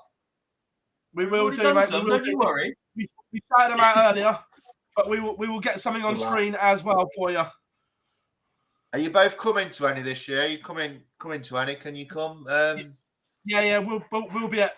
I'll be at Leicester. Are we going back to Roller World as well? I was there the other week. Yeah. 29th of September. We've got the repeat of the World Final. So sweet, perfect. Yeah, we'll be about it as always. Yeah, we'll be there. Don't worry. All right. Well, listen. Thanks for having me on, and I'll come back on. I'll come back on the last Sunday to see what the crack is. Yeah. Brilliant, mate. All right. Thanks a lot. Cheers. Cheers, mate. Good night, mate. See you in a bit, Matt. Always a pleasure to have Matt on. Came across really well as well. Some great points there. Yeah. I love that chat. We have missed a fair few results, including the defeat for Pascal Ruprecht. Andy Barton's just beaten Franz Rocha. Felix Schertz has beaten Pascal Ruprecht, as I said. Josh Church has beaten Craig So. We've got a win for Gino Voss against Rene Krupp. If there's any more that we've missed or any more that you were keeping an eye on, just let us know and we'll try and get you some results of that as well. We've got 2 1-2-8 results in the UK. They are Darren Brown beating Sam Cromwell and Paul Mitchell is a 5-1 winner over Keith Rooney. Ryan Palmer just beating Stu Wilson. Win for Christopher Tunders against Luis Felipe Camacho of Portugal, and Marco Bock has beaten Chris Massilge as well.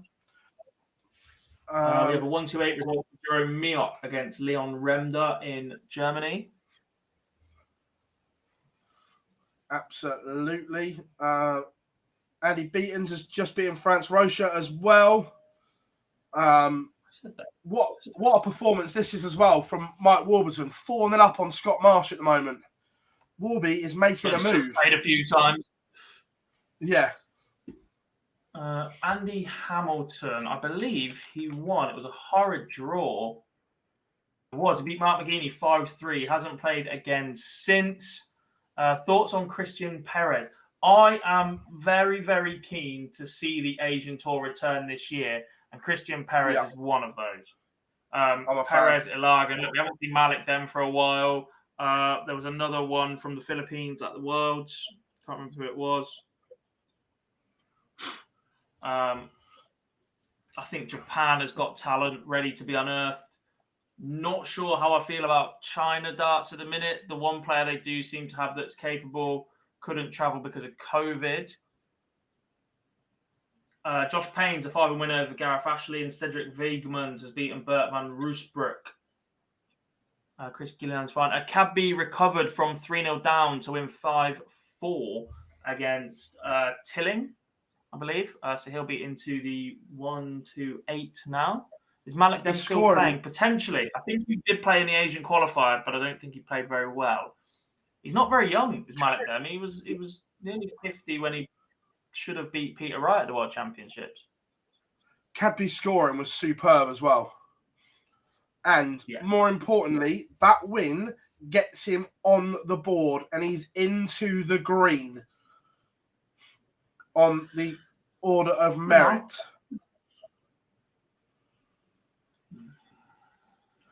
What I'm saying is after yesterday, he needed points and needed points quickly. Yeah. And there are a lot above him Having a look at who that are out. There's a little cluster of players that... there's a few more that have fallen in Germany than it appears in the UK. Although we have lost Reece Robinson, Michael Huntley, and Justin Hood. They're at the gap where 3 and 2 points meet. Jonathan, Corey's average was 90.04. I'd like to have seen the scoring average. Look, doubles let him down, but the scoring looked good. Yeah.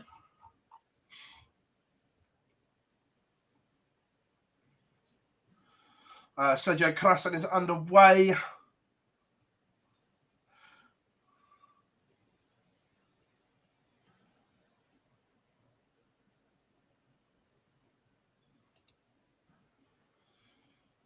Graham Usher.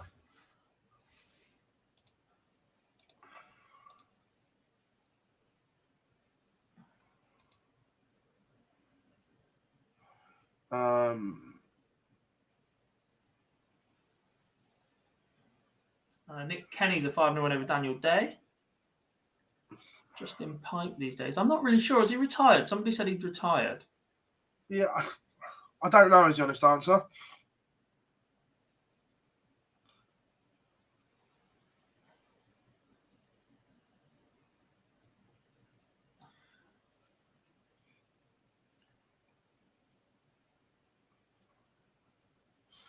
But great day of darts so far. Loving the new layout. Again, massive shout out to Pete at LP Metals for sorting us out. Results. Mike Warburton beat Scott Marsh 5-1. That's on the screen for you. And Paul Rowley 5-1 over Sean Carroll. How did he leave 31 from 161? I don't think we've had him as a feature game yet. We're going to have a bit of the gambler. Yes. Yasaguena has beaten Falco Hux. No, the name has gone. I reckon Crabtree gets through to the next stage today. If he doesn't do it on overall outright, he might just well do it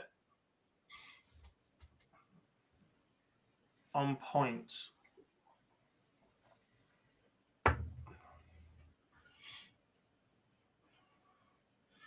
Colin Osborne's having a bit of a mare. 3-0 down, only averaging 68. Then Ramnath is through. He beats Maurizio Castrovinci 5-0. And Marco Grafweg beats Axel Svartenbroek 5-2. Richard Veenstra, I shall have a look now for you. Jeffrey Spyridans has beaten Nicholas Ioannidis 5-1. I don't think Veenstra's played yet. There are still 2 5-6 games warming up.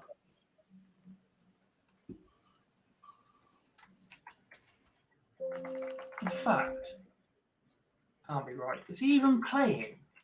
He's not playing. I'm not sure he's even playing. No, he's not there. He wasn't one of the 8 from yesterday, was he? He qualified yesterday, for God's sake. He was one of the last 8. We see that many names. It's Yeah, he made the last 8 yesterday, so he's already into stage 2. No wonder I can't find him. Yeah. Christian Schmidt has beaten Joshua Herman 5-3. Yes, Nigel, it is LP metal detecting.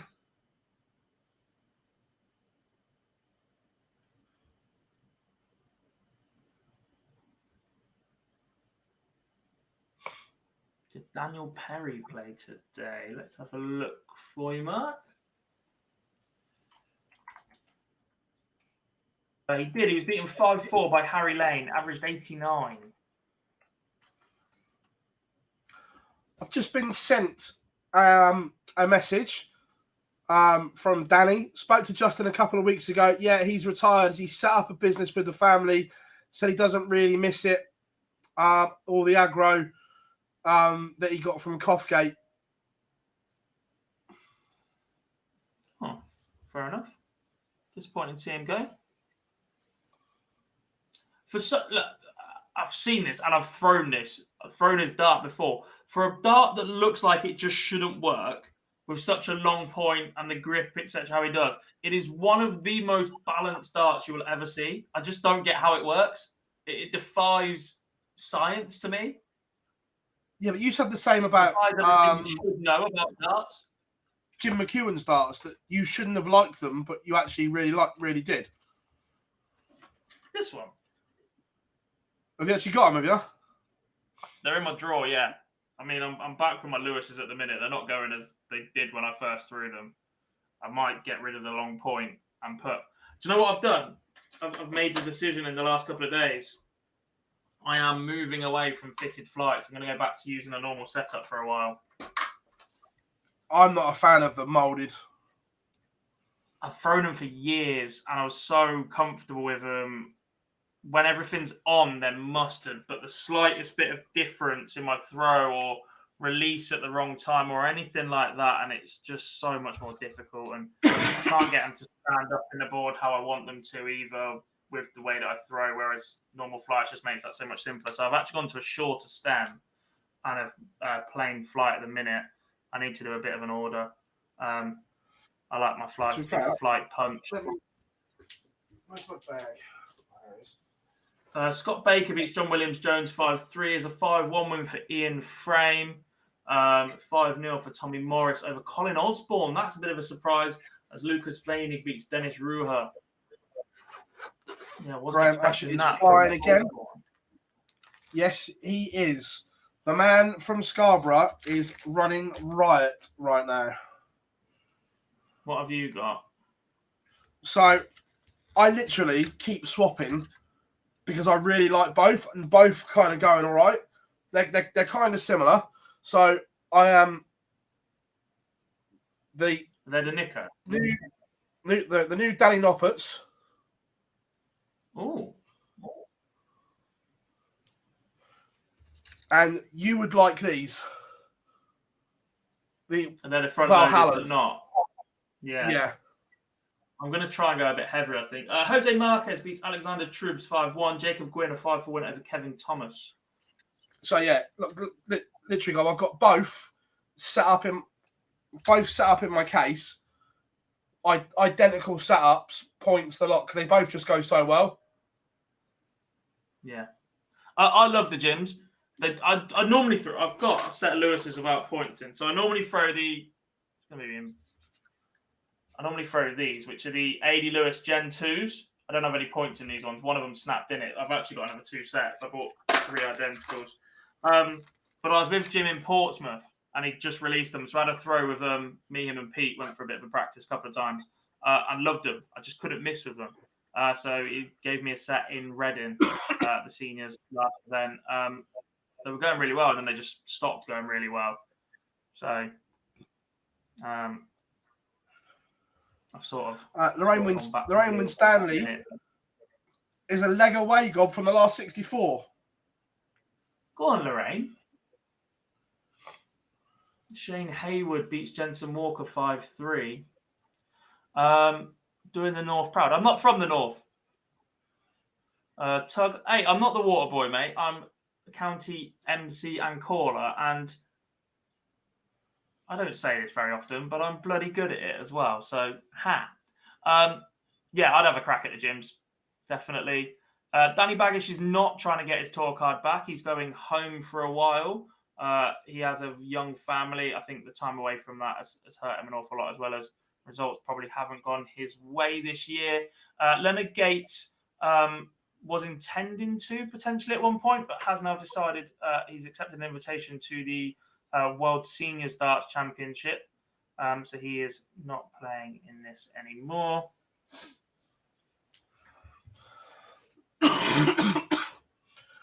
Wes Newton has taken the opener. Yeah, but you play on Saturdays, Tug. Come back to me when you're there both days.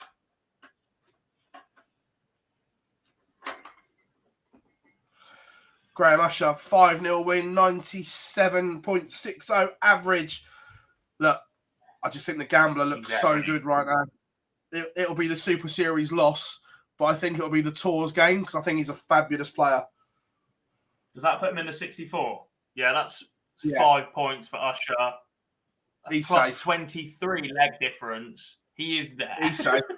He's there. He's going to stage 2.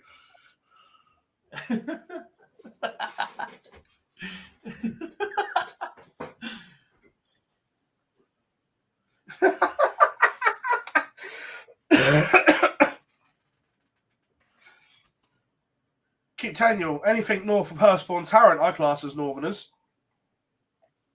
Don't even know who that is. James Young's a 5-1 winner over Sam Hodinot. Thank you very much, Alex. Pleasure to have you as well. How we doing, Anthony? He says, how do you feel on Gob in the chat?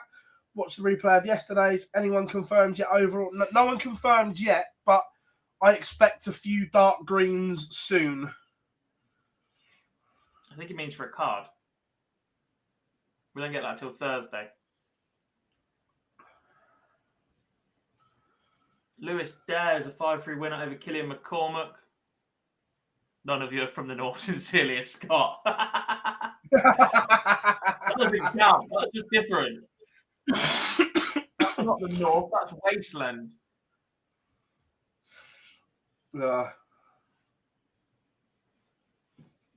Are you still on dial-up?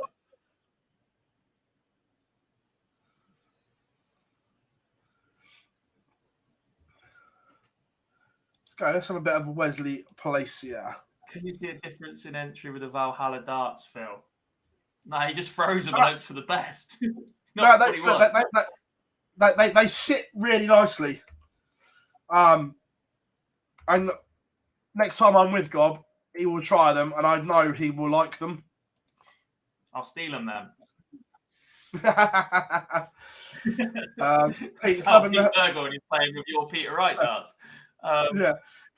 Hurstbourne Tarrant, nice reference. Yeah, I grew up in a little village called Enham, which is about a mile and a half south of Hurstbourne Tarrant. Means nothing to me. Oh, Vienna. A bit of Ultravox. Mark Blanford beats Nick Cox 5-3. 5 points should be enough to get to final stage. Yeah, I believe so. There's conversation about 3 and a good leg difference will get you there. So pretty much there. How do I hold my darts? Yeah, I'm right at the back. My thumb literally sits right at the back. So I have thrown... I'm desperate for a dart of a scallop, to be honest. But things like Jamie Caven and even Mervyn King, that last scallop isn't far enough back for my thumb. So that tells you how far back I hold my dart. There was a point where when I first started playing, I had Colin Lloyd Pures, and they're quite a short barrel. So with part of that, my finger used to rest on the stem. Yeah. And I used to throw with Target Pro Grip stems. And basically, I changed the stem every time I managed to wear off the word Pro Grip because of my finger sitting against it. Cost me a fortune, but I thought I was doing something right. Hampshire boys unite, yeah. Pete, yeah, I know Adam between and over a Newbury kid, yeah. Yeah, it is, mate. That's where I grew up. My family still live there.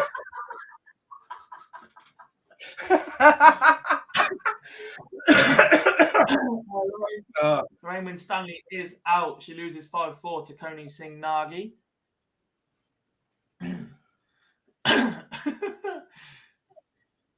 Danny Lowby looking at risk. Yeah, it's 3-1 down to Rob Collins, another player from the Super Series. Stuart Kellett 4-0 up on Wayne Jones, the Wanderer. Played at the Lakeside last year. Danny Lowby is in trouble. Rob Collins is 3-0 down to Jan Havlicek. Make that 4-0 down. That would be a surprise in the 2-5-6. I was really impressed with Ricardo Perez yesterday. It's Alexander Masek beats Tafael Badal. Kyle Manson phase 2. Scallop is right at the back. I'm waiting to try a set of the Phil Taylor Purists. They've got a scallop right at the back. There's a new Loxley dart that has a scallop right at the back. I haven't tried any shot darts yet. I want a set of Kyle's just to keep. But they are bloody expensive. They're like 80 quid for the base set. I can't really justify that. Michael Hertz, 5-0 winner over Zion Raman. Benjamin Prattnamer, 5-4 win over Philip Sebesta. I tell you what was a good scallop dart. Devon Peterson's Unicorns, but you cannot get them anywhere.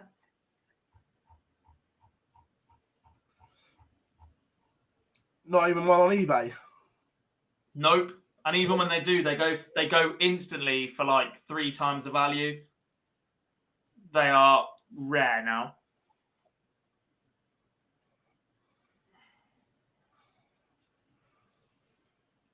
Keelan Kay beats Glenn Gibson 5-4 in the 2-5-6. It looks like we're drawing towards an end of that round in the UK as well. Stephen Rosney is 3-0 up on James Beaton. Jason O'Donovan is 1 apiece with Lou Bevan. Ryan Anderson 4-0 up on Michael Burgoyne. And Sean Fox and Dewey Bainon are 4 apiece. Everything else is a 1-2-8 or beyond. Yeah, who in would you that most likely 1-2-8, to get a score card? I think it's Usher, isn't it? It'll be a massive loss for the series, but he's just mustard and deserves a crack. Look, Conan Whitehead going through the gears here as well. Yeah.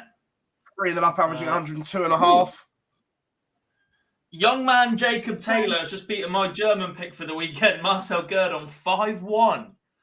94 average for Taylor. Gerdon an 86. Nice and steady from him. How's the Sussex boys doing today, says Nigel. I'll be honest, mate. You're going to have to tell us who the Sussex boys are.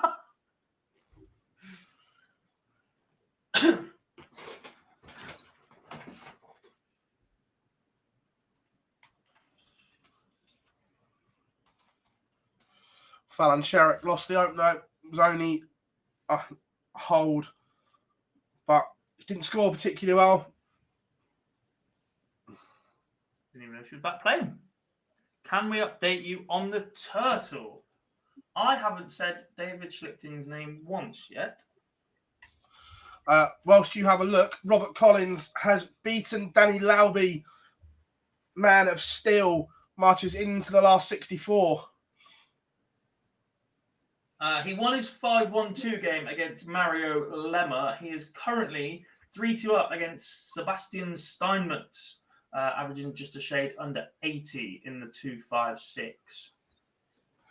Fallon's still in. Yeah, she's on your screen right now. She's on the screen right now. This is a big game for Fallon here as well. If she can win this puts her to 3 points. Dan saying I fancy Tabern for a little run today. Interesting. The same. Sean Fox beats Dewey Bainon. Where was it? There, Wes Newton, 3-2 up on Steve Wells, averaging 96. Wells chucking a 94 back at him. So a good scrap going on there. Cedric Corrin has beaten Werner Tiest 5-3, an old Belgian battle in Germany. That's much better. That's tidy from Fallon Sherrick, 97 for 1 apiece. And like we say, Gob, if she can win this one, that puts her on 3 points. Yeah.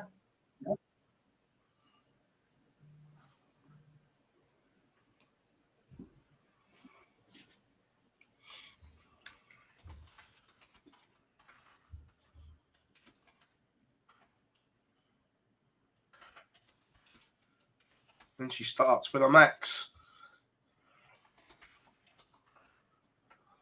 I thought, how funny would it be if Fallon could pull this off? Because you go the last 3 years at Q-School, Gob, the expectation on her shoulders has been huge.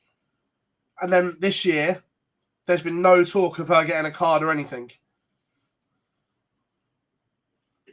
It goes back to what Matt was saying about the pressure of playing in different situations. Up on a stage, I think some of that pressure is reversed because of the way that a crowd reacts to Fallon being there, especially after a World Championship win. But on the floor event, it's literally her with a massive target on her back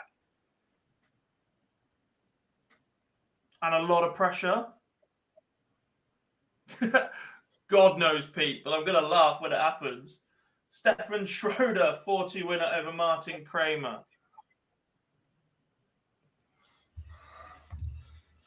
There was a big part of me as well that not before it happened, but obviously Fallon was the third of the 3 women at the World Championship to play. And after all the talk before about her even being there, after Bo and Lisa lost, there was a big part of me going, do you know what? Just go and win one more. No offense, Ricky, if you're listening, Mr. Evans, but just go and win one more and watch the reaction.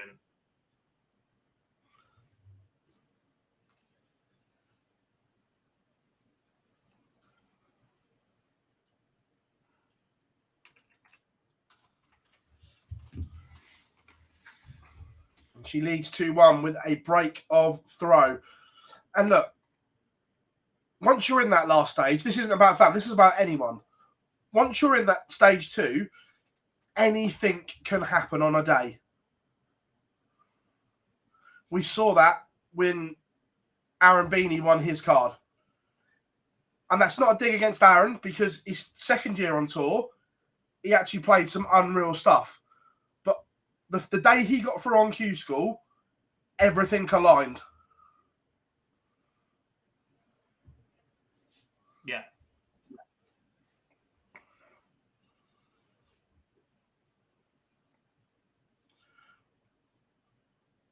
She didn't need a card to be spoken about the Premier League.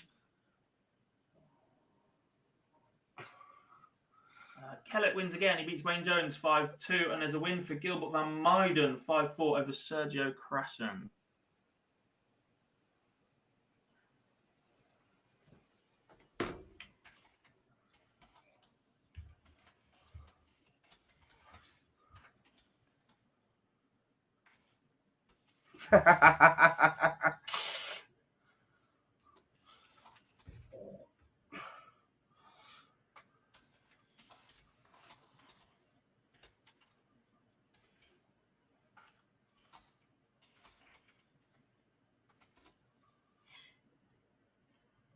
Wesley Placier is in a spot of bother here.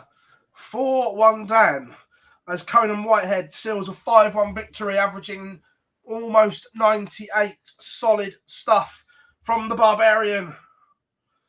And Fallon Sherritt pins the 52, 3-1. God, what I've noticed yesterday and today, her doubling is back on point. She's not mucking around when she's getting down, which has been one of the criticisms last year. Well, her scoring power has been brilliant, actually, for the last couple, so... Yeah. Also, puts her finishing together, which has been her asset when she's played on stage. Then we're laughing. Wes Newton seals a 5-2 win.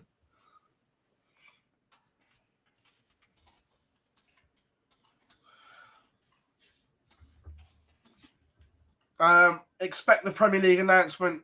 It could drop anywhere between now and the next 2 weeks.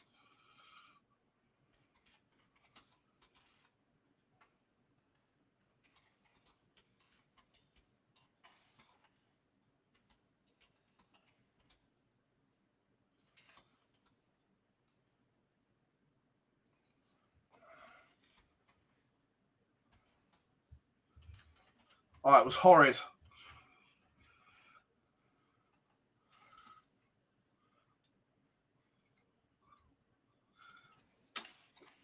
Greg Ritchie is behind at the moment.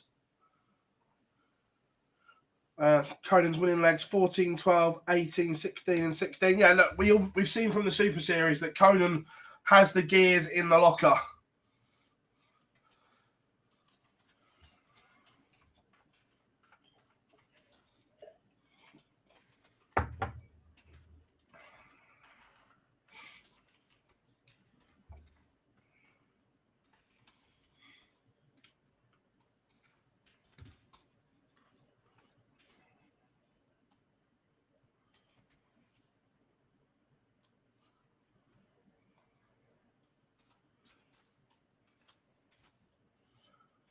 Fallon Sherritt coming back 20 for 4-1, and it goes. So the Queen of the Palace on the verge of the last 64. How long to wait until Prakash Giro against Cam Crabtree? Some of the 60. We've got one last 64 game underway. Another warming up.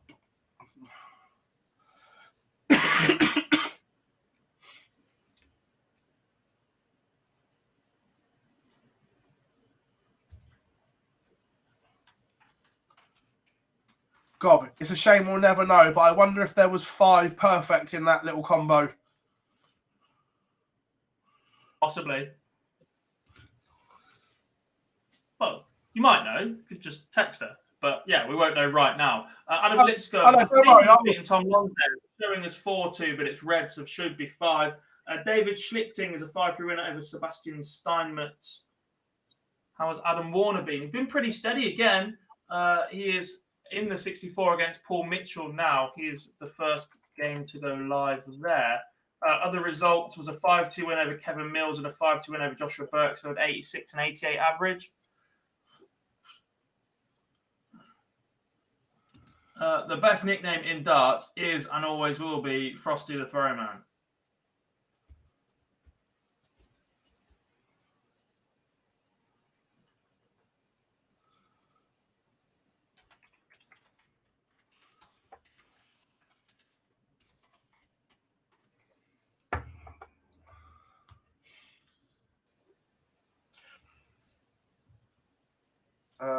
Current Grant Sampson score, 2 seconds. 4-1 behind to Pierre Fink, everything just 70.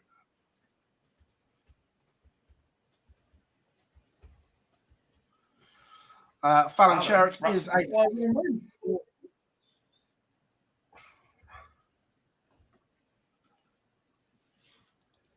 Should we have a bit of ADC man Adam Let's have a bit of Adam Atkinson next on stream. Cock. Lee Cox, 5-0 winner over Sean LeGret. James Howard Hughes beats Adrian Gray, 5-3. Liam Gallagher's warming up against Graham Hall. Yeah, ice cold beverage is decent. Owen Master. Yeah, I'm not playing that one.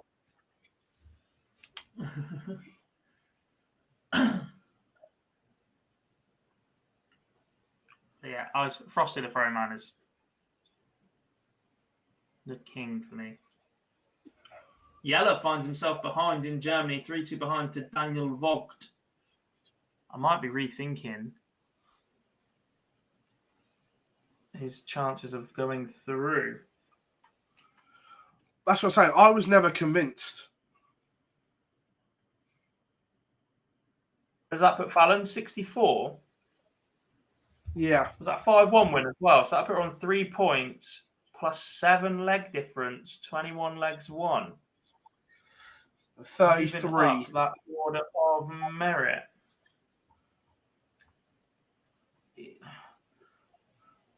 On the projections that were done before the tournament, yeah, but obviously they will change depending on how many people pick up lots more points and the lower end number changes and if everybody's spread out. Look, say 4 of the top 8 all win cards outright today.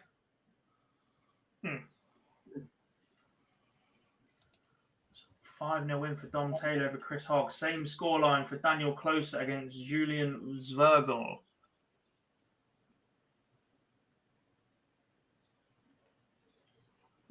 Do we think Neil Duff has missed a trick not participating in after WDF controversy? I don't think so, because he's another that's accepted a seniors invite.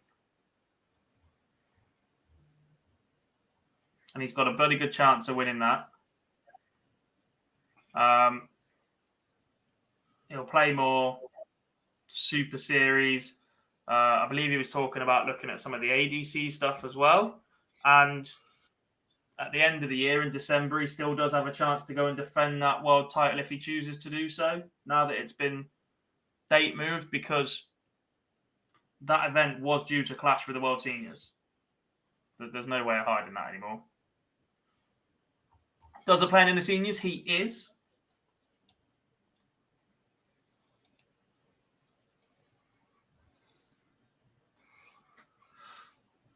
I think, without looking, does that mean Fallon Sherrick will play potentially Matty Dennant next?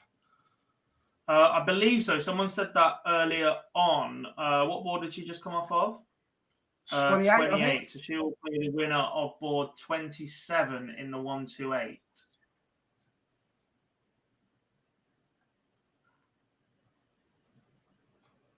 Thomas Lovely.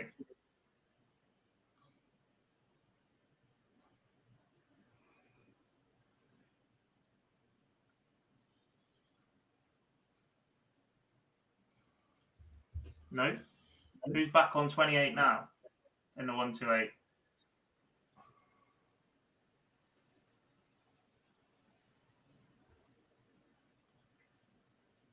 Denon or Dare, yeah. It's next round. Alex, next to it. Alex Small has just wrapped up a 5-3 win over Tony Richardson. The Red Dragon champion of champions marches on as Dan Reed levels it up as well against Kevin Lowe. That one's 3 apiece. James Hurrell 3-1 up on Owen Bates. Adam Atkinson 1 apiece. Graham Hall has taken the opener against Liam Gallagher. Adam Mole 1 behind to run. Just beaten Ricardo Perez, and as a win for Paavo Myler against Dirk Telnikers. Dan Bastiansen has just beaten Andre Kurtzen as well. Also, remember, everyone, if you haven't yet, make sure you drop us a like. Only 69 so far. Hey! I knew you'd like that one. You child. You child. We love that. Give us a thumbs up. Mel Cummings is underway. Ryan Harrington against Robert Rickwood. Just getting underway. 93 average for Larry Butler as he destroys Lucas Unger 5-0. He might well be a dark horse for the seniors, you know, provided he doesn't go on to get a tour card.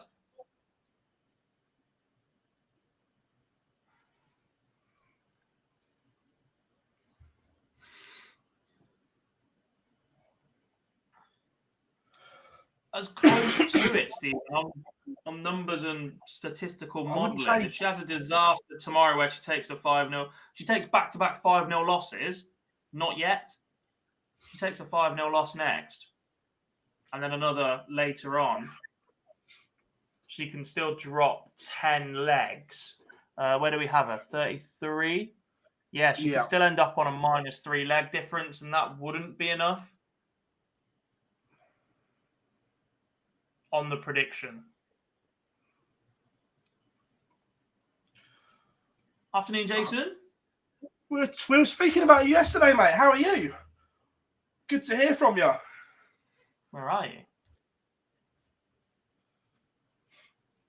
A couple of results, by the way. Roman Benecke's a 5-0 winner. Grant Sampson has just lost to Pierre Fink. Jelle Klassen beats Daniel Vogt 5-3. And Ryan de Vrede beats Kevin Blom. Adam Warner is 3-1 up on Paul Mitchell. Adam Atkinson back in control.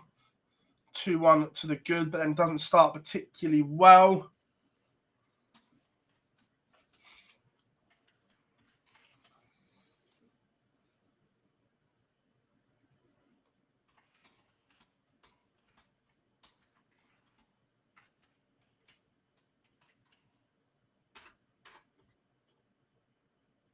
Patrick van der Boogaard beats Lars Moynert 5-4.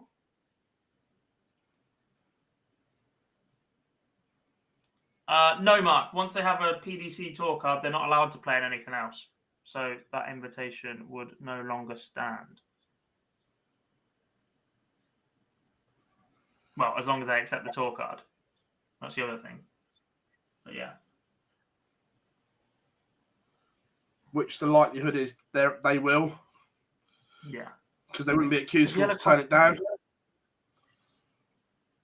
With Jelle Klassen and Wes Newton both playing in Q-School this year, which Premier League players from, say, 2019 to 2023 will be at Q-School in 2032? Oof. Who's going to have a drop-off? The issue is... I'm not sure any will. They're just old now, aren't they? And the problem is because the money is so much higher, Gob, they probably earn enough, but they don't need to go back. They can just walk off into the sunset. Yeah, it's a 96 average for Andy Hamilton as he racks up a 5-2 victory over Lewis Gurney. James Hurrell was just beating Owen Bates 5-1. David Sumner has beaten Nelly Bruder.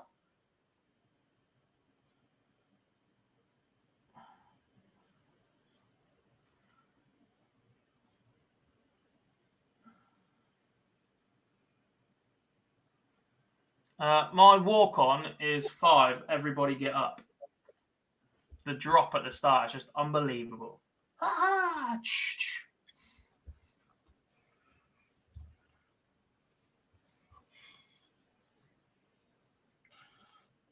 Two apiece in our feature game.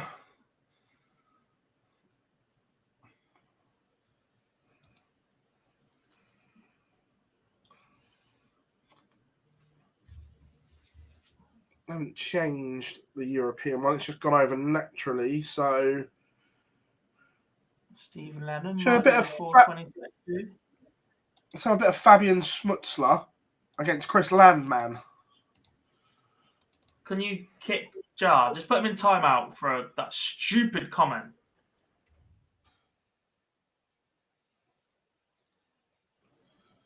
Dan Reed, a 5-3 winner over Kevin Lowe. He knows he's gone fishing as well. He knows it.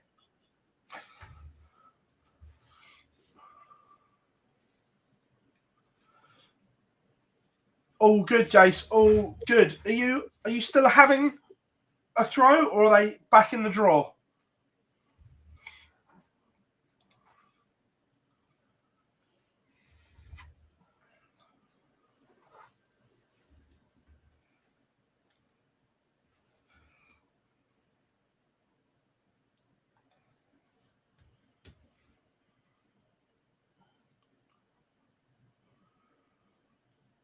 Don't tell him that, Todd.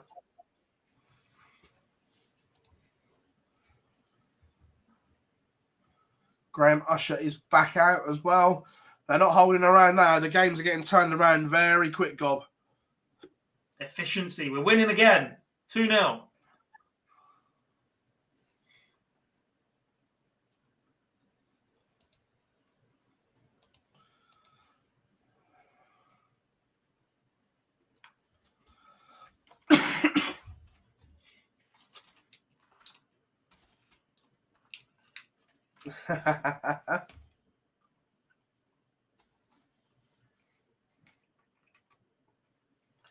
The Q-School's in Milton Keynes, Alex.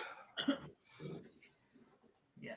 And South. Tom Martin beats Philip Borthwick 5-3. There's a win for Nico Reeler against Andreas Grenz.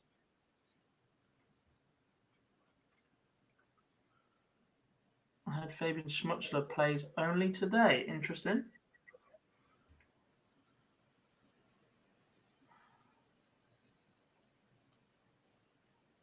Serious question. Who's the best player I've called for? Kyle Anderson.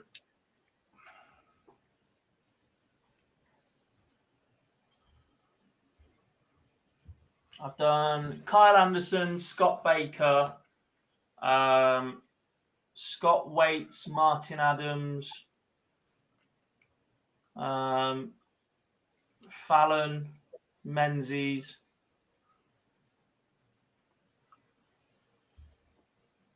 I must have done David Evans at some point. In Todd Morden.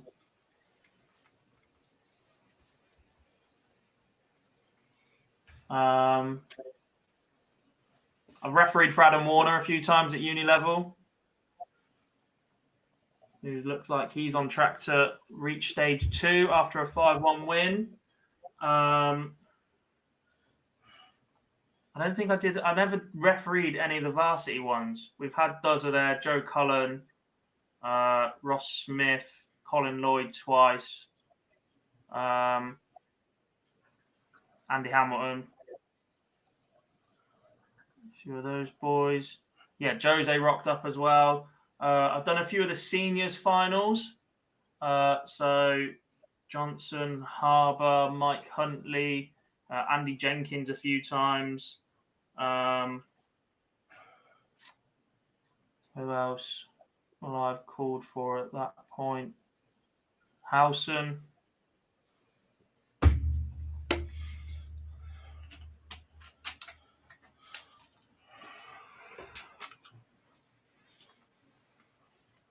That was Edgar and Beaton this year. I belted out a 180, but Paul Hinks was there to show me up a little bit on that one.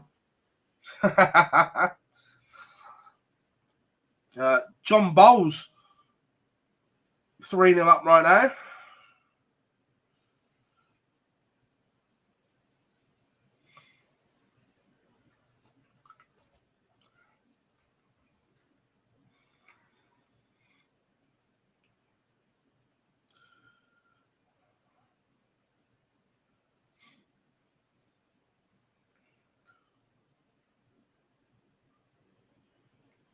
Mr. Askew making Love a that, return. buddy. Absolutely love that.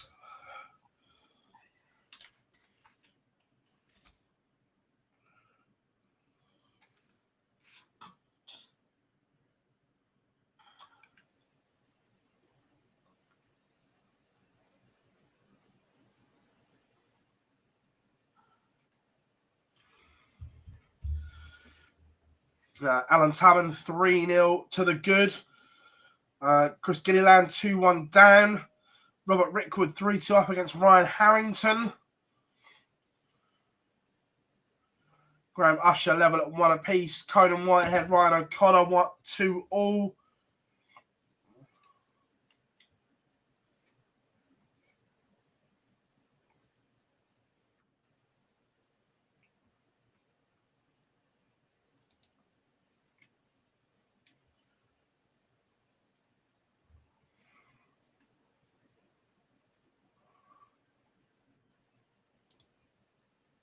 Cadby has started. Cadby hasn't just started. Is that a game that we completely missed? No, because that 5-4 is not right, because I've still got scores going in.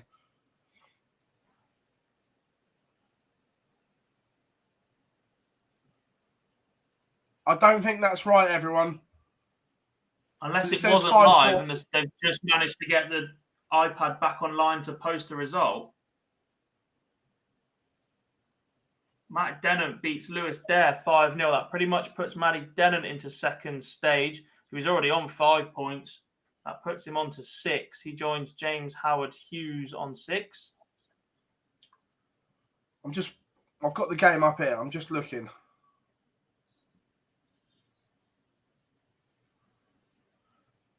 It's not right.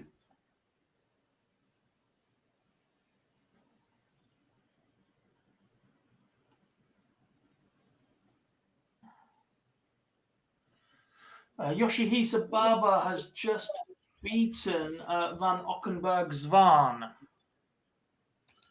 John Bowles, a 5-0 winner over Paul Rowley. Alex Spellman's won a piece with Bernard Pear. Now Darts Connect is saying Marquez is 1-0 up on Corey Cadby. So maybe it's not right. Maybe it was a Dart Connect issue. John Bowles beats Paul Rowley 5-0. Cam Crabtree beats Crackett 5-1. Cadby missed 3 darts to break. Points. That puts him on 5.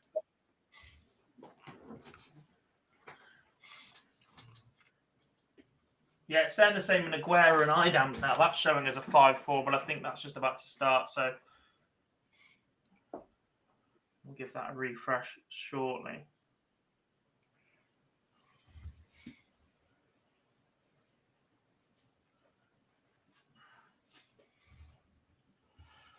Break of throw, and Adam Atkinson is up against it here. Julio Barbara Gonzalez is a 5-4 winner over Randy Burt.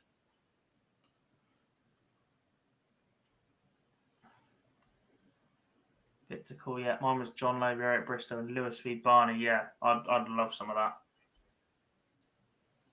Robbie Knox, a 5-2 winner over Alexandre Antunes.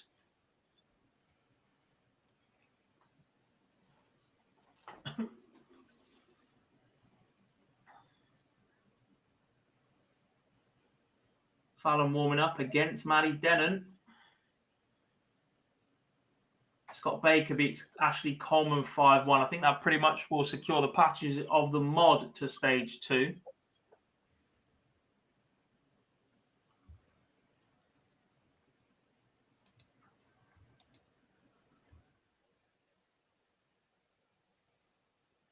We have a 64 game live in Germany, but we also have some 256s going on, including Patrick Tringler and Dragan Simic, which is just about to start.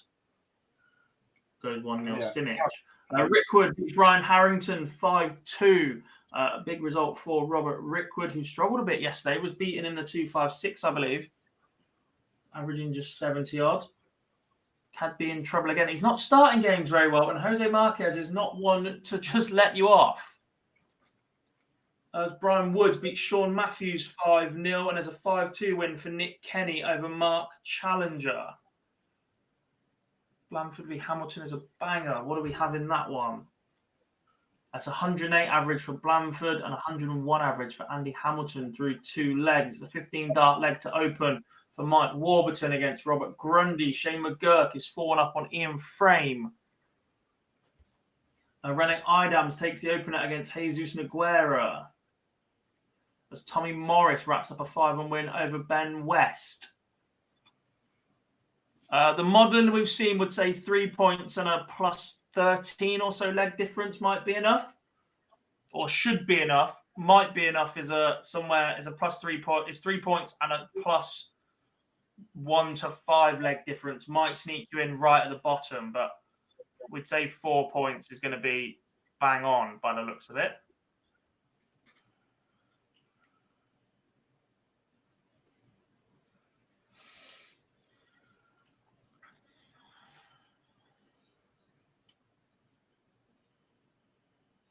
Graham Usher defeats Stephen Plumstead 5-1, averaging 91. That puts him into the 32. That's Usher's job done. He could have a day off tomorrow if he fancied it. Yeah. That's 6 points for him. Plus 27 leg difference. I'm going to make a quick message to find out, would he have a day off? Let him finish first. No, I'm going to message his boy. He's there as well. Oh. See? Cadby gets one back against Marquez. That's 2-1. Patrick March has just beaten Edgras Grissas from Lithuania. It's a 5-3 win for Kobe Jones Swanson against Adam Atkinson. That was one of your featured games. And Michael Harries has just beaten Mal Cumming 5-2. Not good from the Australian. Graham Rackstraw, 5-1 winner over Chris Gilliland.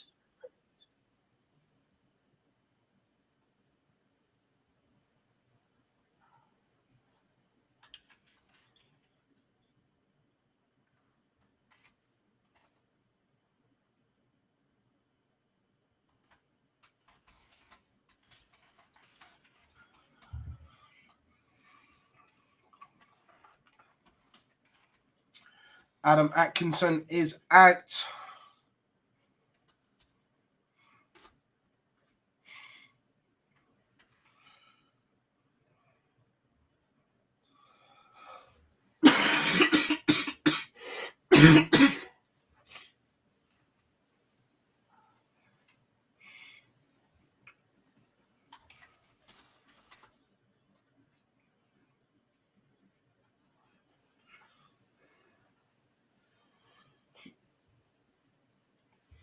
Thursday.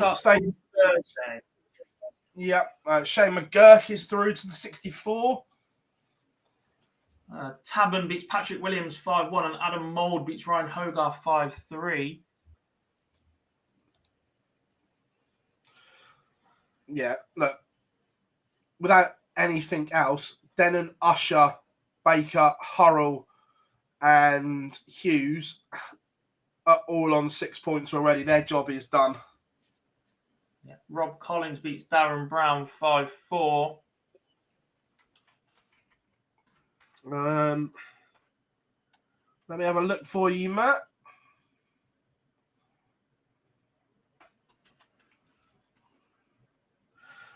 McGurk is now on 3 points plus 17.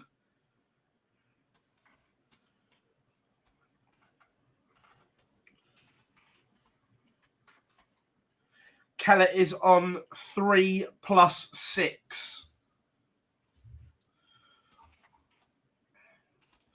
Josh Payne is on 5 currently. On the modelling, yes.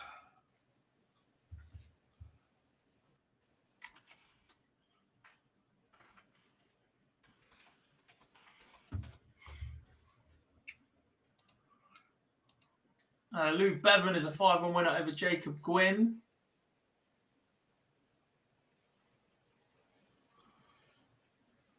PDC do not.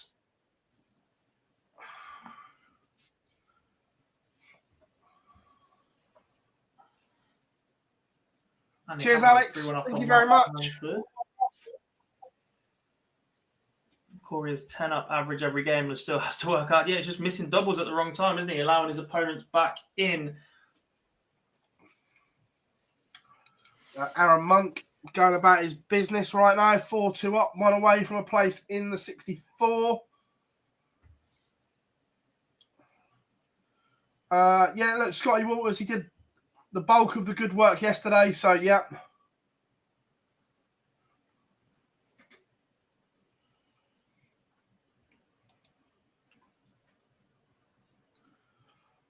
And sorry to be the bearer of bad news to the Conan Whitehead fans, but he is out in the last 64, beaten 5-4. And as it just disappears on me.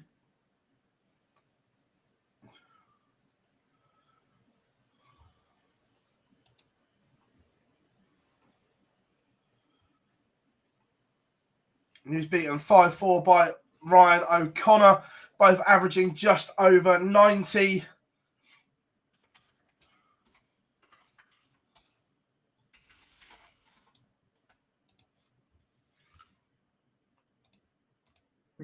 Michaela Toretta has just won 5-3 as a win for Yuri Breha against David Herberg, geesh.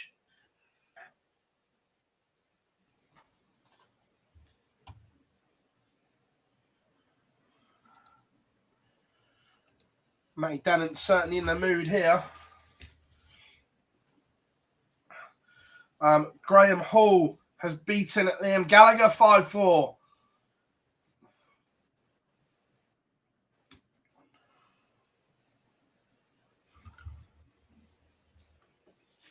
Chris Quantock beats Gary Jackson as Matty Denon breaks.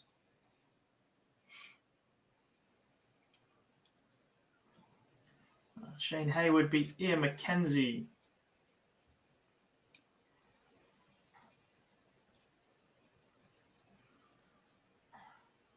How's Josh Church doing?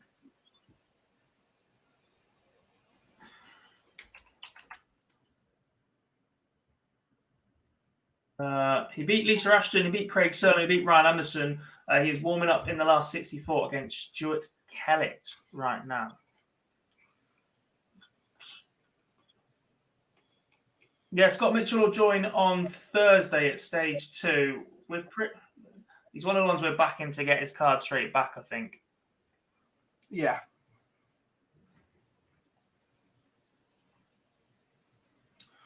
Two legs. Matt Skees has just won 5-4 against Stephen Morrison.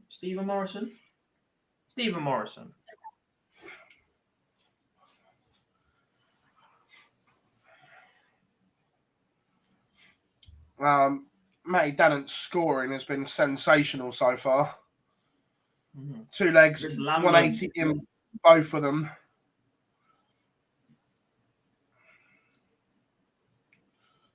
Chris Landman has beaten Fabian Schmutzler 5-3. Chris Landman. Keelan Kay is 4-3 up on Reese Hayden. Matty Denon takes a 2-0 lead on Fallon. He's averaging 104 right now. I'll tell you, God, if Corey can stop giving players a 2-0 head start, he's going to be all right.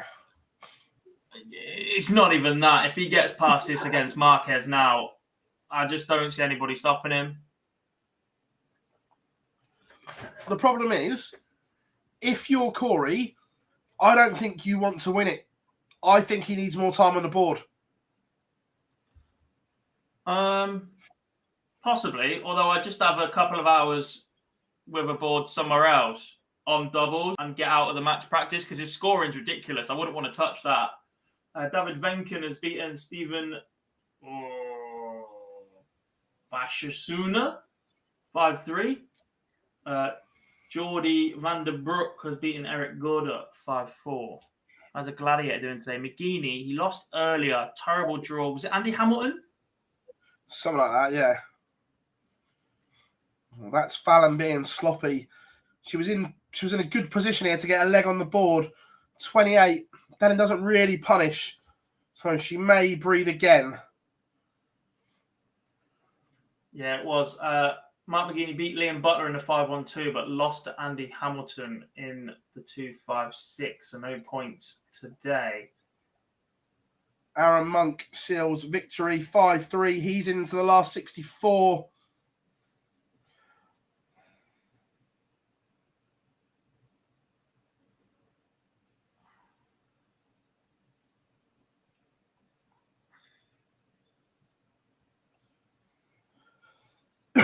So, some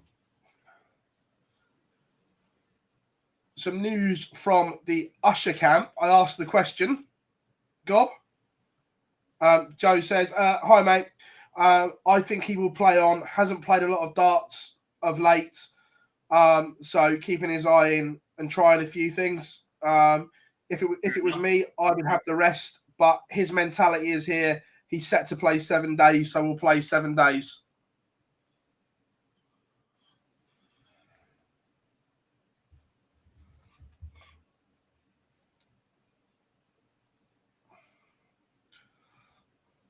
That Gob is a big dart for Fallon Sherrock.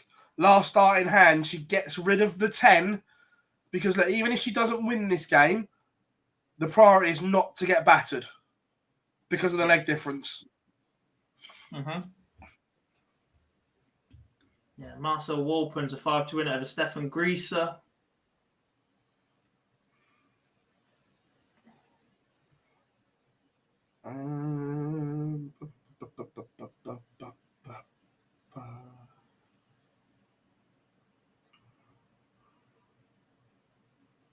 Josh, which Josh? Colin Monk played in the seniors. He has. He played every event. He played every floor event. He got an invitation to the Lakeside. To follow World Master. He's hurled through. I haven't said his name for a while. He had a stinker of a draw as well at one point. Mathematically, he's through. He's beaten Ryan Murray and Owen Bates, so he'll play a 64 game soon.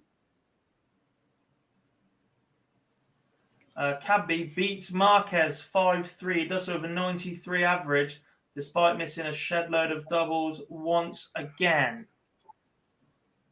Portela has a chance today. He's 2-1 up on Marco Bock at the minute in the 1-2-8. 2 more wins, and he should sneak into stage 2. Stefan Nars beats Pavel Jerkel 5-4.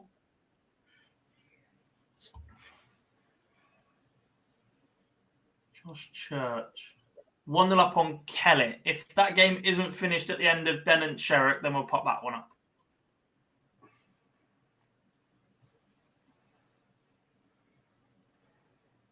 As Sherrock gets a chance to level at 2 apiece, this will be a break back. Timu Harju beats Matteo Ognibeni from Italy 5-4. Keelan Kay beats Reece Hayden 5-4 as well. That board's a little bit far behind. Keelan Kay going about his business. Phil's long-lost son, Nico Kurtz, is a 5-4 winner over Dennis van der Ende. And Lorenzo van der Truce beats Jorg Schlechter 5-0.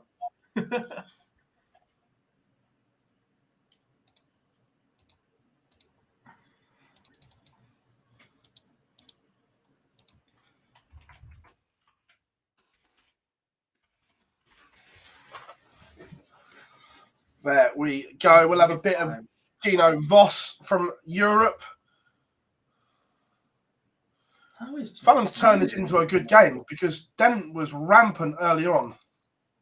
Mm-hmm. Jim Widmeyer is 4-1 up on Benjamin Pratnama.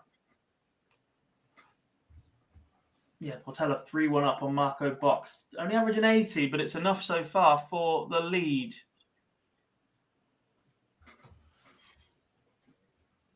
It is Church v Kellett as well. Yeah, we'll definitely get that one up once this Den and Sherrock game is over. As Fallon finds a scoring boots in leg 5, leads 43 after 12.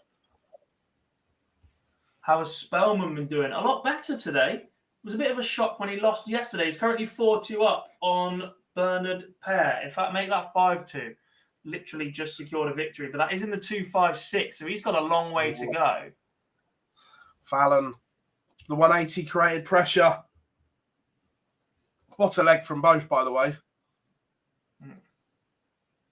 That'll hurt. That's a break straight back. But the 180 from nowhere for Matty Denon. Robert Rickwood, 2-1 up on Ryan Finesse. The defender, Paulo Ferreira, 4-1 up on Gilbert van der Meijden. Diogo just gone 4-1 up as well, 84 average for him. That's 3 legs on the spin. Benjamin Freudenreich, 90 average, is 3-0 up on Fabian Bile. 2-0 up on Paulo Myler. Robbie Knops, 3-1 up in the last 64. We already have a 64 result in Germany. It was Stefan Schroeder against Jerome Miok. We've still got 1-8 games warming up. So that's a way behind. Andy Hamilton beats Mark Blandford 5-3. Average has dropped a little bit in that one. But the hammer is through to the last 32. That should almost be enough points to put him into stage 2. Happy New Year, Rose. Thanks for coming along. Larry's not very young. He's also accepted an invitation to the World Seniors.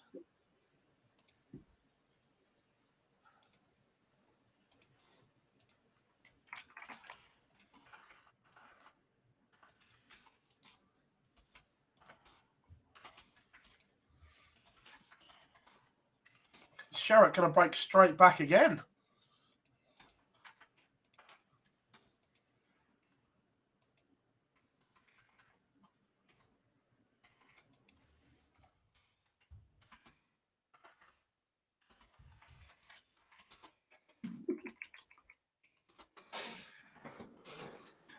Big names are in danger to miss out on stage 2.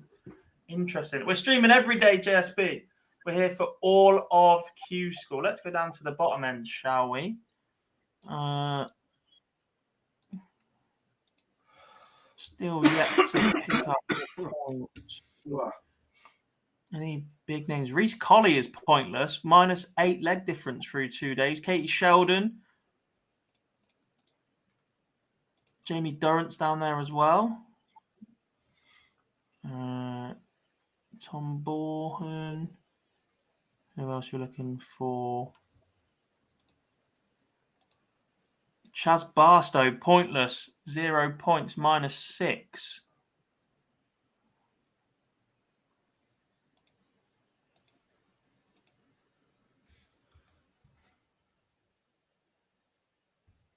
Leighton Bennett, 0 points, -5, as is Lisa Ashton. Jason O'Donovan. Break some more hearts.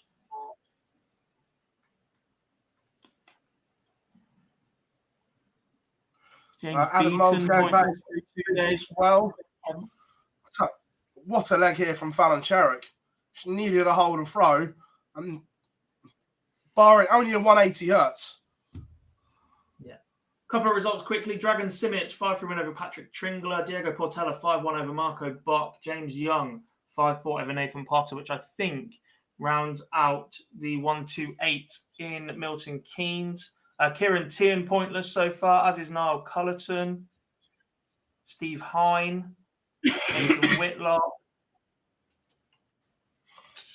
Quite a few in trouble by the looks of it. 13 data from Fallon to hold. And then Shepard up 180 against the Dennant throw. She's stolen the darts. She's 5 points behind before she throws. She'll be thinking just one treble. Don't cut the 180 in half. And she cuts it in half. Eek.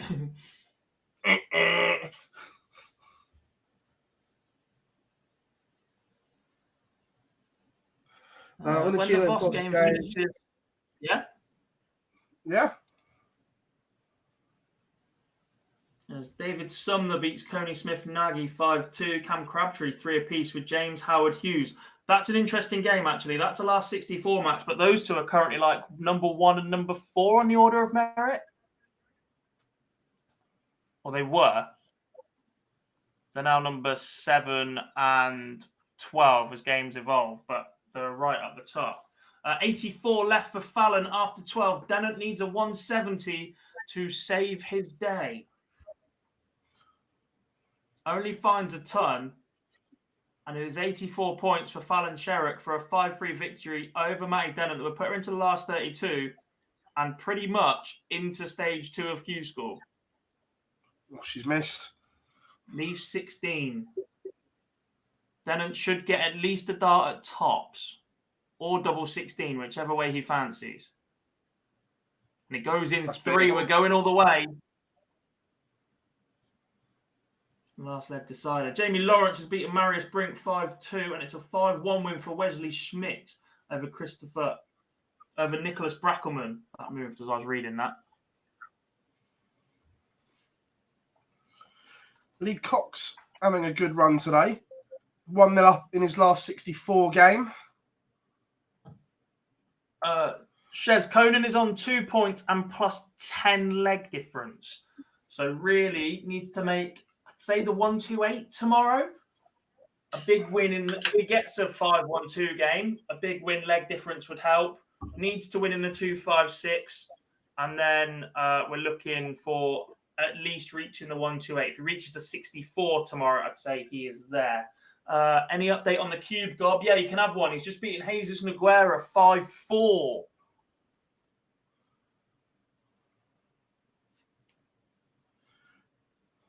This is a good leg for Matty Dennett here. Just keeping his nerve. That's big from Sherrock. Dennett can leave a finish without a treble here, but the more trebles he finds, obviously, the more pressure Sherrock's under. So to find a 2-treble visit before that is massive. Oh, just a 60 from Dennett. There we go. So advantage Fallon. 110, 4 apiece. And she's missed start. That's a missed start. That's a missed start at top slow. She's missed match starts in both the last 2 legs. And Dennett doesn't take the 156, just a 60 from him. It's 3 in hand at double 10 for Fallon Sherrock. As Rob Rickwood beats Ryan Finesse. She's gone round the houses. Slip from Sherrock again, who leaves just 5.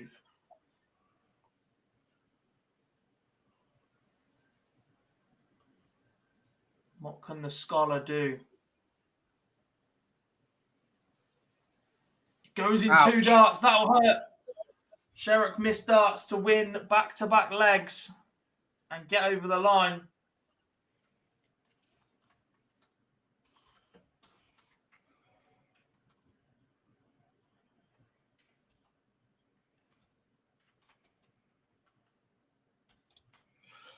But look, God, I suppose the consolation. It's only 1 leg off the leg difference. Yeah. Yeah. We promised a Josh Church, Stuart Kellett up next. However, it is 4-1 to Kellett. I'll put it up anyway. It's a 5-0 win for Benjamin Freudenreich. I said that one already, I'm sure I have. Jim Mostyn beats Brian Woods 5-0. Nick Kenny a 5-1 winner over Martin Plant. There's a question for Larry Butler. Murica 1-1 with Joaquin Goncalves. You had a class and 3-1 up on Mark Peterman. Cadby is playing a 64 game against Tobias Chufka. Is that the right feature game? Church Kellett, yeah, and we're staying on Schlichting, yes. Yeah. We are looking for Moyman's points. Not if I spell his name right. He's top of the order of merit at the minute in Europe. He is on 5 points and plus 17 legs. Unless that's not up to date. Yeah, 6 points plus 20 legs. He is absolutely flying right now. Yes, here is your order of merit. I think I can post that. Yeah, so that will take you to the European Q-School. There'll be a tab at the top where you can go and have a look at the order of merit in the UK Q-School as well. I will post that one just in case you fancy just going straight to that one. And obviously, if you do fancy watching along, you guys can have a look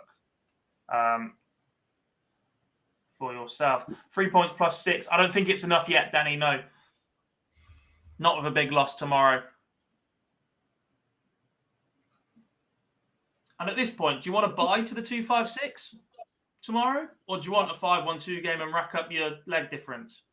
What stage is this at? UK is at the 64. Every game is at the 64. And Andy Hamilton, Adam Warner is the last 32 game that is warming up. In Germany, we're a little bit further behind than that. Still a fair few 1-2-8 games going. And there's 4 more of those warming up that include Marco Cantele and David Schlichting. So they're a little bit further behind as they were yesterday. We've got some 64 games warming up / in play. Cadby's just opened up a 15-dart leg. Jacob Taylor is about to take on David Graff. We've already got 2 results in the 64 as well. Stefan Schroeder has beaten Jerome Miot and Robbie Knopps, a 5-1 winner over Remo Mandial. You asked the question, Gob, about where I want to be drawn tomorrow. Me personally, I just want straight in the 256 so I know what I've got to do. Winning, you're in. Yeah. Ish. Baker beats Robert Robinson 5-2. We've got wins for Lucas Veinig over Pavo Myler. Benjamin Pratnamer from 4-1 down, I think he was, has just beaten Jim Widmeyer because there was an update requested from him earlier. Arno Loyen has just won in the 1-2-8 in Germany too. Look who Hamilton's had to beat. Yeah, solid run. To be fair, Fallon's had 2 very tough days as well. Yeah. Cheers, John. Yeah, no, I'm not too bad. I feel better than I did yesterday. I'm getting there. Just got a stinker of a cough. Yeah, Colin Osborne is out. So impressive yesterday. Was beaten in the 256 pretty comfortably earlier as well. So he's up against it heading into tomorrow. ADC man of the moment, Adam Mould, Super Series winner of the week last week, beats Lee Barrow 5-0 with an 85 average. Wes Newton's underway against Michael Barnard. Klassen has beaten Mark Peterman 5-1. Dragton Horvat beats Patrick van der Bogaard 5-1.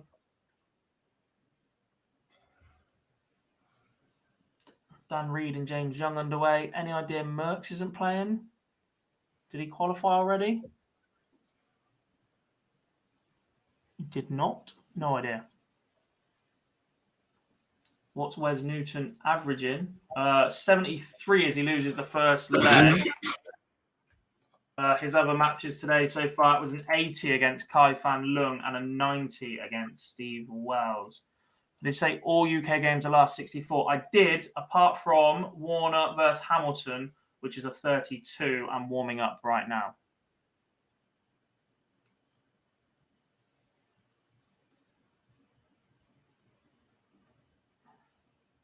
Is Grant Sampson still in? I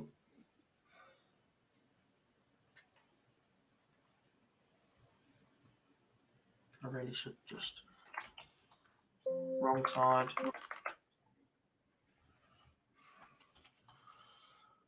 No, he was beaten by Pierre Fink in the 256 quite a while ago. The Turtle underway. Hamilton must be in with a chance. Yeah, look, he's got the experience as well. Liam Meek has one back, but Shane McGurk still in control 4-1. Aaron Monk back level at 1 apiece. No, I'm not doing Bahrain. I'm going to Copenhagen.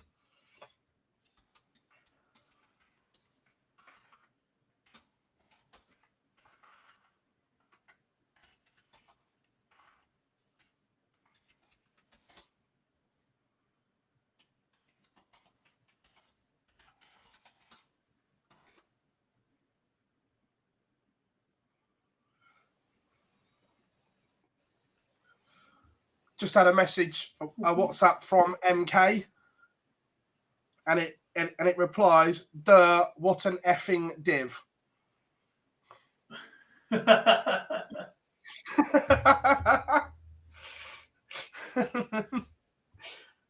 know where that's from.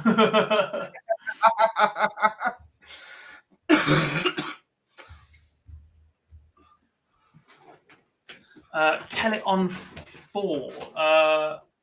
Did he beat Church? Yeah, that's a 5-2 victory over Josh Church. So let's see. He was on 3 and +6. That was a 64, so that puts him in the 32.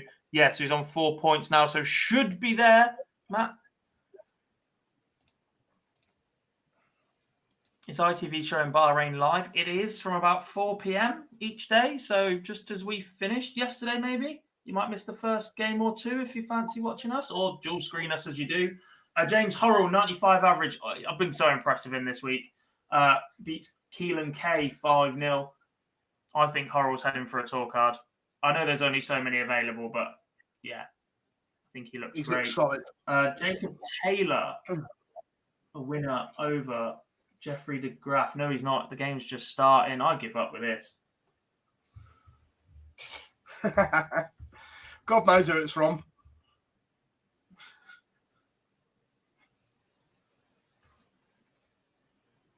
Cadby 2-1 up now. Averaging 90. As Oliver Muller beats Mattias Orn Fjorksen. Christopher Tunders beats Jens Ziegler. Does everyone start from zero on Thursday? They do. Yeah.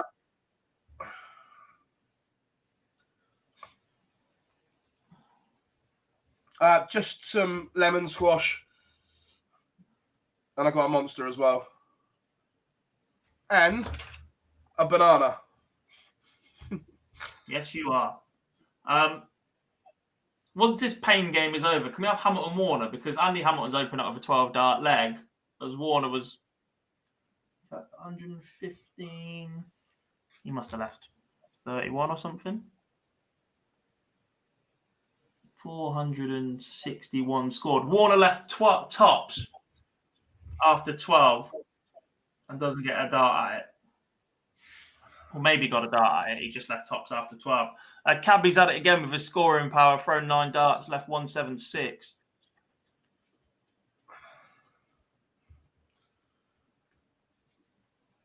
Chris Quantock 4-2 up on Cliff Pryor. Warner was on 40 and Hamilton took out 144. Yeah, that'll do it. That'll sting. Yeah.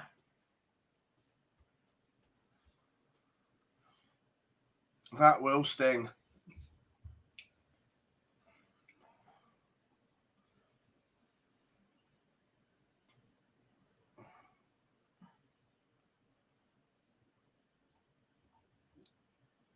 I saw one earlier. Steve West hasn't retired. Not officially. He needs a hip operation. I think he's booked in relatively soon for it. And I think a lot will determine his career once the hip operation's done. Yeah.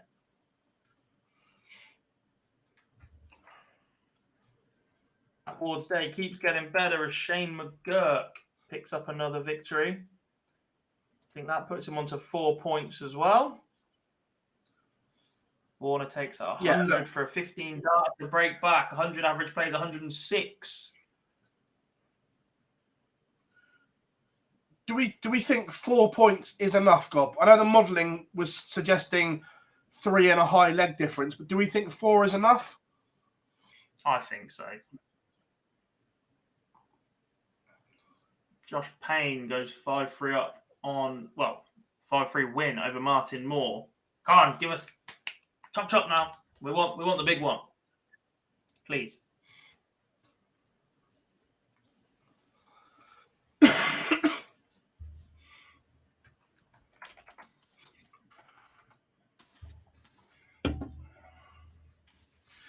Dan Reed, 3-1 up on James Young, both averaging around the 90 mark. Aaron Monk, 4-1 up. Is the Mad Monk making a move?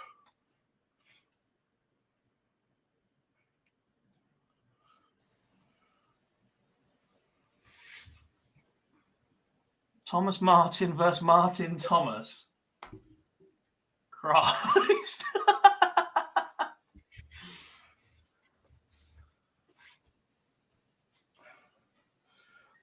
Steve, for me.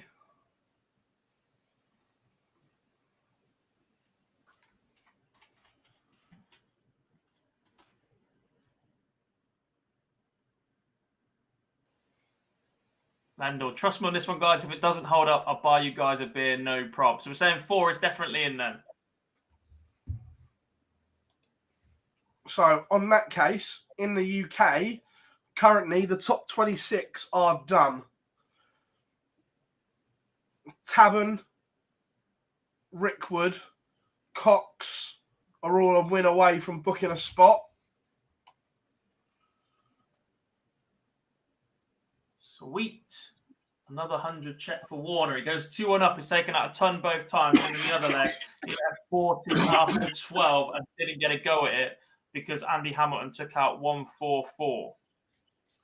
Monk, Hall and Quantock all go through in the blink of an eye as well.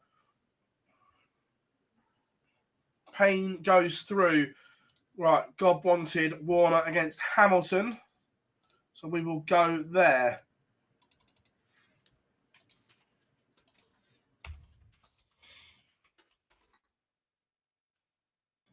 Still 16 to fall off the rankings as well. Yeah, those that keep climbing as well.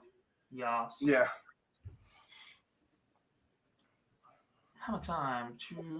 Wow, what a leg. 1-3-2 after 9 for Andy Hamilton.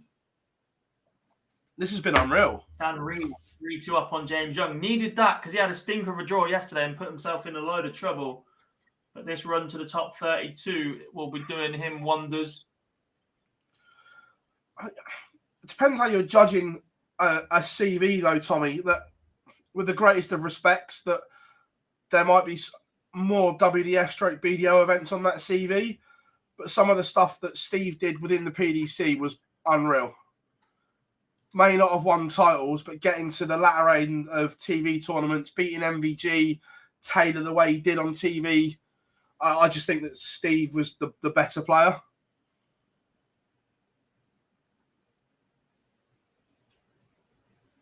Stefan Hendrick has beaten Cedric Corrin 5-0. There's still a 1-2-8 game warming up in Germany. Stefan Nars against Jan Havlicek as Corey Cadby wraps up a 5-1 victory over Tobias Chufka with, I believe, his best average of Q-School so far. It's a 98.04 for Cadby.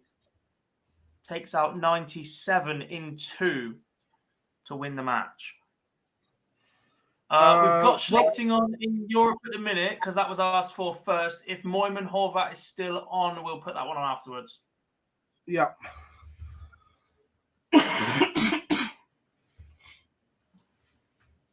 Ramnath beats Vitislav Sedlak 5-3. Jacob Taylor, Jeffrey de Graaf currently 2 apiece. 90 plays 87. Good standard there.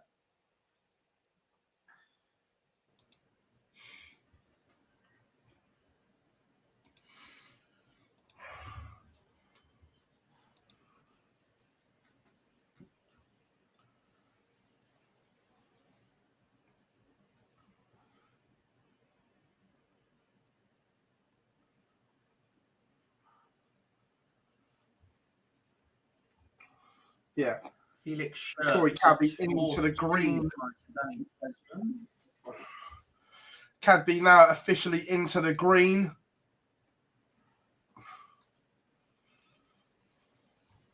Yeah, 3 points plus 15. One more win would put him on 4, and 2 more wins would put him into stage 2 already. Yeah. I'd take the day off now if I was Corey. I'd want to win it. Take the day off. Give myself an hour on the practice board if I need some doubles just to keep my arm in. But you've got 4 more days to come after this. I'd give myself a break.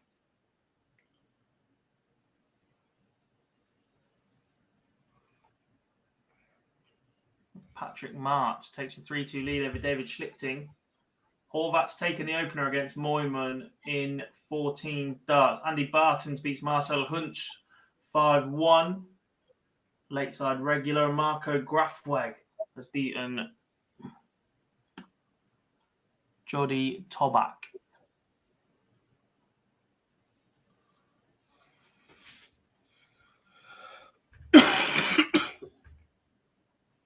Joaquin Goncalves has beaten Larry Butler 5-3. as Andy Hamilton goes 3 top on Adam Warner. Was that a 102 checkout as well? So we've had a 144, 2 tons, and a 102 in 5 legs.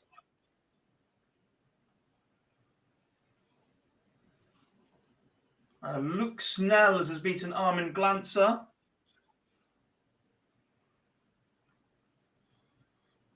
It's a 104 average for Adam Warner still.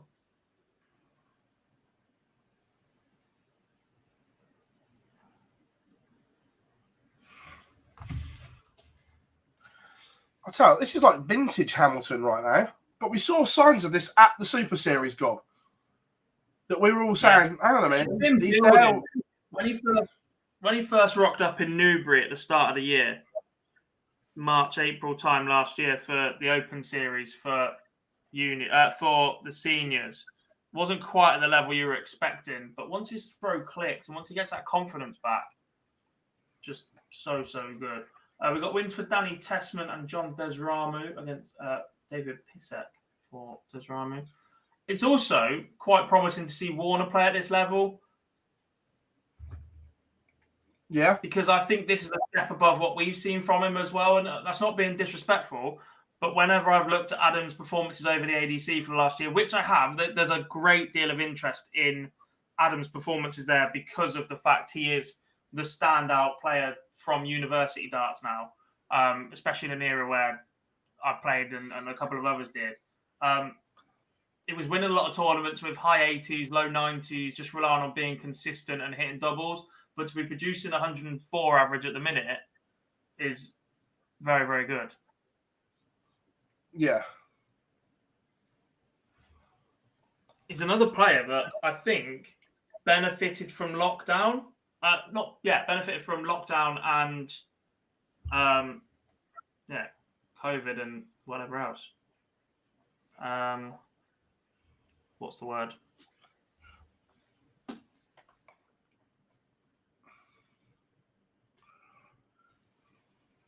What was it when people were still getting paid?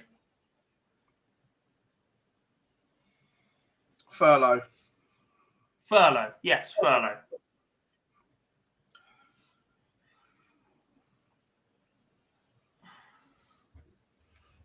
Nope, they will never, ever broadcast Q-School unless they can broadcast every single lane. It's not fair to put people on a streaming board.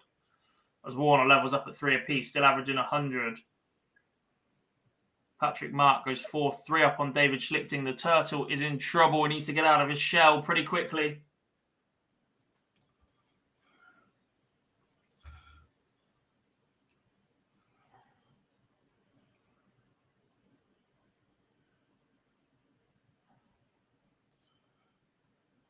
Update on Cadby. Yeah, he is into the top 32 for the day.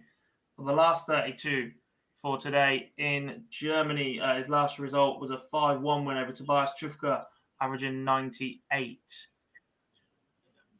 Because you're always going to favour certain names and people are under various amounts of pressure to get through Q-School as it is. And yes, I know that happens at the Pro Tour and whatever else, but they vary that around an awful lot over the season. That should, depending on how far you go throughout the rest of it, the first round, your boards, everybody should get a crack at streaming as often as whatever else, depending on how the draws go.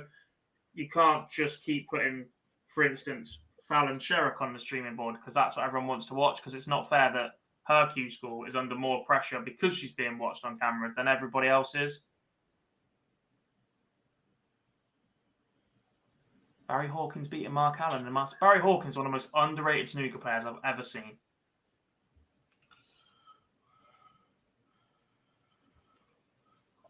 I'll tell you what, Gob, next up, I wish there was a camera. Payne against Monk. What could go wrong?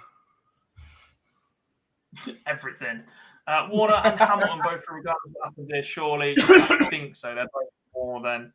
Hamilton's already on 6 points. Warner's on 5 and a plus 20, so as long as it doesn't take a beating. Hamilton's 6 and a plus 21. Whoever wins this is 1 away from outright anyway, and they'll drop off the order of merit. A few more 32 games underway in the UK, which means we're going to be sat here watching Europe again this evening because there is still 1-2-8 games warming up. Lorenzo van den Truce against Rene Grotello and Sasha Hertrick against Vincent van der Meer. 1-2-8 games that haven't even started yet. Alex Spellman's 1-2-8 game is just about to get underway against Daniel Closer. Jan Havlicek and Stefan Niles is underway as well. To be fair, if we had had the balls up with the 2 redraws, it would have been all right because they were actually 9:10. The first draw was up. Right. Diego Portello will take on John Desramo in the next round. Rainer Sturm has beaten Lucas Seckinger 5-2, and it's a win for Jacob Taylor against Jeffrey de Graaf. A 93 average for the Canadian. Been really impressed with him so far as well.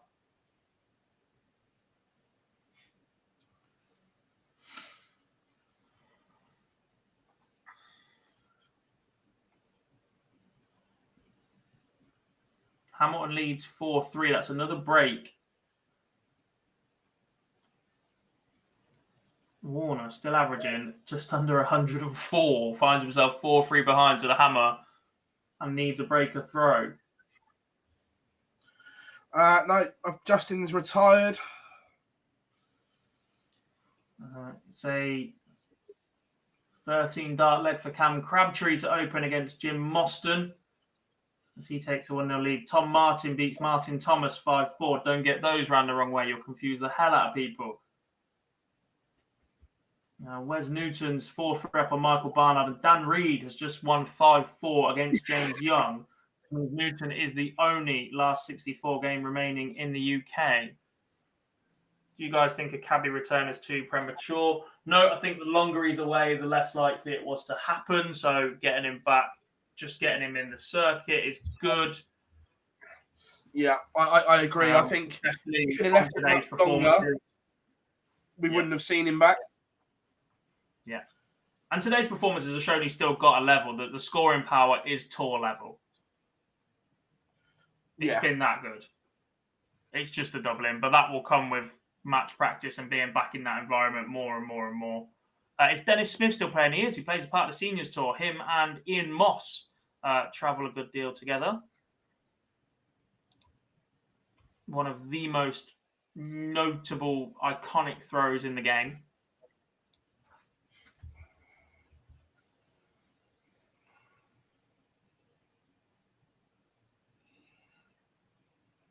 That from Andy Hamilton is a bit good.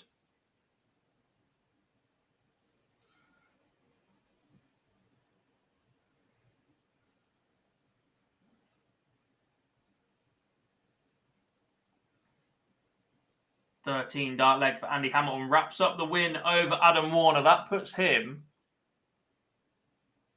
onto 7 points. Should put him third on the order of merit, I believe. But one more win for him, and he will be into the final stage outright. It's another solid run for Adam Warner. Finds himself 14th on the order of merit. 5 points plus 18 leg difference. Do we think 4 points enough to get through? We believe so. We're just gonna say yes. Not even believe so. 4, yes. Hamilton beating McGeeney and Warner. Who else has Hamilton beaten today? Because he had a decent run yesterday. Whilst you look at that gob, listing away whilst he's having a practice, Chris Mason has us on in the background whilst he is absolutely battering the treble 20.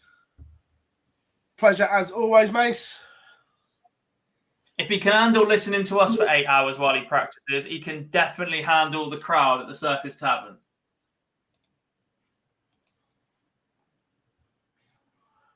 Andy Hamilton's on 7 points. Regardless of whether he wins his next game or not, he is there.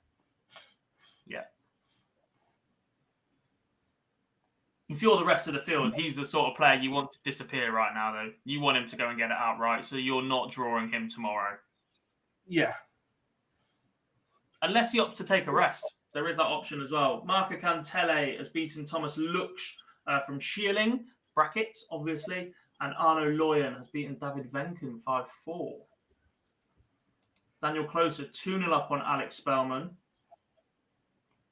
Still with a 13 dart average. First one was an 11, so that must be a 15. We're into a decider between Wes Newton and Michael Barnard. Nick Rob Kelly Rickwood levels was it up up. on Graham Hall. Stinker of a leg. He'll take the lead. Payne and Monk warming up.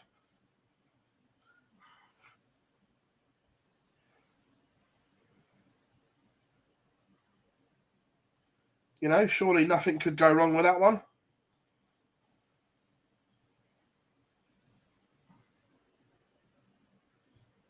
Crazy to think if it wasn't for a breeze, Hamilton could have played Wade in a world final. Yeah.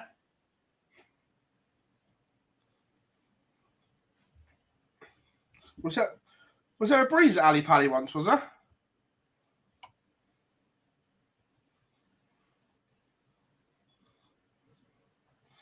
And don't get me wrong, Wade would have won that. Yeah. I still, without being disrespectful, I don't think who made it through that side of the draw. There was still, I think Hamilton wins 1 in every 5, maybe, against either of those at that point. No, Lendl, it's not they dislike each other. It's just they are both full of testosterone. Barnard beats Newton 5-4. The breeze happened when Phil opened his wallet at the bar. 2 right.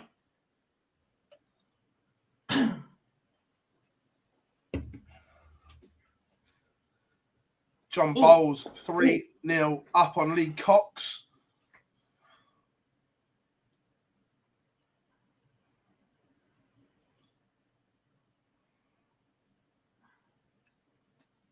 I'm going to go grab a drink in a second because I bought some chocolate as well.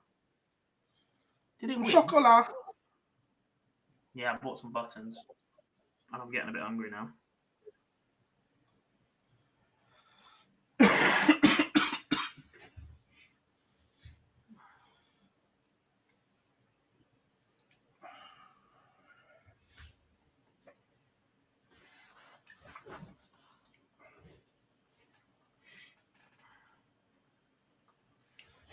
Graham Hall comes back and missed the chance to level up, but we'll get another go. Rickwood not in this leg. Wayne Mardle's Greyhound, Why Wasn't I Told, has just absolutely romped to victory. Right,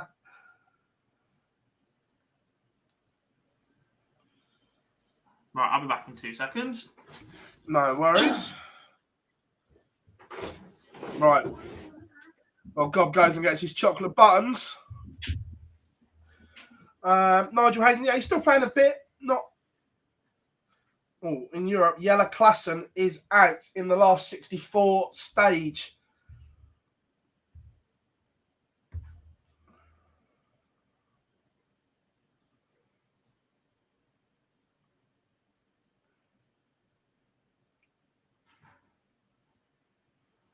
Daniel Closer is 3-0 up, averaging 110. Let's put that up.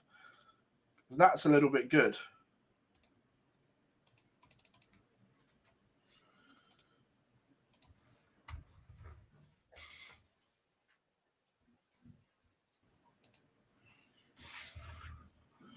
Yeah, no, look, yeah, 4 points is enough for Klassen for stage 2.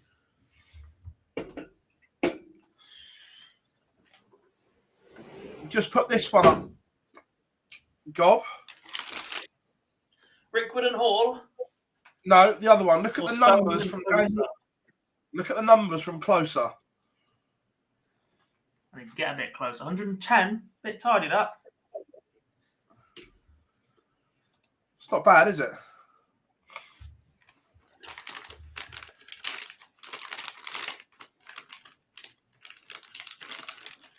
Tell you what is bad. I can't get into my buttons.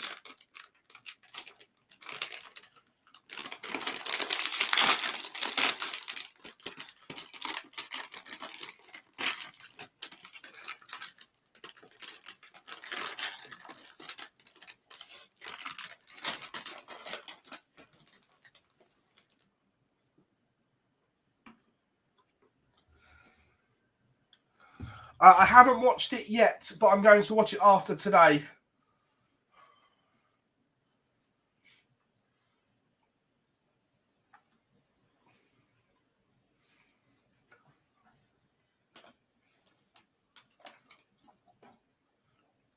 If it makes it to Q2, I'll be surprised, John.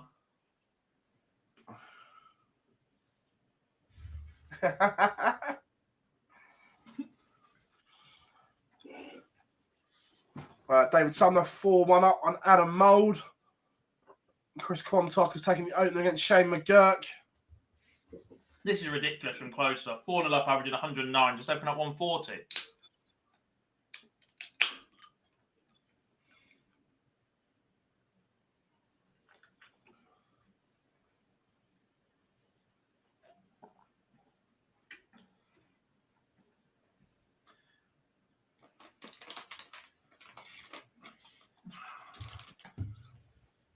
Sean Fox 3-2 up on Mike Warburton.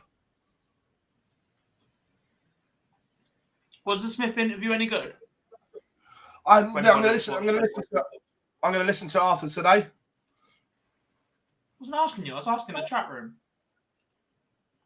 I actually went to bed early last night. Go on then, Phil. There's a result in the Europe that you can pronounce.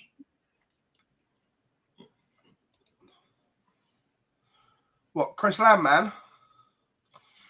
Yeah, well done. Proud of you. Landman.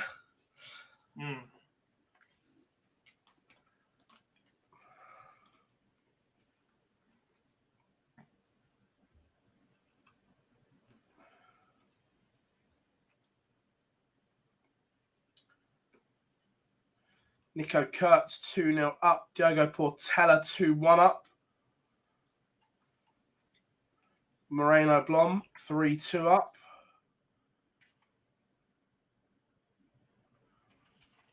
Wesley Schmidt 2-0 to the good.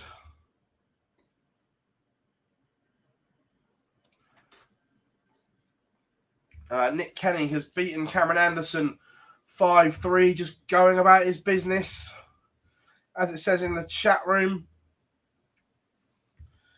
But I think Nick's one of those players that I think he's a decent player, but I'm not sure he's got the temperament to go to the next level. Does that make sense? He's got the game, but the temperament is questionable.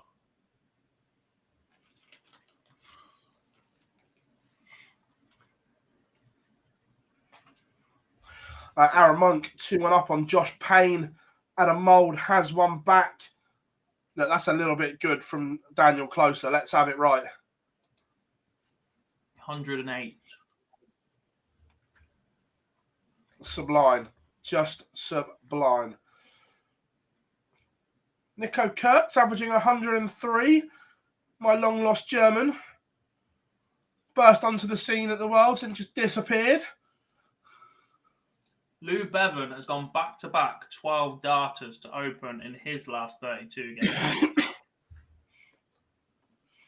Jim Mostyn beats Cam Crabtree 5-2, and there's a win for Ryan de Vrede against Benjamin Pratnamer 5-3. I'll tell you what, there's been a lot of love for the Cube in the chat room. Should we put him as feature, Gob? Just get underway against Marco Cantelli. Yeah, go on. The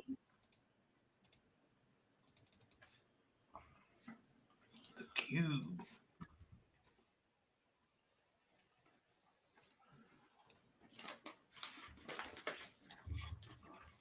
No, do you know, I'm not against college sports. I'm against the level of attention that college sports gets in comparison to the reparations that the players get.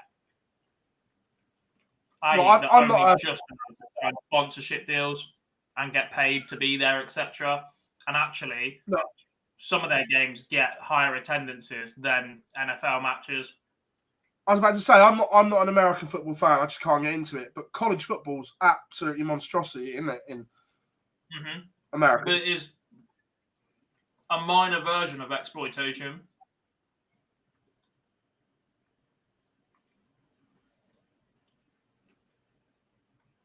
It's changing slightly, but for so long, it's still just been the attitude.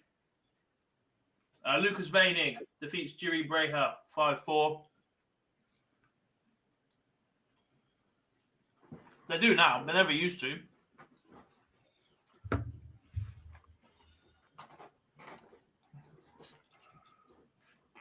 NBA similar, although Silver's changing that a little bit. The G League is almost becoming just as appealing as college, I think. And they're obsessed with Victor Wembanyama. Nico Reeler has beaten Paulo Ferreira 5-3, and it's a win for Lucas Veinig. I've already said that one. John Bowles beats Lee Cox. Portela and Desrame 2 apiece.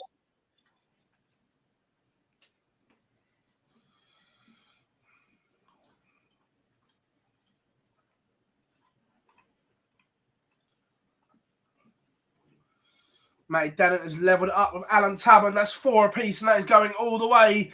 Will it be the Saint or will it be the Scholar?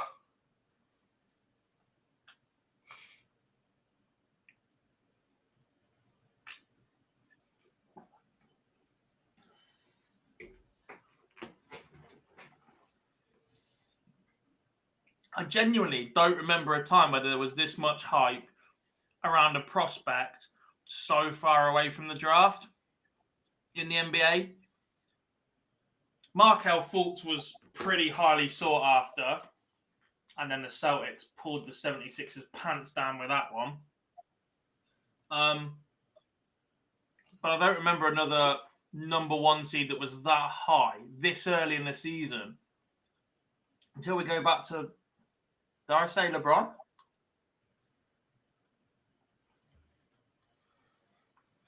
Zion, maybe.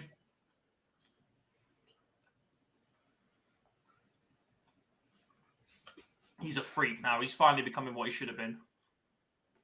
That New Orleans team looks very good. Warburton beats Sean Fox 5-3.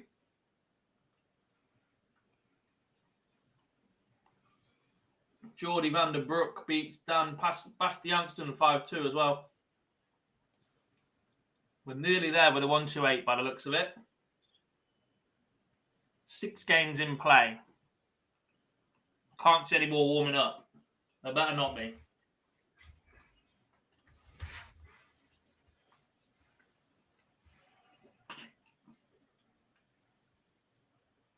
Nico Kurtz is through 5-0 against Joaquin Goncalves. Alan Tabban 5-4 win over Matthew Denham. If you're Denham, do you play tomorrow? How many points? He's on like 7 or 8.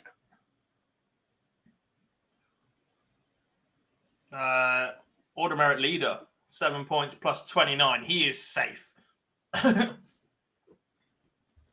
Where is he? Birmingham. He could nip home for a day.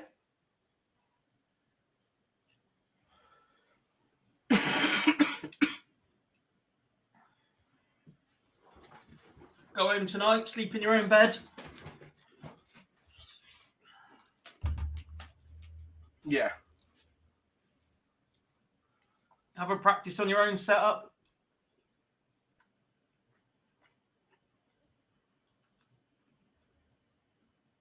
Well, with that being said,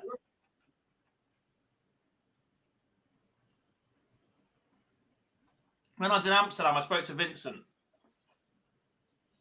And the year before he went home, he stayed at home because he lives in Amsterdam. So he wasn't miles away from the venue.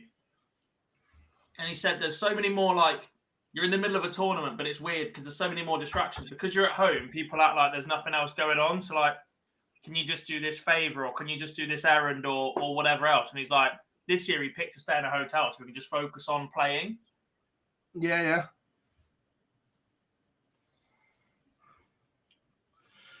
Payne and Monk, 3 apiece. Boring in Milton Keynes. There is also that mentality that that's where you stay in.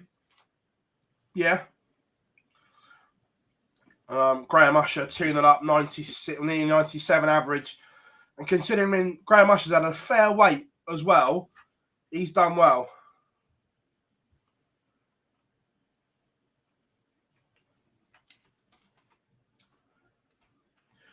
Yeah, Declan, I knew that was coming. I'm friends with obviously a few of the PDC boys, and they put on their Instagram the camera set up and that with Barney talking.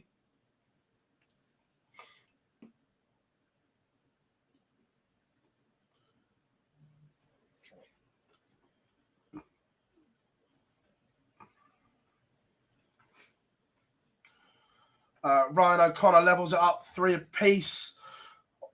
On board 4. Chris Quantock is 1 away.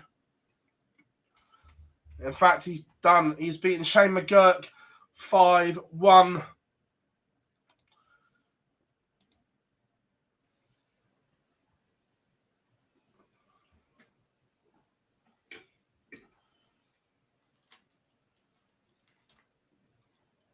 But Shane McGurk on 4 points. He's done enough.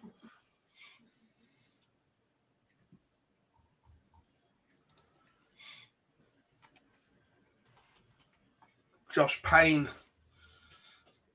Well, results coming all over the place. Robert Rickwood, a 5-2 winner over Graham Hall. And Dan Reed gets the job done 5-1 over James Hurrell.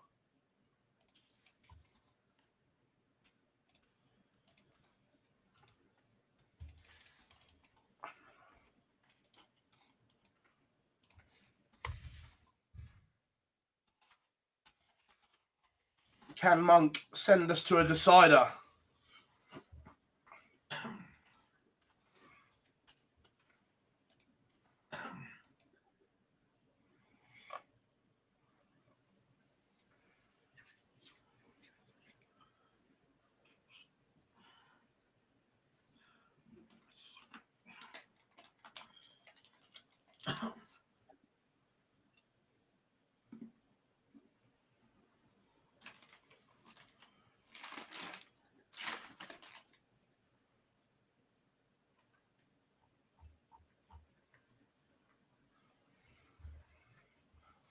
Level in the scores.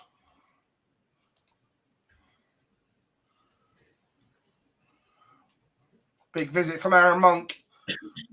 Looks set to make it 4 apiece unless Payne can find something huge to apply pressure. A ton, probably not enough. That applies pressure. That'll do.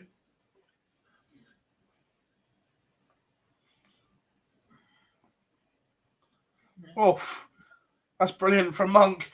114 out, and we are going all the way.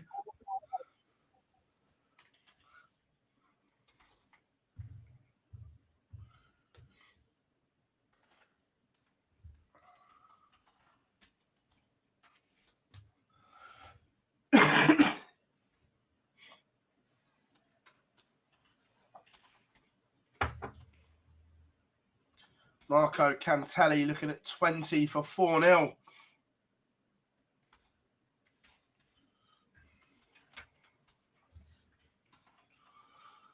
Scott Baker 4-2 up on Dom Taylor.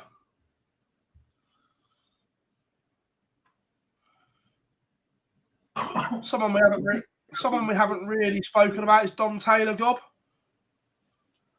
Yeah, he had a really, really positive start to the Dev Tour and then sort of fell off a little bit towards the second half of the season. So the buzz that was around him sort of faded a bit, but he's more than capable on his day. 100%. He does seem to have lost 5 to 10 points from that average that he was producing on the Dev Tour, event in, event out. Advantage Josh Payne with a timely maximum.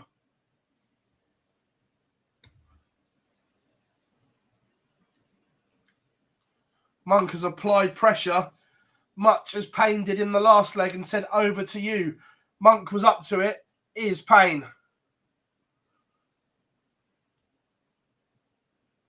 The answer is yes.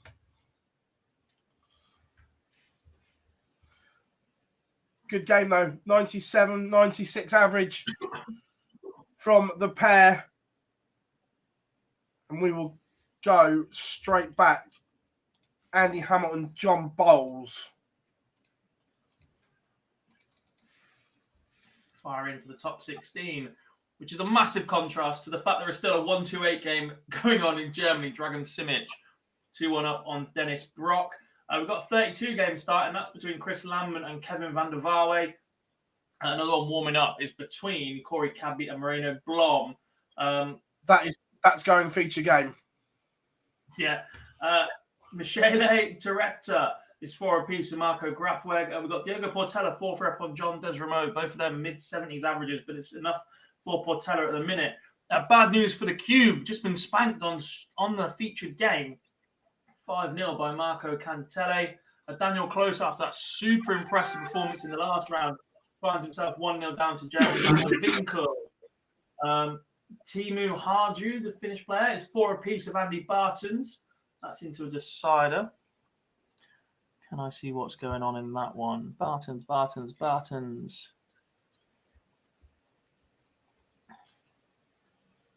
As Portela gets the job done against Desramo. Blom underway against Cadby. Harju. Bartons wants 16 for the match after 15 darts. Harju's on 183 after 12. Simic goes through and up on Dennis Brock. Kellett's warming up against David Sumner. Graham Usher into the top 16 after a 5-1 victory over Tom Martin, a 96 average. I just think he's that much higher than everybody else right now. I'm looking at Usher like I'm looking at Cadby, to be honest. And maybe Andy Hamilton in that conversation as well, but his top level is just too good for everyone else in here right now. Bartons beats Harju 5-4. What round is Portela in? 64. So that puts him into the top 32.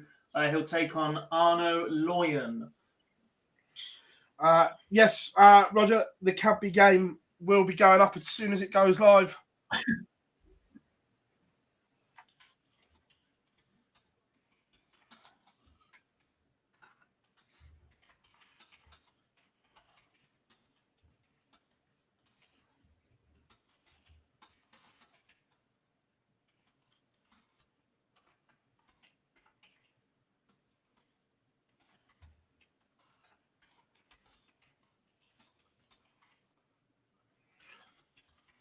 Lee Evans comes in on Thursday.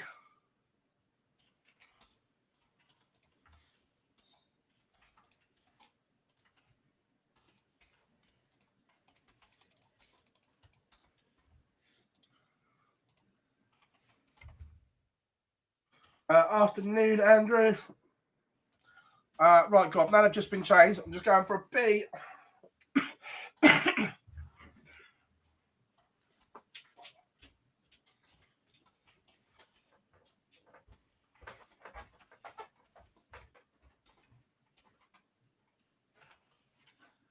Director beats Grafweg 5-4. Marcus Kessler beats Patrick Mart 5-4 as well.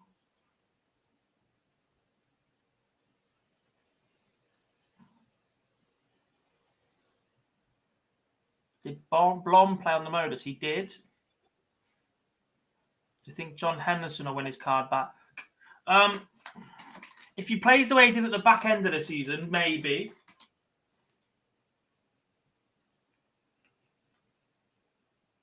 He's got a chance, but it'll be tough for him. Yoshihisa Baba, 5-4 winner over Wesley Smith. Japanese player into the last 32. Cadby takes the opener. Landman's doubled up.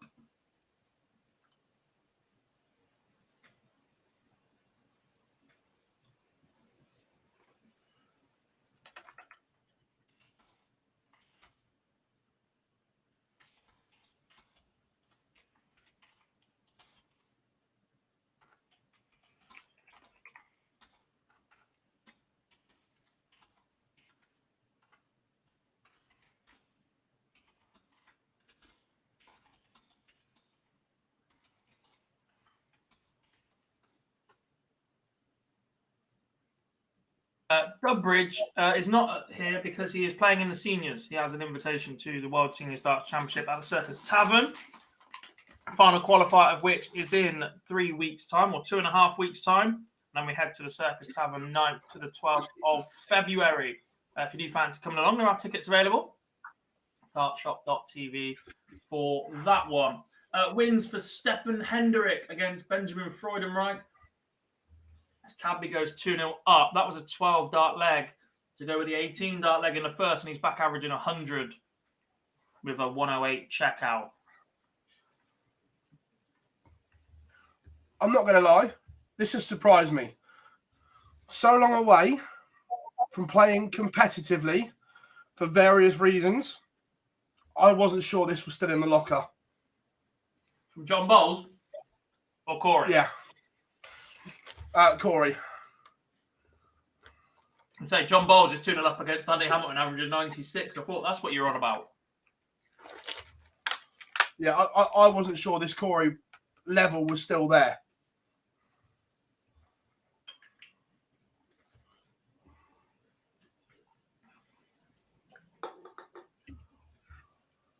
Even with the players that qualified yesterday, Benito, Springer, Veenstra, Konterman, Hudek, the level we've seen from Corey today is just so much higher than everybody else at this part of Q-School. His scoring power has been ridiculous. Yeah. Like, insane. And if he's got the same... There's another 14 dart leg, his average climbs. Look, I refer to this conversation a lot, but I remember when he got his card, he picked that up first day. I think he just rocked up and won it. And then he was sat in my living room one day talking to Kyle about the UK Open, and he just went, well, I'm going to win one of these events. You should try and do the same, and then we don't have to worry about order of merit and ranking. And he won day 3. Yeah. I've never, ever seen a confidence like it.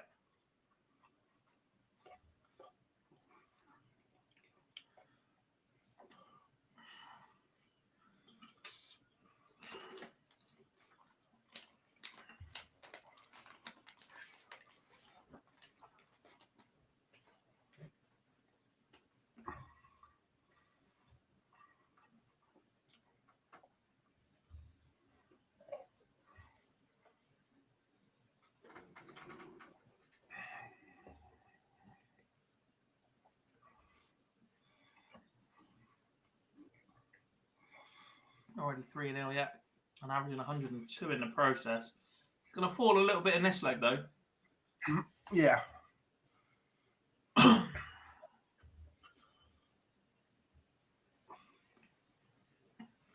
was the other player who won his card at British Q-School the same day as Cadby? Not a clue.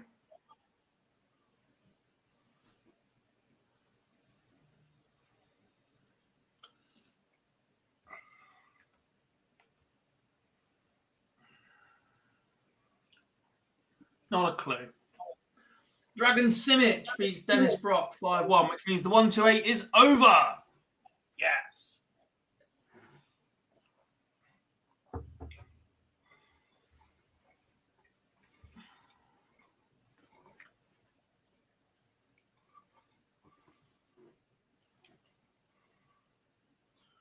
Moreno Bloom has one back.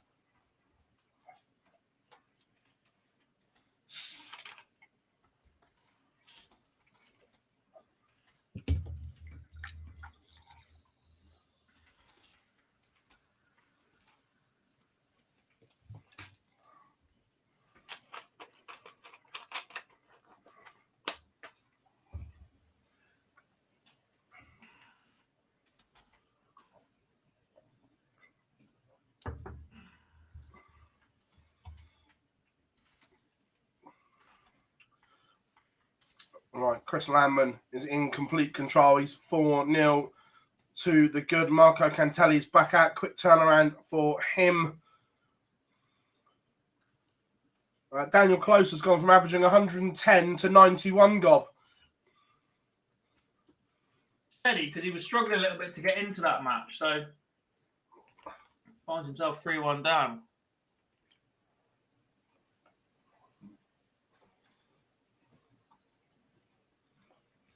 or it's a bit of a cheat, but someone's just given me the answer to the Cadby British Q-School winner as well. Sam, if Corey wins his card back, don't worry, Target will have them back out on sale as well as his darts. But he's in a game here. Back, though. That's 3-2, more missed darts.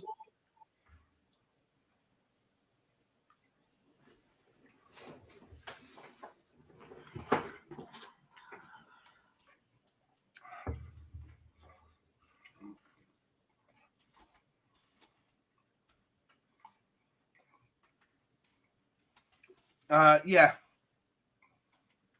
he's still contracted to Target.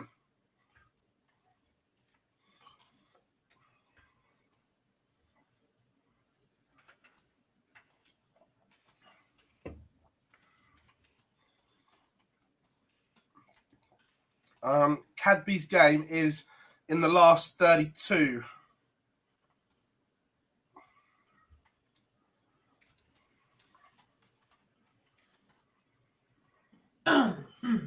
Payne in control against Dan Reed.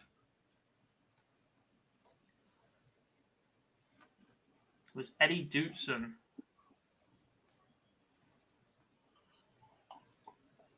His answer to winning his card the same day. Michael Barnard, 2-1 up on Rob Collins. That's the final last 32 game. Yep. In the UK, everyone else in the top 16, which means we're into card shootouts, actually.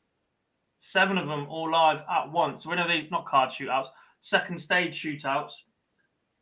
We've got one last 64 game to warm up. That'll be an Austrian battle between Rainer Sturm and Dragan Simic. That Simic only just come through his 1-2-8 game. Everything else is 32's warming up. So they've got a while. That board's got a way to go to catch up. It's board 31. Roy van der Grint or Vinny Ramnath are on board 32. So they'll have to play the winner of that one. That's only 2-0 in the last 64. So it might not be dreadfully behind, depending on how deep the Rainer, Sturm and Dragan Simic game goes. We are underway. Jeffrey Sparadines is currently averaging 107, 28 darts for 2 legs. Against Marco Cantele. Cadby now 4-2 up and throwing for the match against Moreno Blom. Andy Bartons takes the opener against Lucas Feinig, and Diego Portela is underway in his last 32 game against Arno Loyen.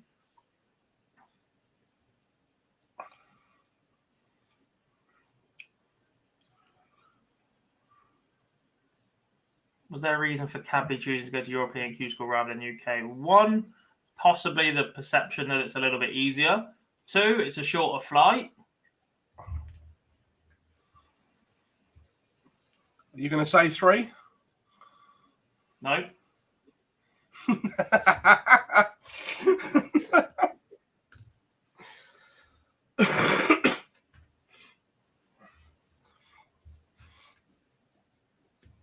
Josh Payne averaging over a ton, 2-0 up on Dan Reed. Grant Usher 1 up on Alan Tabben. And Hamilton was on for the 9.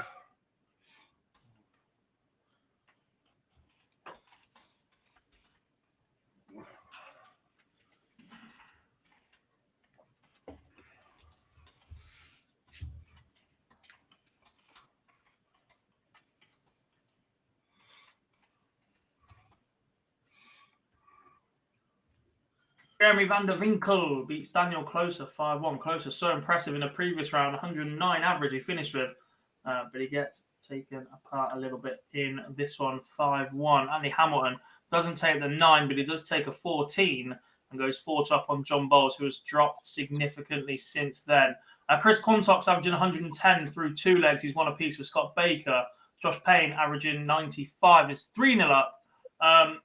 Nick Kenny 3-1 up on Rob Rickwood, averaging 111 through 4 legs.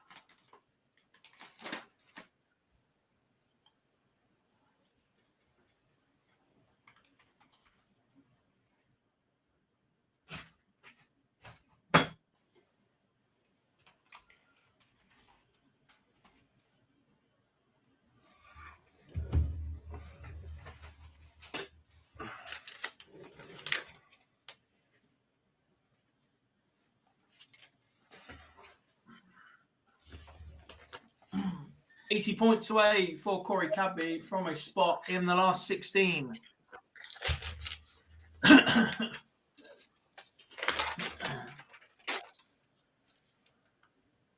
Leaves double 10, but Blom can't take 190, no matter how hard he tries. He can leave 34. Will that be enough to pressure the king? Goes in one. Will we get the king is back video again, do you think? No, I think it'll be a lot more reserved. Is that because you made it last time? No.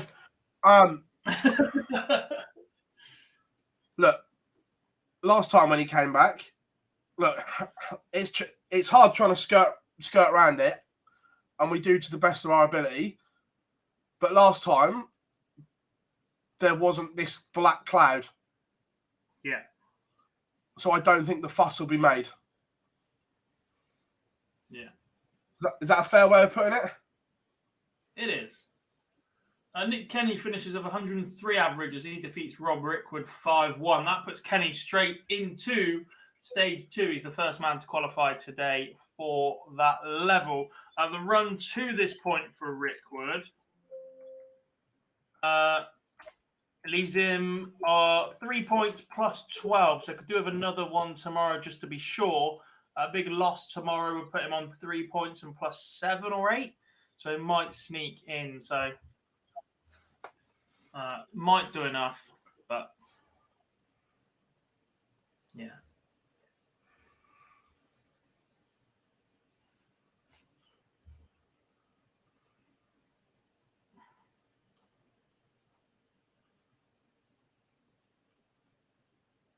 Oh, different class, 100% on the second chance. But when you're given a second chance, you're not going to shout loudly. Does that make sense?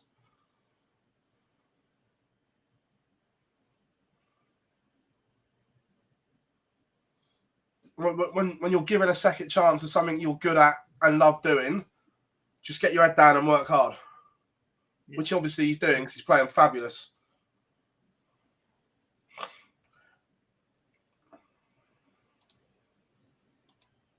Hamilton beats John Bowles 5-2, and that secures the Hammers spot in stage 2 of Q-School.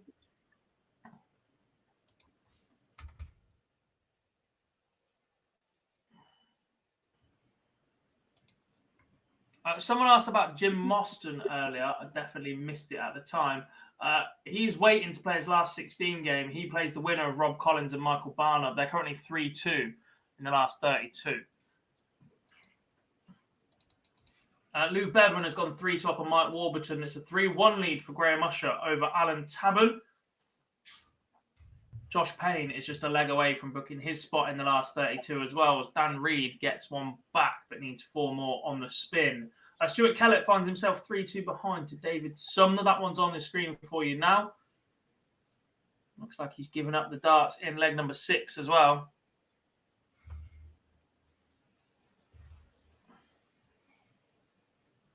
Tony Alcinas is 4-2 up on Yasser Guerna. As Simic and Rayner get underway. So that is the final top 64 game to be played in Germany at the Wunderland.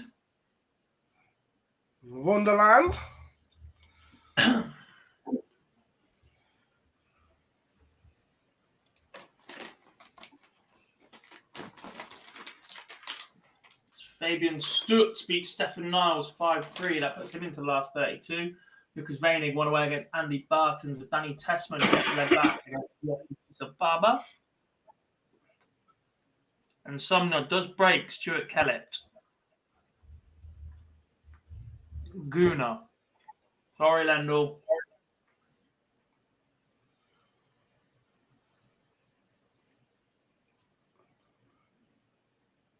Chris Quantock has beaten Scott Baker. Chris Quantock will be going to stage 2. But Scott Baker has sat top order of the merit as well, so he is as well. Yeah. Okay, didn't mean Jack. Well, it means Baker is eligible to play tomorrow if he so chooses to do so.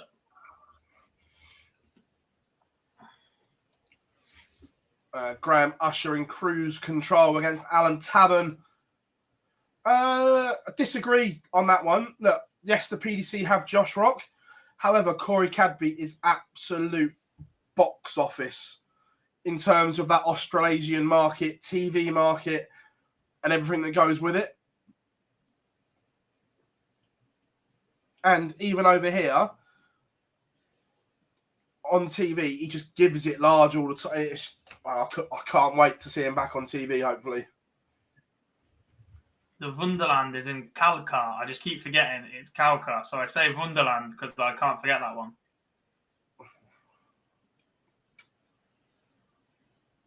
I can't wait, if he does get a card, to ask Phil Taylor about his return at the seniors and watch him call him Corey Cadbury again. Oh, 100%. Jordy van der Broek beats Bram van Dijk 5-4. Christopher Tunders has beaten Julio Barbara Gonzalez 5-3.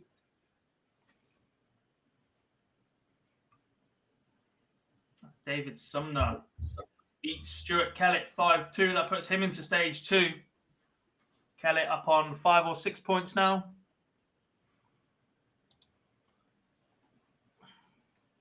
Uh, 5 points. I'll take a hit on that leg difference. So it'll fall to 5 points plus 9.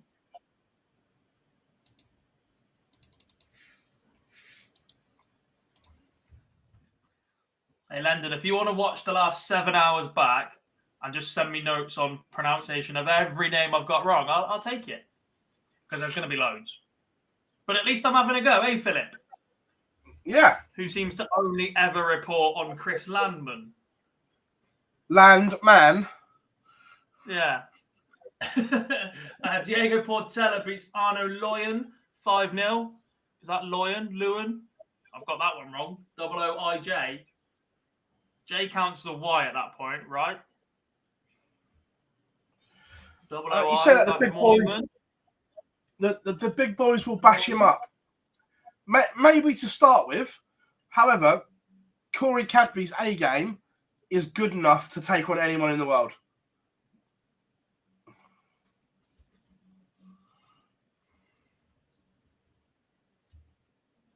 I'll take that.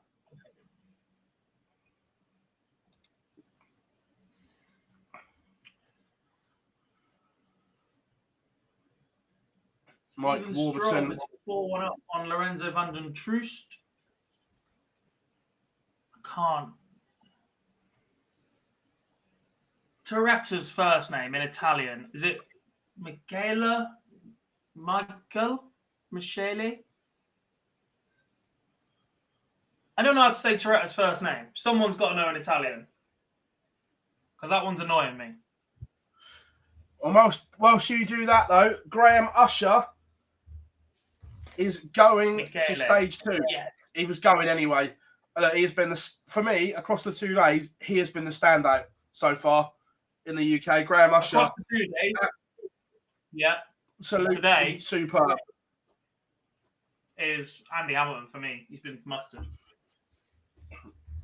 But the gambler is going. Cheers, Pim. Thank you very much, mate.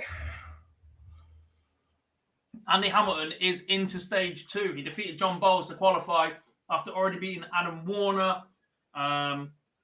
Mark Blanford, there was a win over Mark McGeaney earlier as well. Usher's walk-on needs to be yeah. Oh. Yeah, Roy van der Glint is 4-3 up on Vinay Ramnath. The winner of that will play Dragon Simic or Rainer Sturm. His bowl's on to make stage 2. Look, if you make a final here, you pick up 4 or 5 points doing so anyway. He's on John 6 Bowles points plus 25 leg difference. So yeah, he's there anyway. He's fine.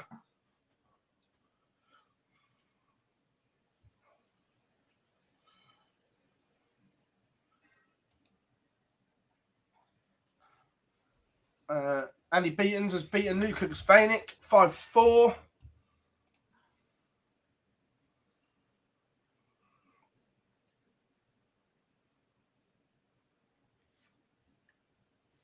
Who do you want from Germany on feature game gob?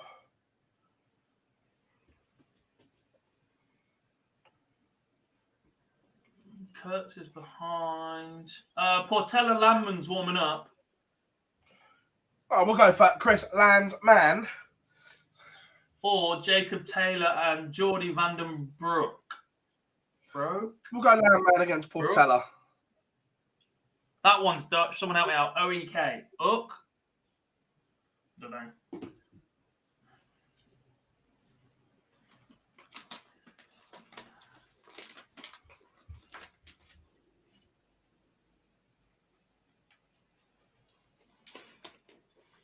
I've never ever seen Corey Cadby feel pressure. No, that's the problem. You look, even go back to when he was invited to the World Series before he had a tour card. He drew Phil Taylor twice in 2 events. And he said, I'm going to bash him up. Well, the boy doesn't feel pressure. And at the point, a handful of people knew how good he was. And I think he lost to him in Perth and then beat him in Melbourne, or it might have been the other way around or something like that. But it was just unreal.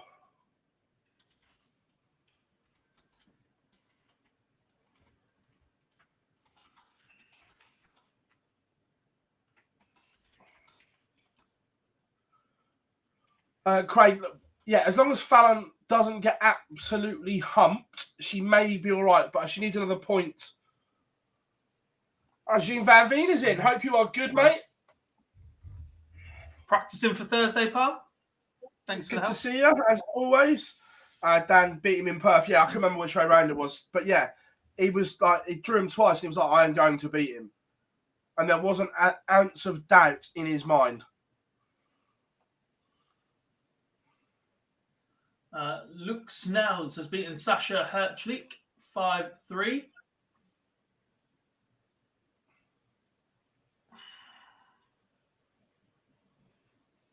Shock baggage isn't going to Q-School. He's just been away from family. 2 years across the pond. Very young son. I've seen that firsthand, what that can do to a person, and that's a lot bigger journey than across the pond. There's only so much of a relationship you can have through FaceTime, as wonderful as it is.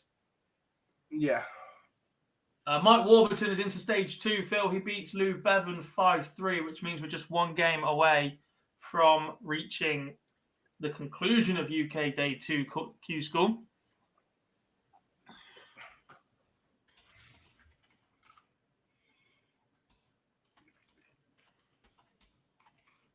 No, Harry, last time I spoke, Raymond Smith was planning on coming back to play in Champions Week.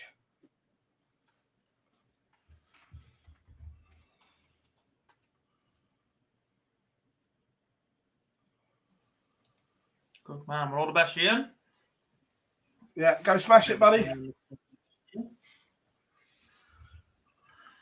So there's only one option for the feature game in the UK, Phil. It's going to have to be Warburton and Bevan.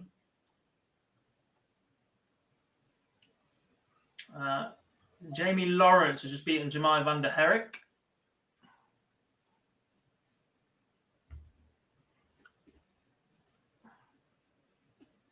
How is Alex Spellman doing? I haven't said his name for a while, which makes me think he lost.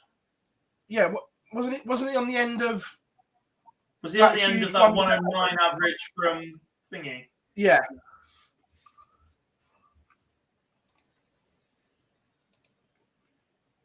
He was. He got spanked 5-0 by Daniel Closer, averaged 109. Spellman averaged 19, couldn't get anywhere near him. Yeah, Jean, with the nicest possible way, I hope I don't see you back at the Super Series this year, because it means you've got a card. Marco Cantele is beating Jeffrey Sparadans 5-4. Do we know what the turtle needs tomorrow? We can certainly try and have a look. Let me give it a refresh first.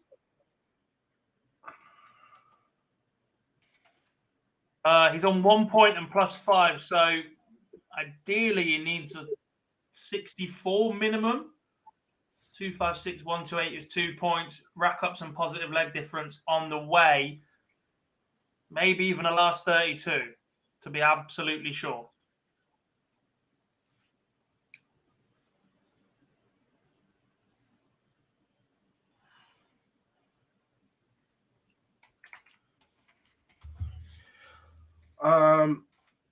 The other one was, what are you saying about Fallon?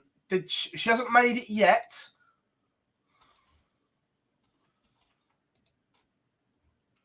At the moment, she is 3 points plus 6. Look, she's got wiggle room, but another point would guarantee it. Or once the draw comes out in the morning, Gob, she could go dark green. Yeah. Because that plays a lot of it, is what side of the draw you're on. Yeah.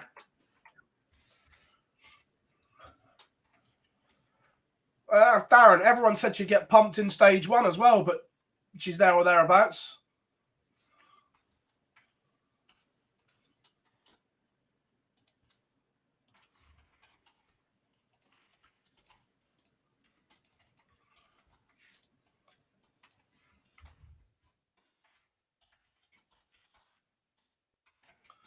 Right, there's the feature game for the UK, and we're just waiting for Landman to go live.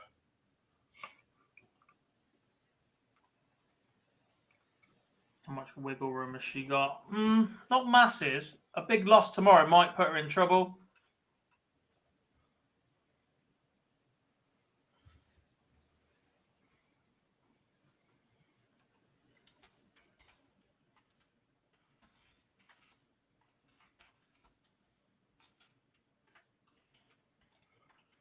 I agree. She should be home and host. She missed match starts in 2 legs to beat Matty Dennant.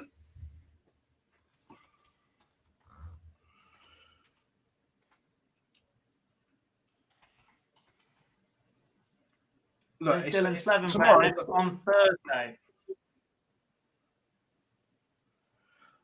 Look, it's the luck of the draw tomorrow as well. With you need to avoid that there are plenty of players that are cannon fodder, which you could pick up your points from.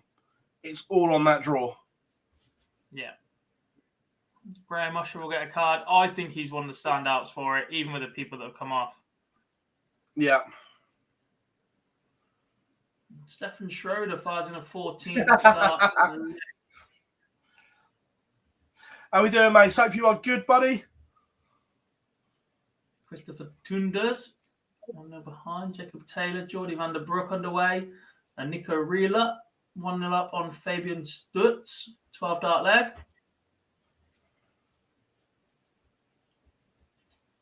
Stutz left 36. 84, 85. Left 16 after 12. Yeah. God, this Landman game, are they holding it? Because this has been held for a long, long time. Because this is a shootout. Let's chuck Jacob Taylor on instead. Yeah. I guarantee the minute you do it, we're in trouble, but...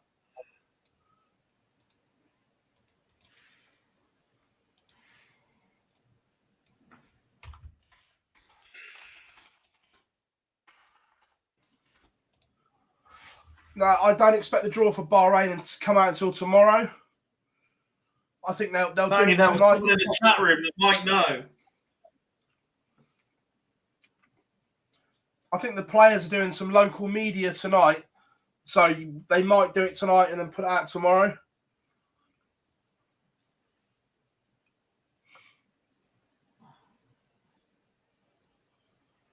Portela Landman is underway. I told you that would happen.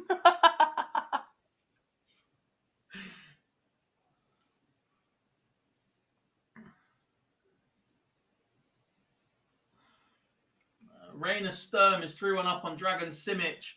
Might hopefully get that last 64 rounded off.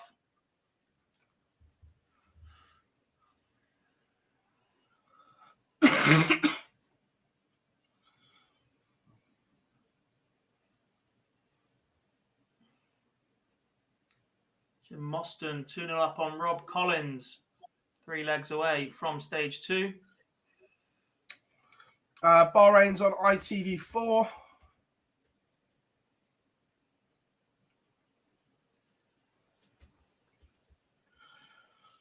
Who are your top 5 players to get a card in the UK? Nothing has changed my mind on Graham Usher. I just think he's looked so good. It's unreal. Mm-hmm.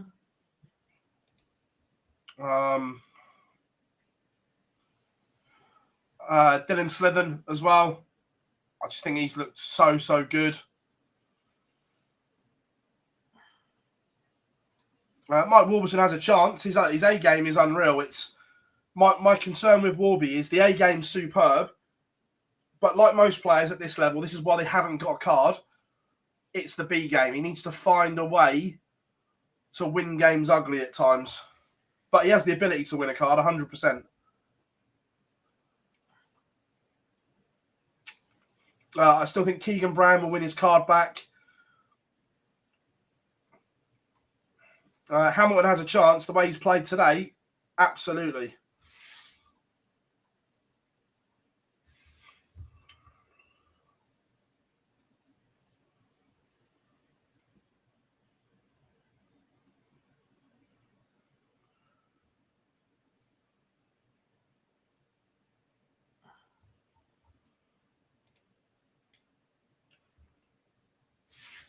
Big 140 there from Collins. Gets him back in to this tie.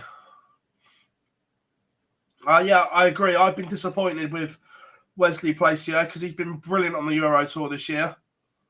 But he's got a lot of work to do tomorrow.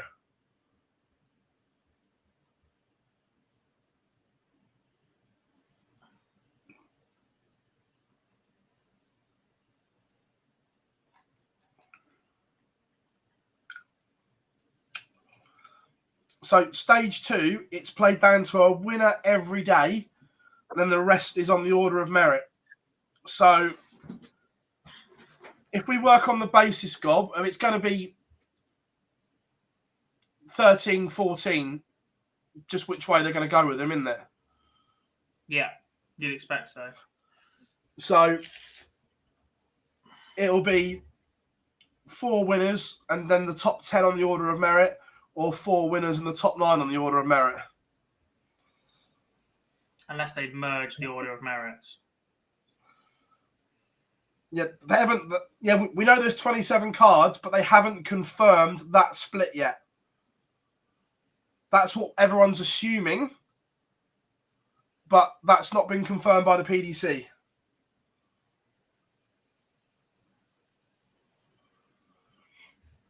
I don't think Max Hop gets his tour card back. I don't either. I haven't seen enough. It's not even because there's an odd amount of players that have lost their card. You can't just make up spaces. Yeah. Oh, look, they'll know. They just haven't told everyone else. And yeah, I would expect the announcement to come once tomorrow is finished.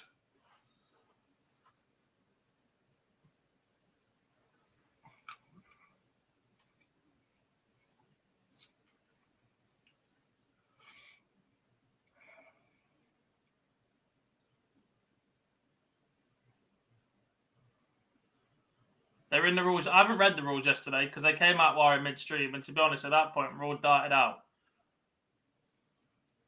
Clearly states split order merits and tour card allocation based on entries. Okay. However, you're forgetting one key thing in all that.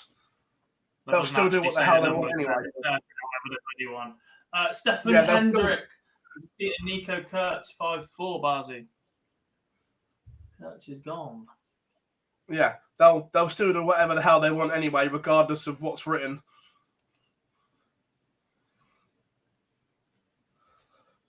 Have we heard any more on Springer?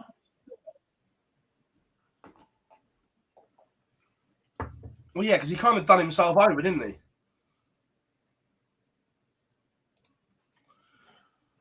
Because he only planned to play one day. And then got to the final. Went and won it. Or made the last year. he isn't playing the second stage. Is there Interesting. an extra spot via the order of merit then, or are they going to start one down already? I'm guessing there'll be an extra spot on the order of merit. I don't think I like this. I appreciate him prioritising education, right? That is incredibly important, but there is a chance to study alongside. And when Nico Kurtz first burst onto the scene, etc., it seems that he's gone the same way. And I think his opportunity as a pro has been stifled a little bit. Look, he's still young. He's still got plenty of time, and he will have something to fall back on long term. But I also think there's a take your moment if you get it sort of thing.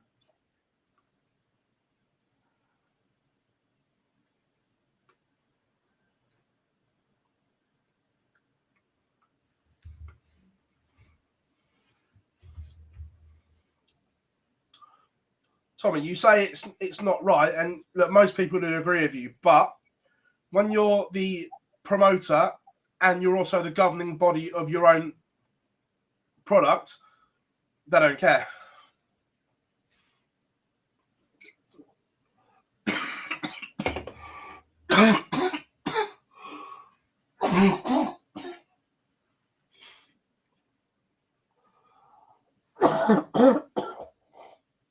Oh. It's getting worse, Barzy. Sack you off for tomorrow. I'll be all right.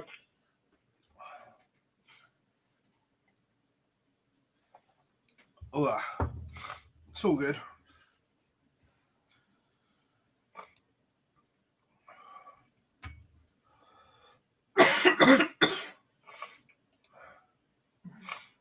Portella's 2-1 up on Landman in a shootout,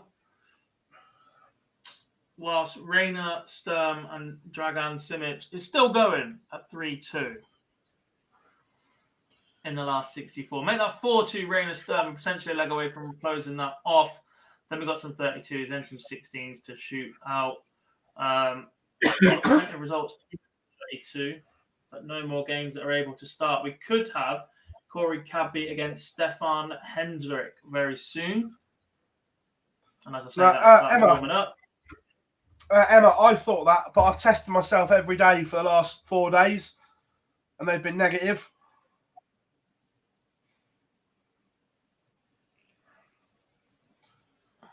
I was ill before Christmas, to be fair. First week of Fallout bars, I was a mess. Yeah, I've tested myself every day, but I keep coming back new.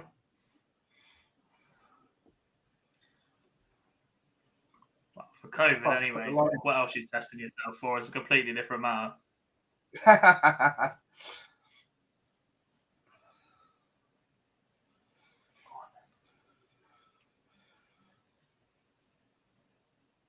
Hi, Huddersfield Town Fan TV. Lovely that you said please at the end of that question. Lisa was beaten earlier on, 5-4. She was 4-1 down, poured it back to 4 each, and lost in the deciding leg. And she's got a lot of work to do tomorrow.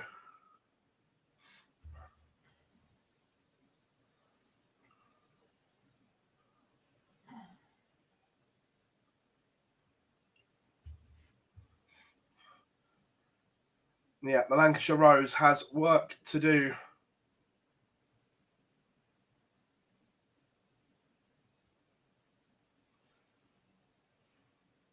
I wasn't rude. Your question was rude.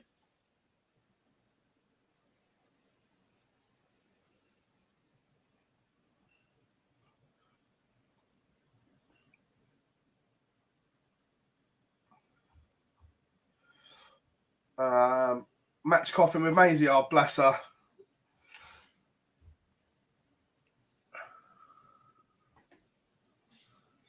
No, don't worry, Pim. Made us strong stuff, mate. We soldier on.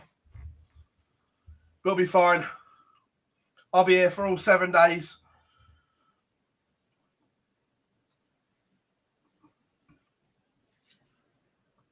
Simic gets one back, still 4-3 in that one. Cortella and Lamb are now 2 apiece. Yes, you can still play women's series. Yeah, completely. Yeah. Yeah, to be fair, it wasn't a question, was it? It was a statement. Yeah, fair point, Tam. Geordie van der Broek 4-3 up on Jacob Taylor. Jim Mostyn still 1 away against Rob Collins. He's got 1 back. Either way, both of those players should be through. But Mostyn just 1 away from giving himself a day off. Luke Snell. Mostyn on 5, Collins on 4. Sure. Yeah. Collins is only on 4. Did he lose first round yesterday? I guess so, yeah. So, I mean, it's been a huge run from him today. Yeah. Can you play women's series with a tour card? I believe so, unless the rules were updated yesterday. They'd be absolutely mad to shoot themselves in the foot. They wouldn't shoot themselves in the foot. If one of them did get it to take away an asset. Yeah.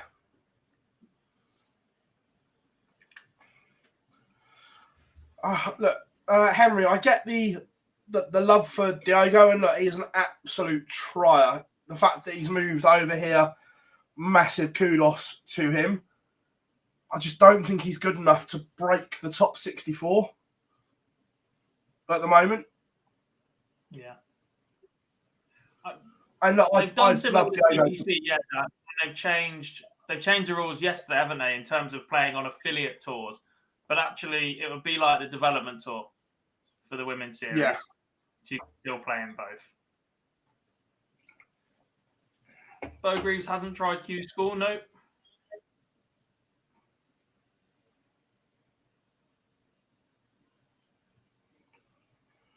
Yeah, first year can, second year can't if they're inside the top 64.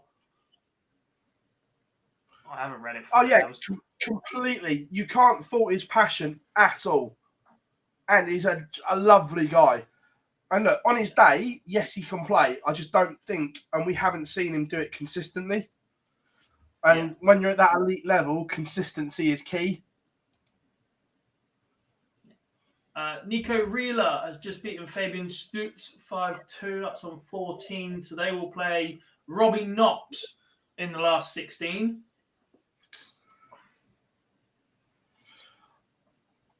Nothing from the Greaves camp. No.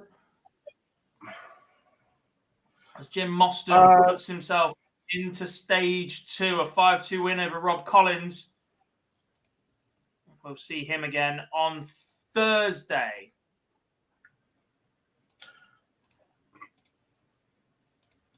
Tour cards are won Thursday, Friday, Saturday, and Sunday. So the outright winner on each day will pick up a tour card, and then the rest will be allocated via order of merit. Geordie van der Broek beats Jacob Taylor 5-4.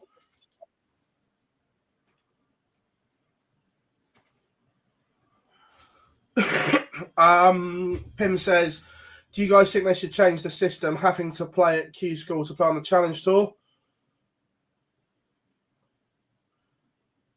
A small group players. Yeah, look, Pim, my suggestion, and I think there's a few that have agreed with it, is tour cards for me shouldn't be given out on what people do across 7 or 4 days. For me, there should be a promotion and relegation system between the Pro Tour and the Challenge Tour.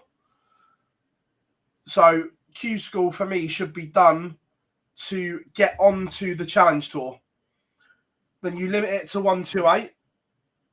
If you still want to have that daily winner, then I've not got an issue with that. So you do over 4 days like it is now, and there's 4 cards that you can win one outright. But other than that, it's done on, there's 27 cards available. Then you take 4 out for the 4 winners. So the top 23 on the Challenge Tour should then go and play in the Pro Tour for me, because that's judged on what they've done across a whole season, not just 4 days. But, like, so I can't remember what it is. as Tommy said in the comments, purely down to money, when this year they've made £400,000 just on Q-School entries. I think the problem is we've also got a structural issue where players can't afford to be a pro. There isn't enough money at that part of the game to do that, to then have a 128 on the Challenge Tour, because there's no benefit of being in that at that point. Rainer Sturm beats Dragon Simic, so the 64 is cleared off in Germany. As expected, it went all the way as was trying not to catch up. Just a quick one, by the way. There's a little bit of a campaign on Twitter right now. A 5-year-old called Lucas has posted a video of himself playing darts on Twitter, and he's wearing a Peter Wright shirt. So Michael Van Gerwen very cheekily has said, I just noticed you have the wrong shirt on. If we can get little Lucas to 1,000 followers, he'll send him one of his personally signed ones. So if you're on Twitter, head over there and give him a little follow. Get the lad a signed Michael Van Gerwen shirt.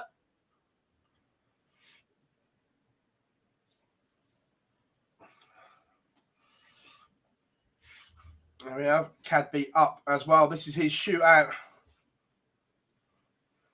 I'm going to show that one because I think it's amusing.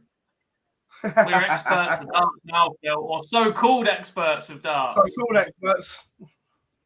Yeah. I don't think anybody's ever referred to us as an expert. But what I will say is he's had to subscribe to say that, so thanks for subscribing. Cheers, pal.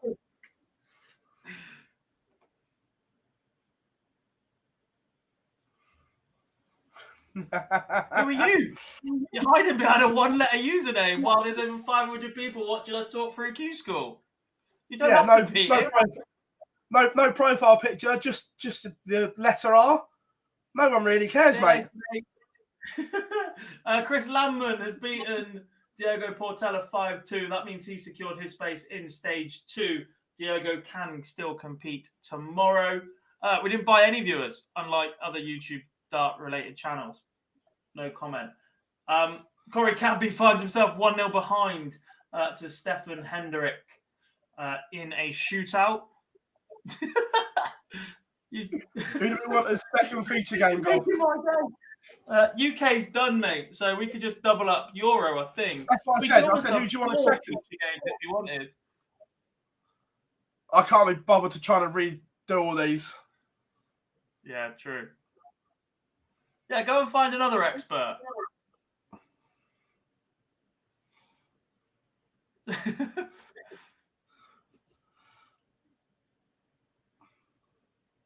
Let's go Jamie Lawrence. Yeah, Lawrence de Raider. The most English name in the European Q-School. No, we ain't touched him. He's just cleared off. He might be back. Different account name. If he brings more people, they've all got to subscribe to have a go. So we'll just carry on. We might hit 31,000. We've deeply upset you. Yeah, bore off, mate. Oh, well. Go and cry yourself to sleep then. He's back.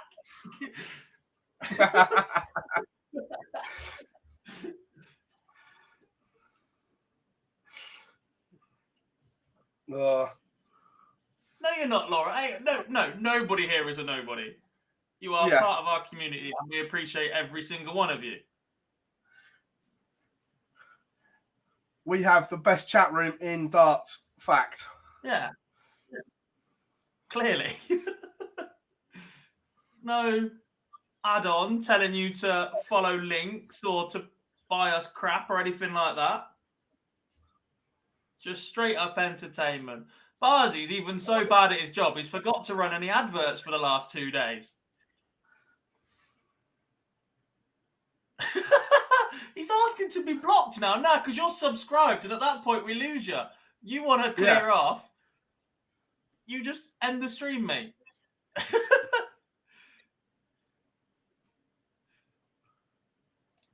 You tell him, Jar. Yeah. Yeah. Don't tell the sponsors, Darren. Indeed. That was a video at the start of the day. We'll be better. The rest of the week will be better. I promise. Yeah. I'm just going to nibble him in the corner. Stefan Hendrick's gone 2-0 up on Corey Cadby. Maybe Philly wants one more day on the board. Adam Mould, question mark. Is that a how did Adam Mould get on, question mark? Not great. He's on 5 points, though, so he's all right. Yeah, steady run. I'd say not great. He lost in the top 32. Yeah, he's done all right. Look, he's 5 points plus 20. 5-0, Steve Hine 5-1, Ryan Hogarth 5-3, Lee Barrow 5-0. Racked up some decent leg difference at that point as well, but then was defeated by David Sumner 5-2. Just appeared to run out of steam at that point.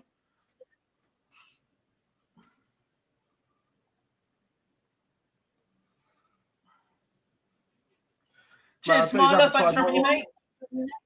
Pleasure as always. 16. They're not, Tam. We still got last 32 games going on. We have Jamie Lawrence, Ryan De Vrede is the last 32. Luke Snells and Stephen Strobe is the last 32. And we have one warming up between Rainer Sturm and Roy van der Glint. Everybody else is last 16. So Cadby versus Stefan Hendrick. Cadby's got a leg back and is with the darts for 2 apiece. And then we have Jordi van der Broek against Marco Cantele, Stefan Schroeder against Tony Alcinas, and Nico Rieler against Robbie Knotts. Fireball, I was watching this stream during a biology lecture and got me through the hour. Oh, pleasure, mate. Not that I advocate pissing about at uni, because I've been there and done that. 4 years, no degree, but crack on, mate. But you had a great time doing it. I wouldn't have got this opportunity without it, would I? Let's be honest. So, nah. And the Cadby game's on TV, Patrick. It's there, 2-1 down. Middle right. Cantele, Jordi van den Broek is underway as well. Oh, I love a bit of Ocean. I used to work, my last job. The one that Barzy made me leave a few months ago, I used to sit and stare at the nightclub from the office window. What do you mean, I made you leave? You kept giving me opportunities that were too good to say no.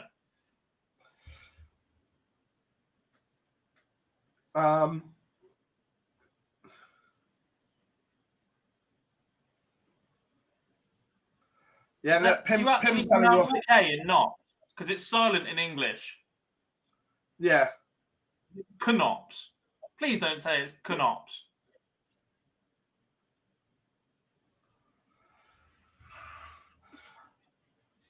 No,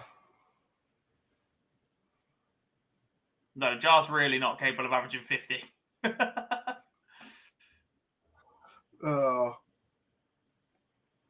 Hendrick gets one back. That's another break.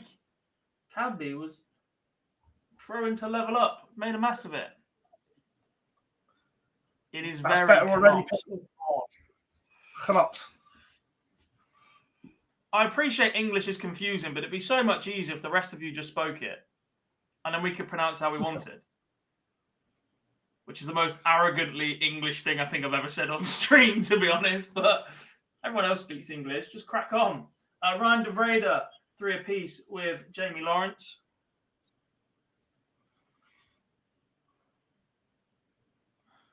As Cantele, 13 dart leg against Jordi van den Broek. You lot know what I'm talking about anyway. Does it matter?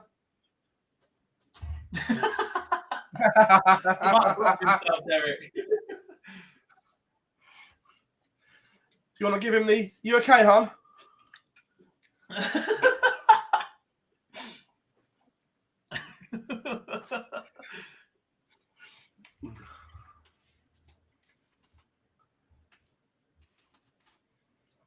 Oh, don't worry, Lendl. I'm great at that. There's a reason Barzy's just...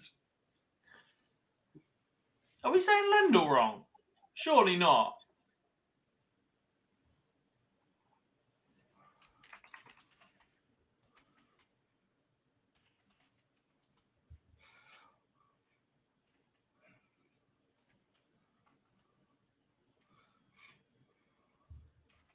Corey Cadby has one back, 3-2, and it is a break.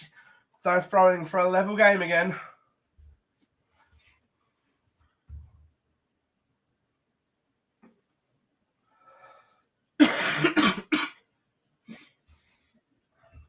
You know the Veenstra conversation we were having earlier, or Veenstra?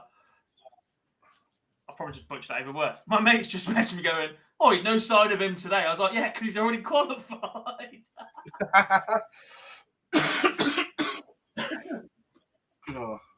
Underway in Robbie Knops and Nico Reeler.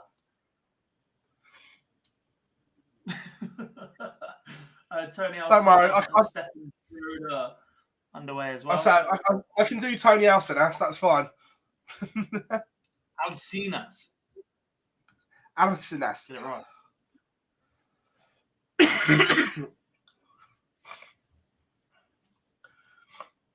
To be fair, Try as learning English, we all Welsh. say. I'm all right, thanks, Tommy. Oh, to be fair, listening to Johnny Clayton have a Welsh conversation is something to behold. Isn't microwave poppity ping, or have I made that up? No idea. Cadby levels up. Tommy, if you're saying try learning Welsh, that must mean you know Welsh. Is microwave poppity ping?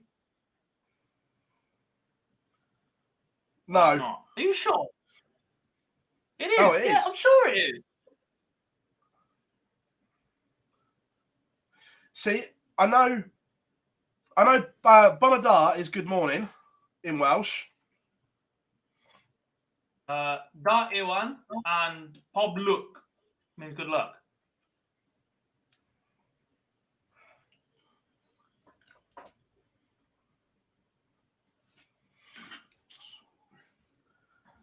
Makeladon. As well, I know our Dutch friends are in the comments. Success is good luck in Dutch, isn't it? From looking at Twitter. Veal success. Good luck. Yeah. What is Welsh for ear protectors?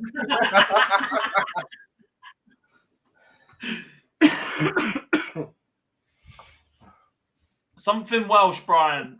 That's all I got from there. Pim, you're a legend, mate. Thank you very much. Thank you very much, mate. I love watching Welsh football comms because every now and then you hear some English words like screamer. Just chuck it in there. Yeah, it is. Sian, who covers BBC Wales, obviously comes to PDC events, and she does her bit with Johnny in Welsh. And Johnny will be rattling off, and like you said, then all of a sudden there'll just be an English word in the middle of it that kills the flow. I love that.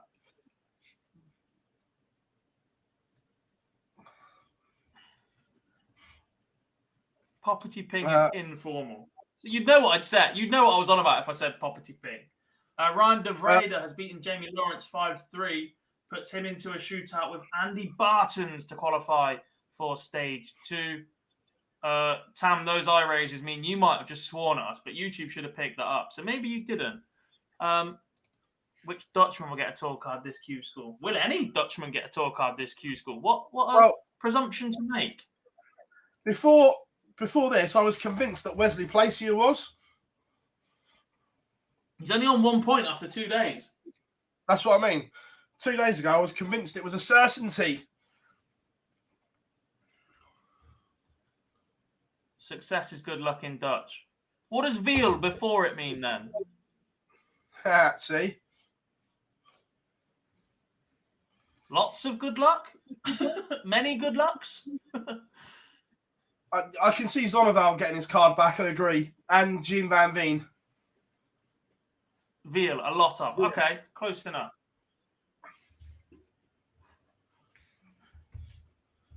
Like, super good luck.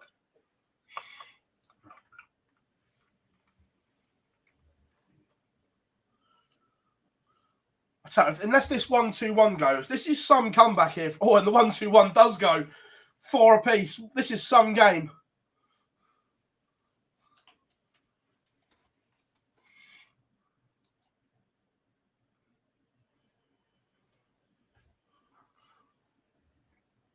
The more I see Corey Cadby's numbers, I just don't see how he doesn't get a tour card, Gob. Yes. He looks mustard again, doesn't he? Yeah. And it's quite a Today's pleasant been surprise unreal. because this has sort of come out of absolutely nowhere, hasn't it? Yeah.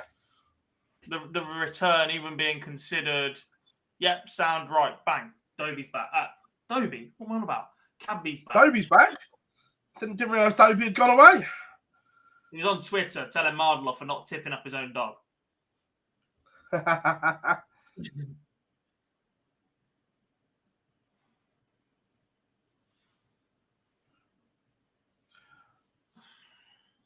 All I'm going to say, God, the power of Michael Van Gerwen's account. Little Lucas now has 1,000 followers.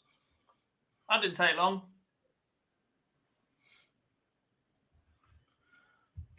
How to get yourself 600 followers in 20 minutes or whatever it is. Post a video of you playing in a Peter Wright shirt. How we doing, Andrew? Hope you are good.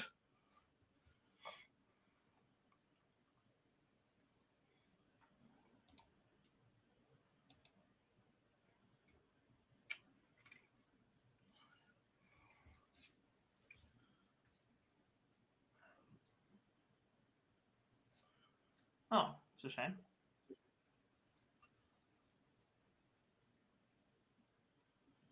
MVG's behind MVG's account.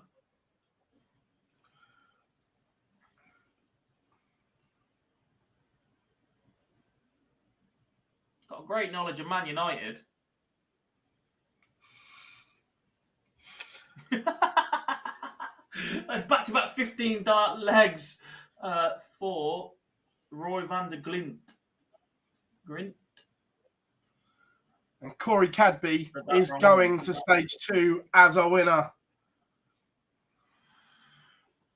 Boom. Day off for the King tomorrow. He'll be back on Thursday. He's been outstanding today.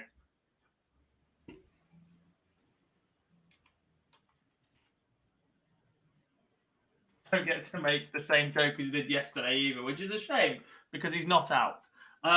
Solid run today. Do you know he hasn't dropped below the 90 average mark once? 95.13 against Kevin Grebe, 5-0 win. 90.04, 5-4 victory over Sven Hilling. They beat Jose Marquez 5-3 with a 93.17. 98.04 against Tobias Chufka. 90.05 against Moreno Blom and a 96.47 pushed all the way by Stefan Hendlik. Cheers, Roger. Absolutely. Thank you very much. Cheers, mate. Thank you. Ooh.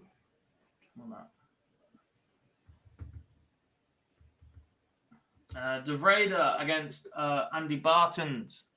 That's a shout.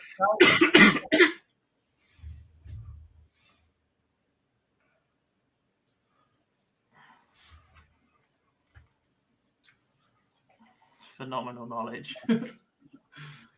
Cantele and Jordi van den Broek currently 3-1 to the Finnish. Who is the best player at the 8 winners in the UK today? Who do we think is the best player, or who does your system tell us is the best player? Because there's a difference. Out of the 8 winners today in the UK, for me, 100% Graham Usher.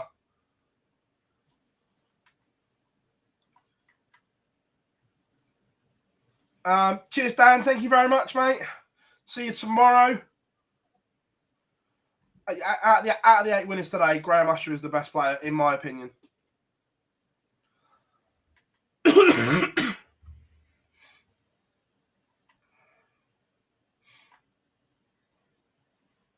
I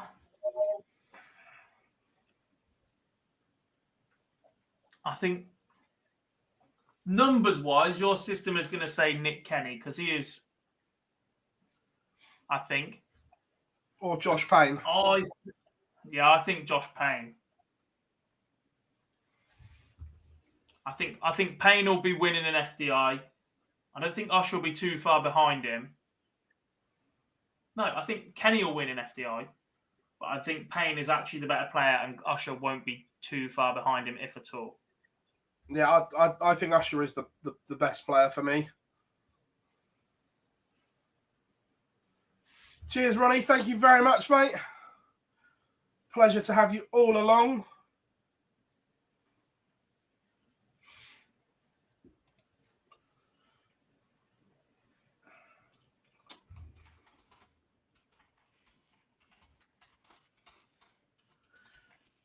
It's the fact that Usher can play both-handed as well. Yeah. Payne, Usher, Kenny are 1, 2, 3. Close enough.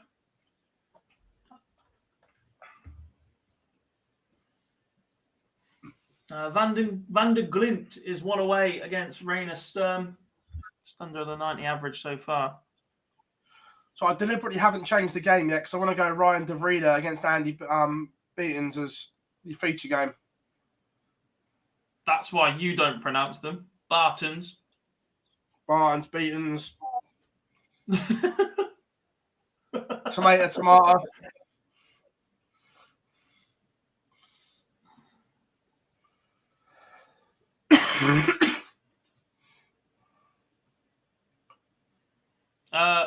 Warburton. Usher plays. He plays lefty, doesn't he? But he can throw right. Yeah, so he's a bit like Ronnie, that there are certain angles. He in his league against players, he has played right-handed before. So he was showing us that. The legs in Super Series.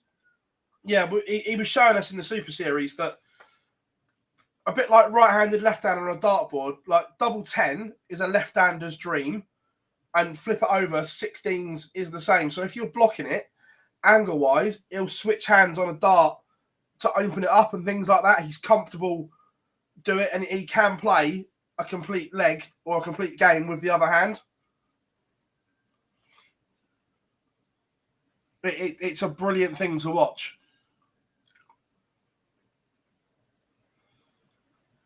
Hey, we're just here to fit the stereotypes, Tam. Don't you worry. Yeah.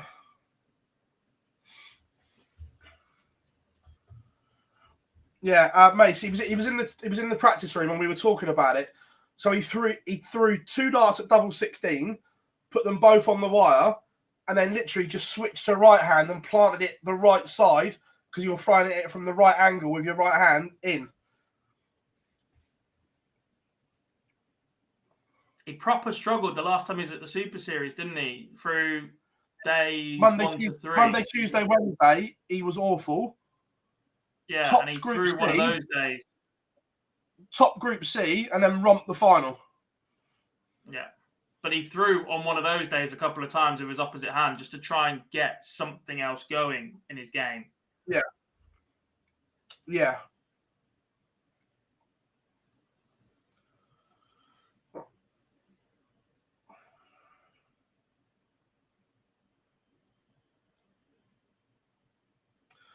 It's the only player I know of, Lendl, that can do it. There's bound to be other players that can, but Graham's the only one that I know of and I've seen do it.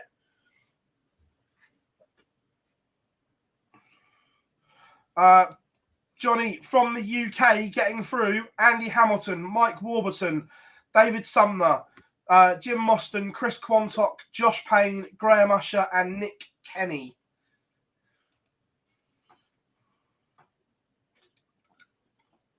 I don't know of anyone else that can do it at that level that is still capable of using both. I've heard of players that have had dartitis and their way around it was to go and teach themselves to play with the opposite hand. Yeah. I couldn't give you any specific examples. A lot of names, a lot of faces. No, not even close, Devilson. No, not even close.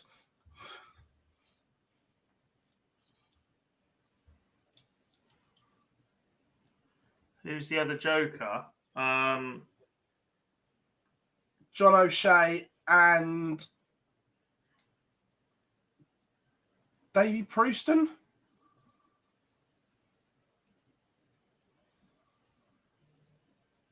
Oh, Justicia. Justicia.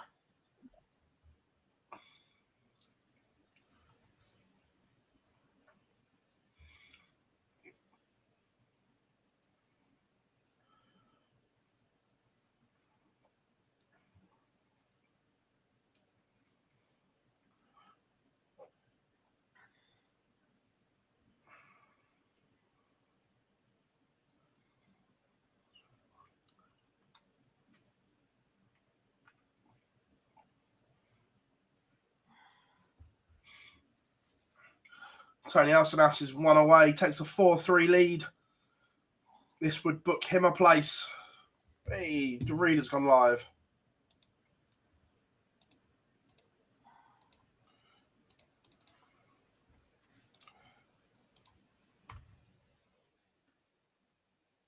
Houston is also called the Joker. Yeah, I thought so. So there's 3.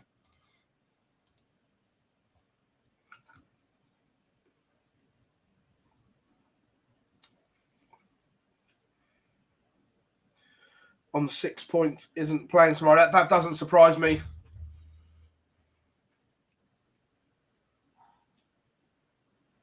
So, Ben, Corey has qualified for stage 2.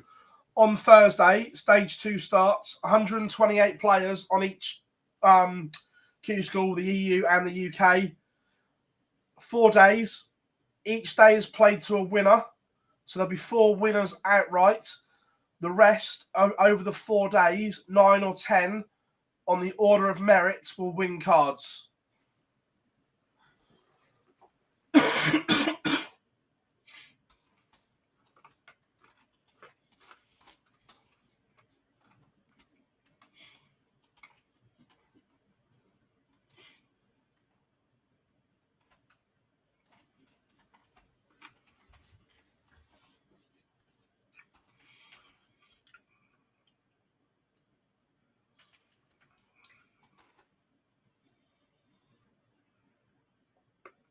Next year, we're pre-recording that bit with animations and a voiceover of the lot, and we're just going to play it every hour.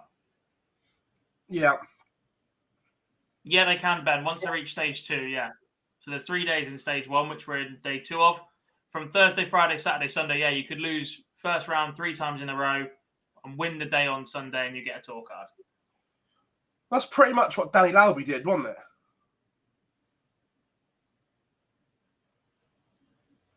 Not Danny Lauby, Danny Baggish. Danny Lauby never had a tour card. I'm like, whoa.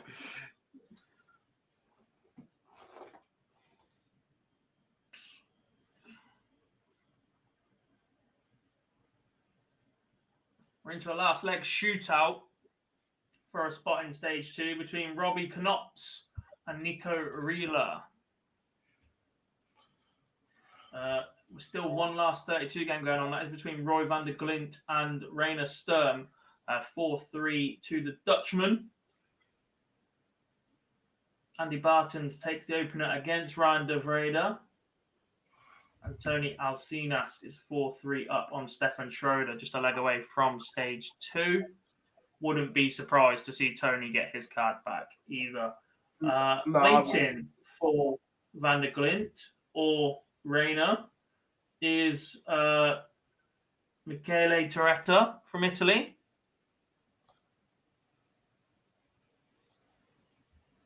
How's Cabby and Sherrick getting on? And somebody told us they weren't the 2 biggest names earlier after JB Lewis and Benito van der Pas. Cabby has earned his place in stage 2. He wrapped it up with a 5-4 win over Stefan Hendlik about half an hour ago. To be fair, he won every game today, averaging over 90 in the process for all of them. Sherrick picked up another 2 points today, put herself on 3 points and a +7 leg difference before being beaten by Matthew Dunn 5-4. She was 4-3 up and had match darts in each of the last 2 legs, but couldn't take them. If she avoids a heavy defeat in the 5-1-2 tomorrow, or the 2-5-6, depending on where she's drawn and if she picks up an extra point or not, she should get there via the order of merit. Yeah, I don't think anyone will go yet. Not yet. I think tomorrow morning once the draw's done. Afterwards, yeah. Yeah, I think once the draw's done, because then they'll know what side of the draw people are on, who's going to knock who out, who can't get points, Not who even can. That. You can put the 8 and the 7 points through now, but the modelling changes after 2 days, or the calculations change after 2 days, depending on how people have done so far. you can model 3 days worth. But once you've got 2 days worth of data, some of the outcomes are narrowed by players going back-to-back finals, for instance, or a last 30 back-to-back last 32s. Yeah. So I expect when they update it again tomorrow and they build in the rounds again and the extra points you can pick up, some of them will start going dark green secure into stage 2. That was a win for Robbie Knops. He beats Nico Reeler 5-4. That puts him into stage 2. Just 4 more to go. Lamman, Cantele, and Cadby, the others that are already through. And add to that, Stefan Schroeder. He was 4-3 behind, wasn't he? But Tony Alcinas has just been beaten. That puts Schroeder into stage 2. Andy Barnes is absolutely battering Ryan De Vrede 3-0. The golf and the averages is huge. Wasn't Barton's top 10 on the WDF for a while? Yeah. I can't remember how high he did get. I remember him being nicely placed. Steven Strober is 1-0 up on Danny Tessman. 14 dart leg to open. That didn't work. Michele Torretta against Roy van der Grint is still warming up. That'll be live shortly. Hopefully, we can get a Barton and De Vrede result, and then we can watch both of these games at the same time. How's Klassen doing? He was beaten in the top 64 today by Kevin van Valve, averaging just 78. I've still yet to see Yella go berserk, if that makes sense. No 90-plus swashbuckling that we're used to him. He just sort of muddled his way through 2 days. Where is he ranking-wise? He's 19th on the rankings, 4 points plus 19. So he will be in stage 2. It's just a matter of what happens when he gets there. Because there will not be any easy draws in that stage 2, you suspect? Yeah, no, he's done enough. He's done enough for stage to get to stage 2. Might do him a world of good. Yeah. Barton's 7th. Brian Roman was number 1, yeah.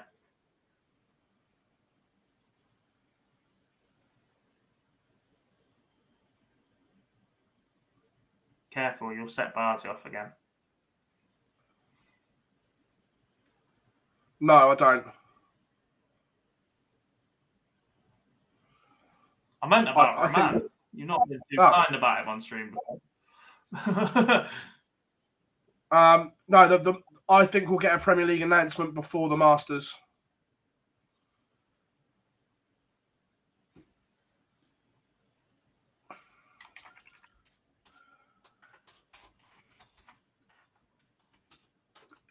No, I think the last couple of years they've got lucky, as in 2 people won the Masters that it worked. However, with the Premier League race being so open, look, I think there was a case that you could have put 12 or 13 names forward for the 8. There are certain names that weren't in the race, and if one of them were to win the Masters, it puts a right spanner in the works.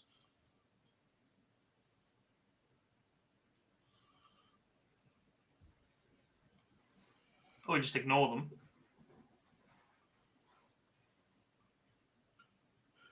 Could you imagine it? Say the final was 2 players they didn't want, and they announced the lineup before the final.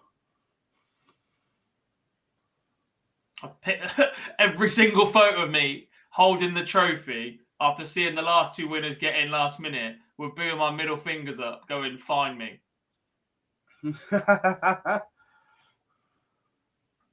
Marshawn Lynch in his press conference when it was a Seahawk going, I'm only here so I don't get fined. That Lynch? It wasn't Lynch, was it? It's going to be someone else now. I'm sure it was Lynch. Jars in. Was that Lynch?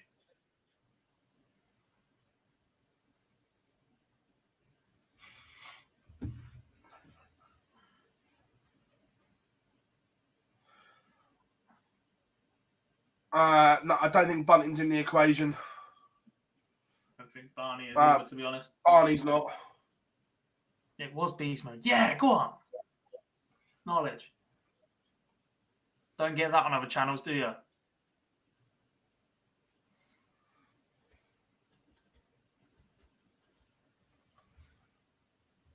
Do you think PDC Europe are watching our stream and are holding back Michele Doretta against Roy van der Glint because they know we're waiting to put it on as our second featured game?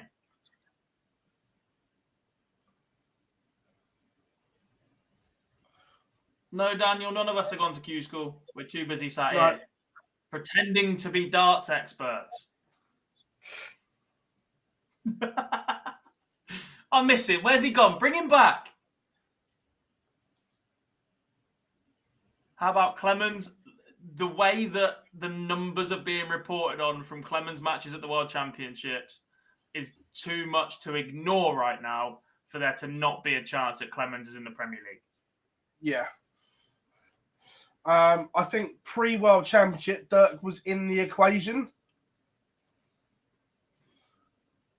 But I don't think he is now.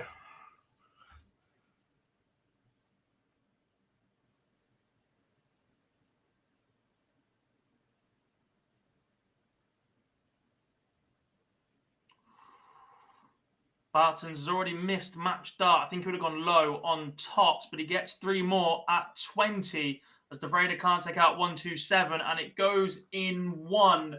Andy Bartons is through to stage 2 of Q-School after he beats Ryan De Vrede 5-1. The Dutchman will be back tomorrow, or is eligible to be back tomorrow. But Bartons is straight through to Thursday's action. That means we have 2 places still up for grabs today from the Wunderland. I keep forgetting where the place is. Kalkar, that's the one. Steven Strobe is currently 2-1 up on Danny Tessman. And Michele Doretta is about to play against Roy van der Glint. Simon Whitlock for the Premier League, no chance. What about Dimmy? I didn't think so, but then he's in both World Series. Whether that's a reflection on his World Series performances last year or not is different. I think Dimitri's in. But after beating Johnny Clayton, I think they'll have given that as a shootout, and that will have knocked Clayton out. Yeah, I don't think Johnny's in. I think Dimitri beating Johnny in the quarterfinal put Dimitri in over Johnny. I think that was a shootout.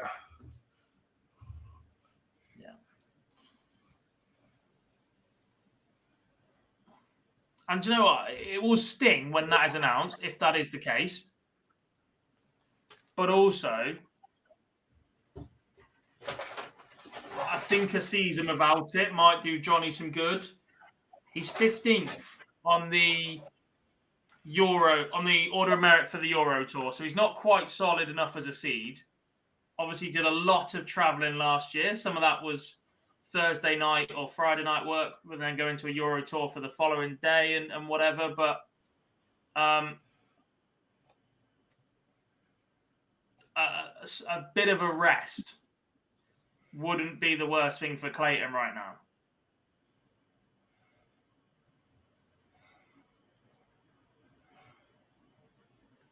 Just go and get that edge back. If Yeller gets a tour card, he won't play the WDF Worlds because they're not until December and he wouldn't be eligible. No. I see your point, Tam, about Johnny topping the league phase last year, but Jose de Souza made the final the year before and didn't come straight back, and there's a chance Joe Cullen is about to do the same. So as much as topping the league phase has only been done a few times, not really sure the PDC care about that. For me, Michele a woman? No, Michele is a man. He's ranked 190th in the WDF. Look, for me, I think the top 4 pick themselves. Obviously, they're in.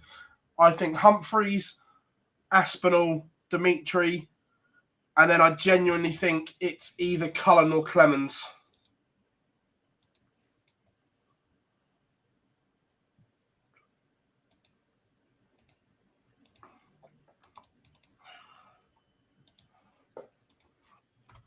underway in the final game. And that's not necessarily the 8 I would pick. That's just the 8 I think. If I was picking 8, it would be different. Yeah, so would mine. Bring me Merv.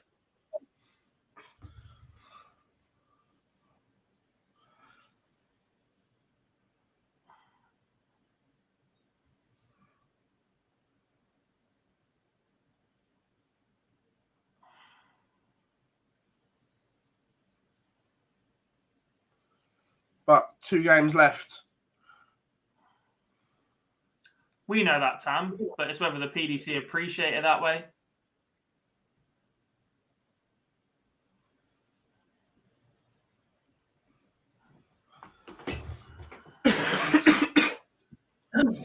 Nah, leave him in the dark, Johnny. We don't want to see that. Let him cough his guts up in the corner. Confusion in the Strobe Testament game with scores being redacted. I didn't even see that because we sat talking. This is what happens when they're self-marked. I presume at this stage they might not be. They might have some officials, but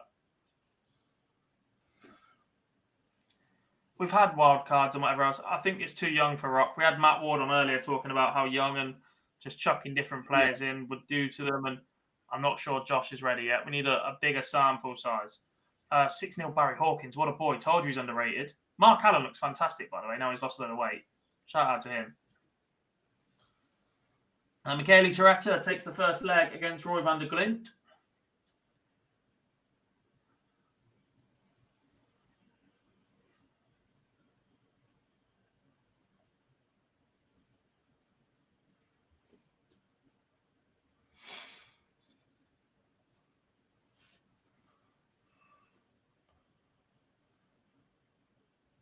Yeah, Euro self-mark UK with markers.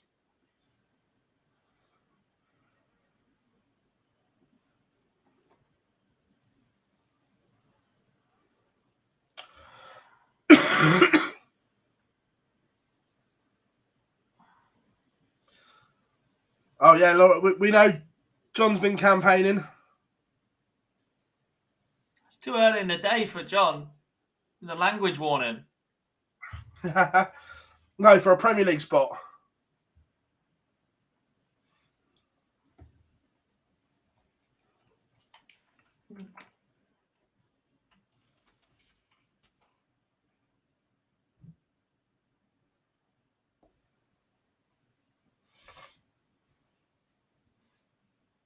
Sky rave about Josh Rock, and so do a lot of people in the sport because he is solid, but we've got to allow people to develop.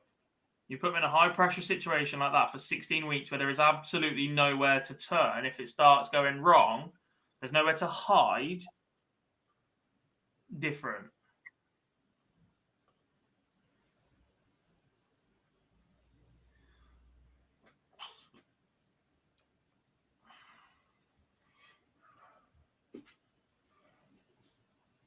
Ollie Holtkamp signed with Mission Darts earlier today. Didn't see that, but good to know.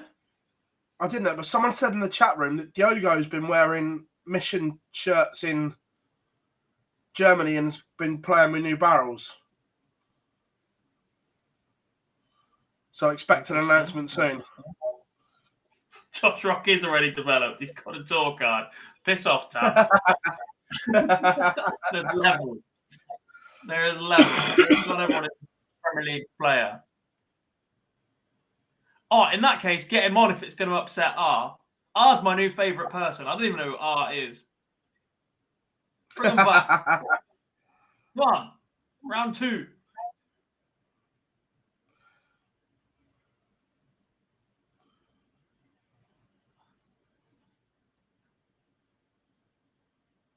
I think at least a year. Look, if Josh Rock has a similar season to what he's had this year and makes more TV events at the start of the year and goes quarterfinal and match play and gets through a couple of rounds at Grand Prix and picks up a Euro Tour or something along those lines or goes deep at something, then yes, I think we might see him in the Premier League. But definitely not this year.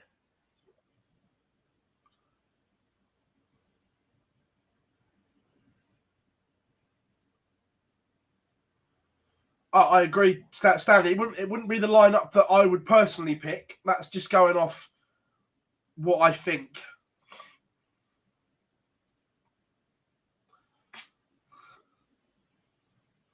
How are we doing, Preston? Hope you are good. Afternoon, lads. Sorry I'm late. Jesus. Late. There's 2 games left, mate. I can't, mate. I know, Jack, don't say that.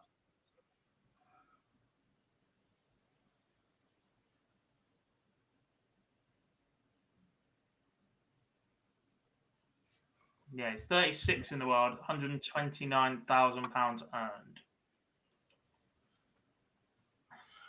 There could be more than 8 in the Premier League. I don't think so, James, because the PDC have been putting their graphic out for the last few days. Who's your 8 going to be? So at this late stage, Out of interest, when was the last time they put that out? Day after the World Final. Oh. So it's been a week. They haven't pushed it again. That's what I'm interested about. Have they pushed it again? Was that just set ready to go a few days before, and then actually they've had a change of heart? Is there discussions going on? He has absolutely nothing to defend this year, Devilson. That was a first year on tour. Of the free roll. It would be a massive U-turn, but I think it would be. I don't think it would be one that we met with criticism. It would be a positive. No, I agree. Change to bring everybody in, and at that point, I don't see what you've got to lose by doing it, by trying something new. Because look, you made comments earlier in the year between Matt Porter and Barry Hearn and whoever else saying it was a success. They liked the format, the numbers and viewership behind it was very, very good.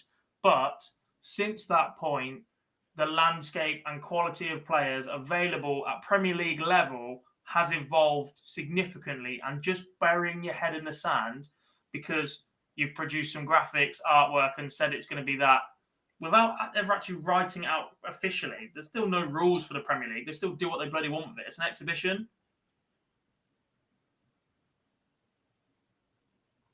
You won't ever see a Division 2. No. Ever. For 2 reasons. One, you won't get enough television or commercial draw around it. Especially if we start losing people like and whatever. They've got to go out and find more sponsors for a second tier event, basically. At which point you're not going to be able to charge the same amount. The prize money won't be as good. TV rights, you still got to try and put it somewhere. And 2, with a promotion and relegation style system, at some point you'd have to make a decision that the Premier League stops being about promoting the sport and being an asset to just do what they bloody want with it, and it goes on rankings to start with. And at some point you'd have to say, right, these are our Premier League 12 or 16 or 8, and then there's a second tier behind it, and it's the top 16 at that point. But then you run the risk of a Van Gerwen or a Wright or a Price being relegated, and they will not take that risk from their top tier competition. They just value those names way more than it's worth. Mate, you say it doesn't matter. However, every player would give their left arm to be in the Premier League. That's all they talk about, is being in the Premier League. In the build-up to the Worlds, players were overlooking the Worlds and talking about the Premier League. That's what... Until they got to the Worlds, and then suddenly it's all about the Worlds. But yeah. But honestly, Gob hates the Premier League. But having worked in the industry now, he understands how big it is to the players. Stupidly, yes. Yeah, I'm not saying it's right, but now you understand how big it is to them. Yeah. It is the thing. And yes, look, it is a glorified exhibition. However, the money generated by the Premier League props up your Pro Tours and stuff like that.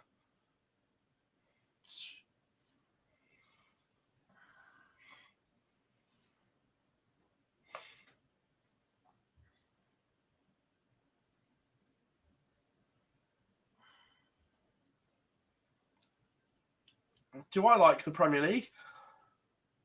I didn't enjoy it as much last year, but do I like it? Yeah. It's a necessary evil.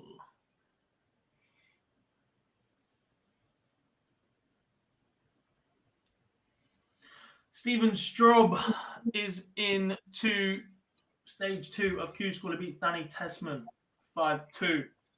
Books his spot in Thursday's action. And then there was one. Michele Torretta from Italy takes a 3-2 lead on the Dutchman Roy van der Glint. Are we about to see our first Italian book their spot in stage 2?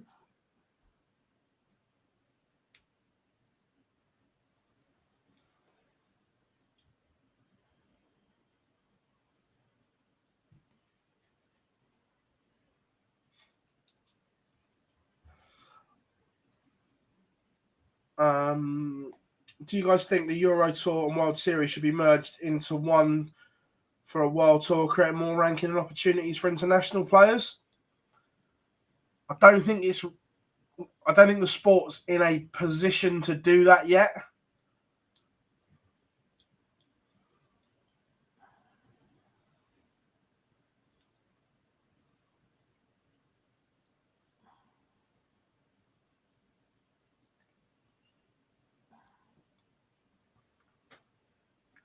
Not for... You'd almost need like that part of the season, wouldn't you, to merge them? Yeah, you'd need to block off a complete part of the season just for that tour. Yeah.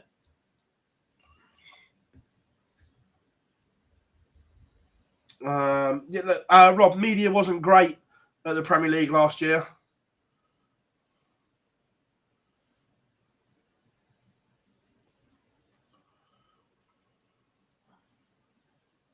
What is the format for the Bahrain Masters? I'm guessing it will be first round best of 11, second round to 19s. Expect so. Hopefully none, Tommy. Hopefully it was a change and they look at something else. Yeah. But at least one more. Start with one Euro Tour style tournament and NYC, see how it goes. The style tournament is fine, but Matt Ward was sat here earlier telling us about the costs of getting players into Europe alone from the UK and travelling around Europe for the Euro Tour, and how much is available then for first round losses, etc. Nobody's flying to New York to chase that money. Yes, for the first year of being experienced, but look at the absolute backlash that the WDF Masters got a few weeks ago. If you're then sending PDC Tour card players over to New York and going, oh, here's a standard Euro Tour, but instead of your airfare being a couple of £100 in your hotel, it's 600-700 quid for your flight and God knows how much for your hotel and whatever else once you get over there. You couldn't inflate the prize money from a US Euro Tour, World Tour, whatever you want to call it, just because it's in the US, because it would still count towards the rankings of everything else.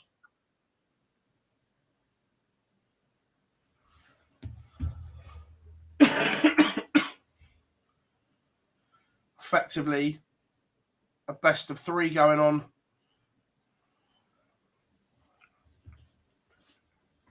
Not anymore. 108 for Torretta. 15 dart leg.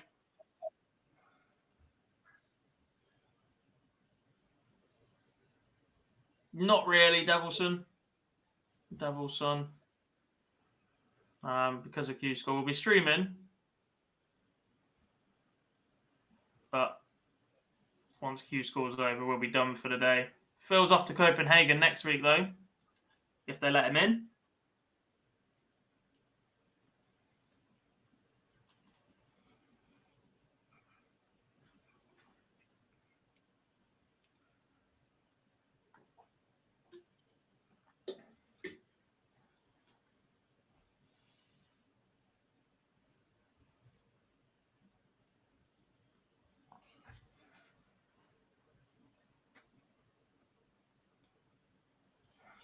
Oh yeah, look, the worldwide expansion will have to come at some point. I fully agree, but I just don't think it's there yet. I think we need the Asian Tour back up and running properly, the DPA Tour back up and running properly, and then see where we are.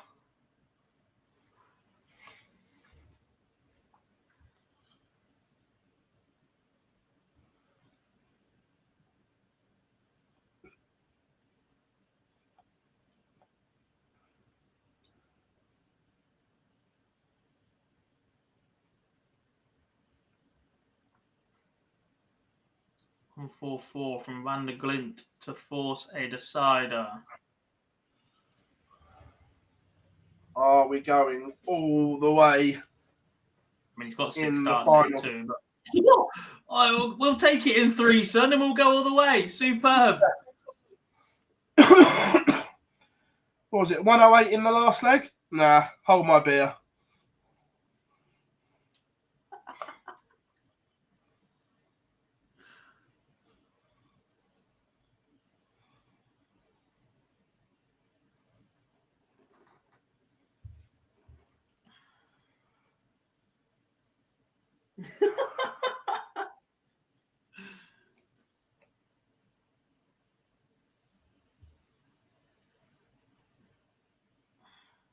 We'll be live tomorrow. I say 8:45, but I've not been out of bed in time for the last 2 days. So we'll aim for 8:45, and we'll probably go live about 5:02. I'll be sat here at 8:30 as I have been the last 2 days.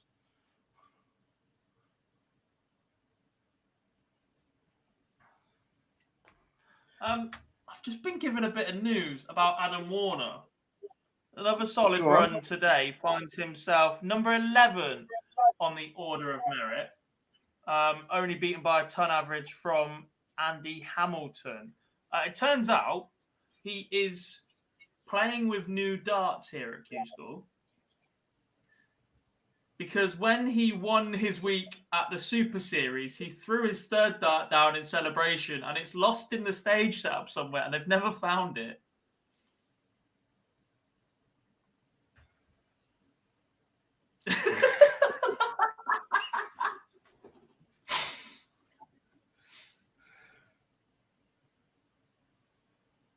And he's not sponsored. He doesn't have a manufacturer behind him or anything like that. So he's been to pick up what I've been told is a cheap set from a dart shop in the workshop area. And is currently throwing with them to get through Q-School. Brilliant. That's number 11 on the order of merit. Does he know roughly where it went? No idea.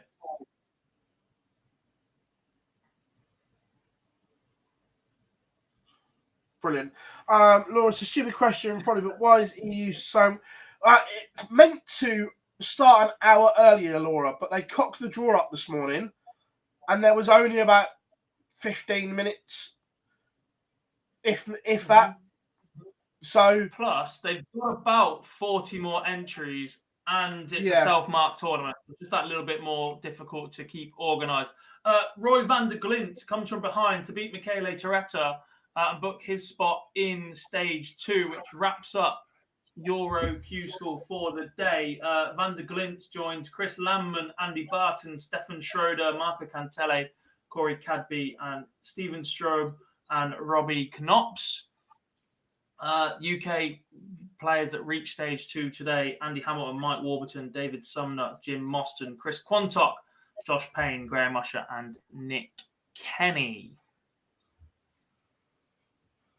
What a day, boys. Woo! What a day. Everyone in the chat room absolutely smashed it.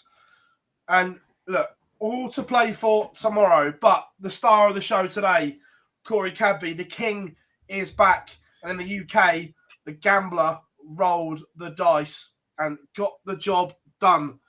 Look, it's going to be a special day tomorrow. All on the line.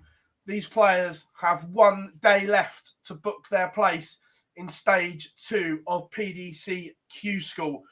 We have been online darts. Time to chip back, relax, recharge the batteries, Gob. We go again tomorrow for the final time in stage 1. Much appreciated, and we'll see you all very, very soon.